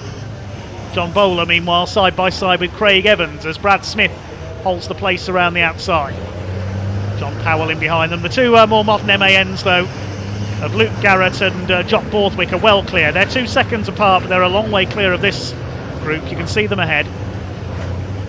John Bowler under fire from Craig Evans, almost literally there. And Evans goes through.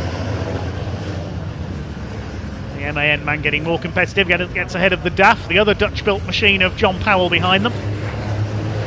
4 minutes of the race to go, and Ryan Smith is 4 minutes away from a 7th consecutive title.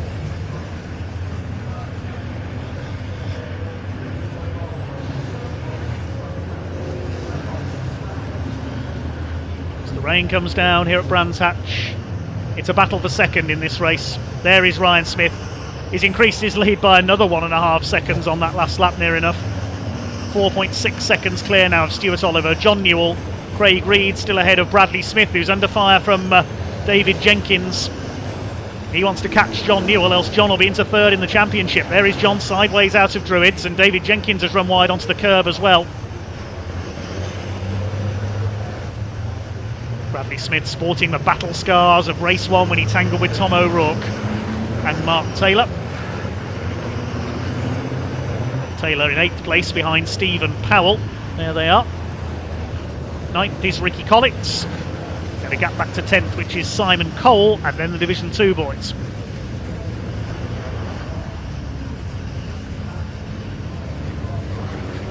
The Gap is closing, 0.7 of a second in it in Division 2. Jock Borthwick's not finished yet. With less than 3 minutes to go, Ryan Smith well out in front. The party will begin down in the pit lane, I'm sure. He's heading for his 7th consecutive championship. There he is, well out in front. 5.3 seconds now, the gap back to Stuart Oliver. Oliver had to win this race and hope that Ryan Smith didn't score. John Newell up there in third. Looks like he could steal third in the championship from David Jenkins. Well, if things go his way, you never know. There's only 8 points covering the next 3, so if things go his way tomorrow, he could get second, John Newell. We'll have to wait and see. There's Oliver in second, Newell behind him. Craig Reed still going well in fourth, last year's Division 2 champion. We'll have to wait till tomorrow to find out who's going to be the Division 2 champion for 2022. There are the Division 2 leaders. They've caught Simon Cole. It's Luke Garrett ahead of Jock Borthwick, and they're well ahead of the rest. That's Simon Faulkner, the last of the Division 1 runners.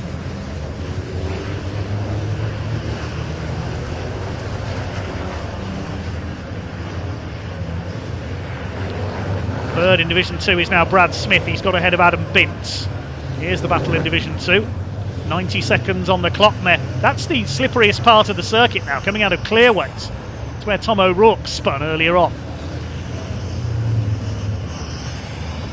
Borthwick is not finished yet, nor is David Jenkins. Look at this up on the outside of Craig Reed. Bradley Smith's already gone through. He's got 4th place away from Craig Reed's Iveco.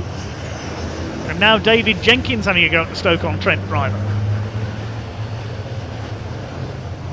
Through Druids come the Division 2 leaders. Still Luke Garrett hanging on, looking for win number 2. Now who's got the fastest lap in Division 2? Because every point is vital at this stage. I think it is Borthwick. He's got the quickest lap by 0.4 of a second at the moment. It could all change though. Less than a minute on the clock.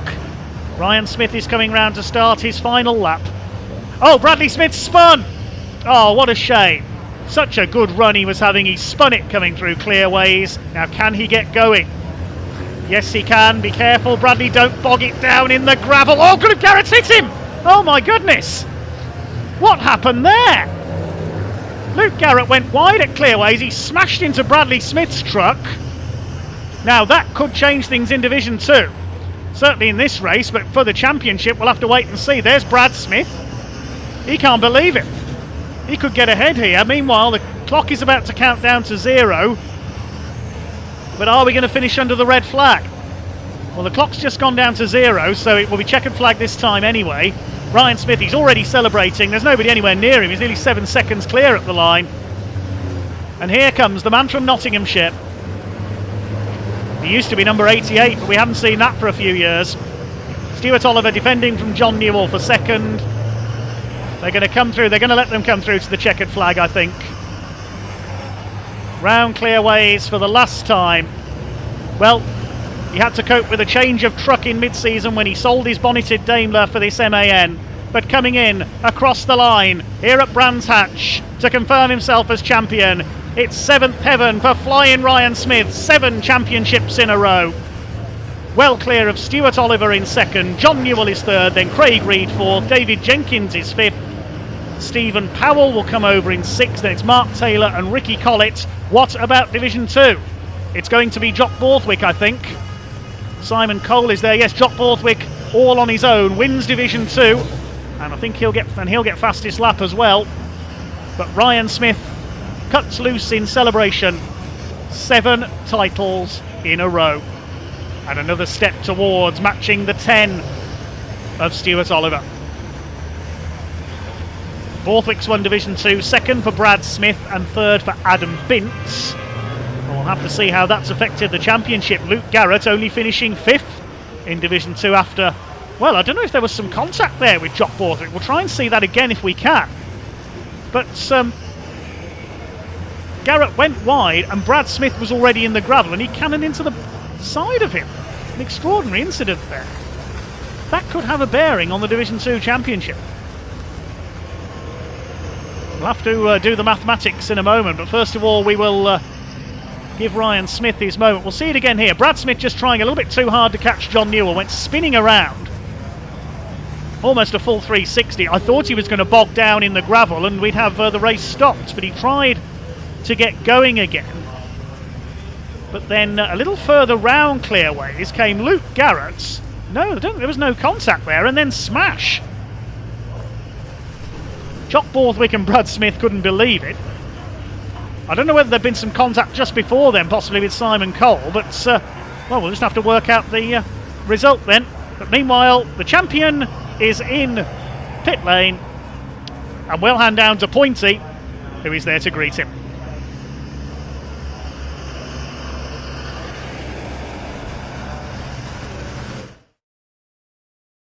Welcome here to the pit lane as we see Ryan Smith, truck number 1, points perfect ahead of the pack now, sealing the deal for his championship. Absolute top mechanic Arnie was ready with the stickers. Don't forget, this time last year they had hats at the ready, they were waiting, they knew that this was going to happen. Pan round, we see the team gathering for handshakes and hugs. Top sponsor as well, Keith Sims from Northside Truck and Van. Quick word with you, you've got to be happy with that result. Absolutely over the moon. It seems emotional, I can now relax. Relax, I don't know about relax. You watch you want another truck next year, mate. You've got a problem ahead of you. Yeah. Here we go, he's getting out the truck now. Everybody congratulating him. So we can shut this door. Watch your back. Circuit photographs. Ryan Smith, congratulations, push in front of all your teammates. Billy, Arnie, brother Rich, Ned, Pablo, the team, the whole team. Come on in, guys. Come on, let's bring you forward a bit. Let's fit you all in the shot. Ryan, congratulations. You were very modest before, correcting me. No, I've still got 2 points to get. You've got a lot more than 2 points there, didn't you? Yeah, look, I said it before, we can only drive the equipment that the mechanics give you, and, you know, the past months that the main mechanics had with his father, you know, we dedicate that 7th title to Mick Parkin and Janet Parkin, his dad, who created, you know, a phenomenon, who with no qualifications from a truck, or 7 years ago never even touched a truck, and without him, you know, none of this would have been possible. So that's for Mick Parkin. The sponsors here, Keith Sims, if you'd like to have a quick word. We've been kicked off. We have spoken to Keith. He's very happy. Well, it's all very full throttle here. As you can see, the schedule's a little bit behind. But Ryan Smith, Division 1 champion of 2022. Drivers coming over. Stefan from Team Newell. It really is a fantastic atmosphere. So you've done your dedications, you've done your thank yous. Tell us, you know, the thought process you went through this year. It's been up and down, but you've still managed to smash the championship. You know, I think that's what the amazing thing is about this championship. I think, you know, we're at war 1 minute and then we hug each other the next, and it's a weird relationship, but I think it's everybody's desire to win, and I think, you know, I'm the same. I don't want to lose, I don't want to finish second, and nor does the other competitors, and there can only be one winner, and luckily enough it's me. I'd like to say a massive thank you to Keith Sims, MD of Northside Truck and Van. You know, without him, he's changed my approach off track as well as on track, and he's helped me learn to be a better person. And, you know, we'll carry on building, and we'll carry on. We'll come back next year with a new Daimler, I believe. You know, it's time. We had a new truck. We're going to do a few events in Europe. We're going to spread our wings a little bit. But for now, I want to enjoy it with my team. I want to soak it in, because it's surreal, because it feels like yesterday when I started racing. I've been in it 8 years. I'm 7 years A-class champion, which is some feat I don't think it's ever been done before. And you know what? I still get up in the morning with that fire in my belly to do it. And this chap here, 10 times champion. 10 times?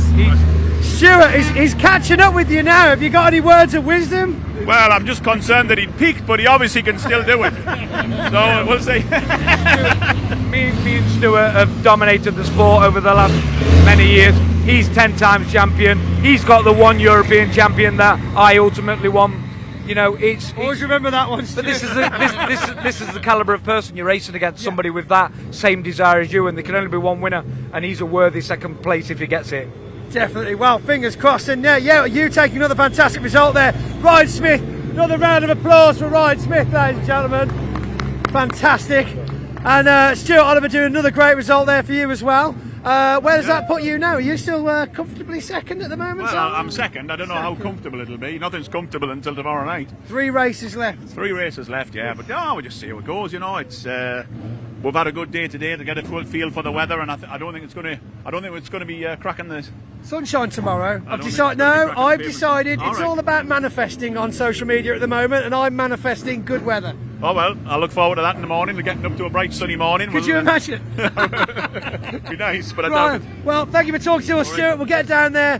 Obviously, emotions are high. Everyone's very happy with the outcome of that race, especially Ryan Smith's team. We got a full race in, ladies and gentlemen, but still 3 more to do tomorrow. But as of me now, I'm going to head down, hand out some silverware, and get celebrating with Team Smith. Thanks for joining me here in the pit lane. Back to Dave in the studio.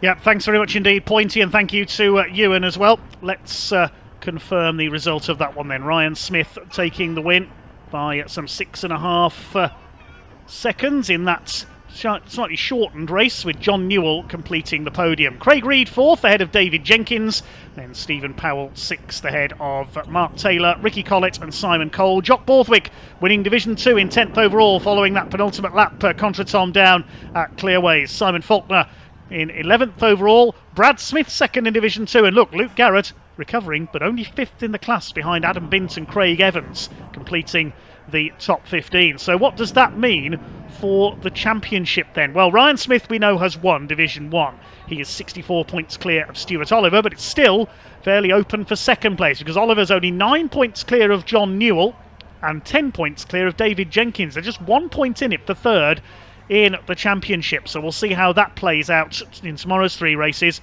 In Division 2 meanwhile, well, that incident for Luke Garrett dropping into 5th, he's only 4 points clear of Brad Smith in the number 16, 4:02 place 3:98, but they are now clear of the rest of them. Jock Borthwick, well, there's 48 points still available for the weekend. He's 47 points off the championship lead, so if Luke Garrett and Brad Smith don't score in any of tomorrow's 3 races and Jock Borthwick wins all of them and gets fastest lap in all of them, theoretically he could take the title, but it's unlikely. But it's still mathematically possible for Jock Borthwick, now 3rd in the points. John Powell is 4th and Craig Evans 5th. Well, that does wrap up day 1 on BARC TV from here at Brands Hatch. Then a slightly earlier finish than we used to, but of course limited daylight affecting the schedule today. But thank you very much for joining us here on BARC TV today. Tomorrow we have 8 more races for you, starting at 10:20 a.m. with the British Truck Racing Championship Race 3 of the weekend, and that is followed by the Mini Challenge Trophy class, the pickup trucks and the Mini 7 Racing Club Winter Championship. They're all back out tomorrow. Well, thanks to everybody here at Brands Hatch today, including our recovery drivers. Nicely timed there. There's the LJ Transportation DAF. Thanks to Trackside Recovery for their organisation and for the background info. Thanks to all the marshals and everybody else here at Brands Hatch today. We couldn't go racing without all our marshals and officials, and we'll leave you with a shot of this wonderful Peterbilt making its way through Paddock Bend and Halewood Rise. Thanks to all the drivers for their entertainment today. Thanks to our camera crews, and also thanks to Ewan and Pointy down on the ground for getting us all the info. We'll join you again tomorrow. Be here from just after 10 a.m. First race due off at 10:20. From me, Dave Goddard, thanks very much for listening today, and thanks for watching on BARC TV. We'll see you tomorrow. Bye for now.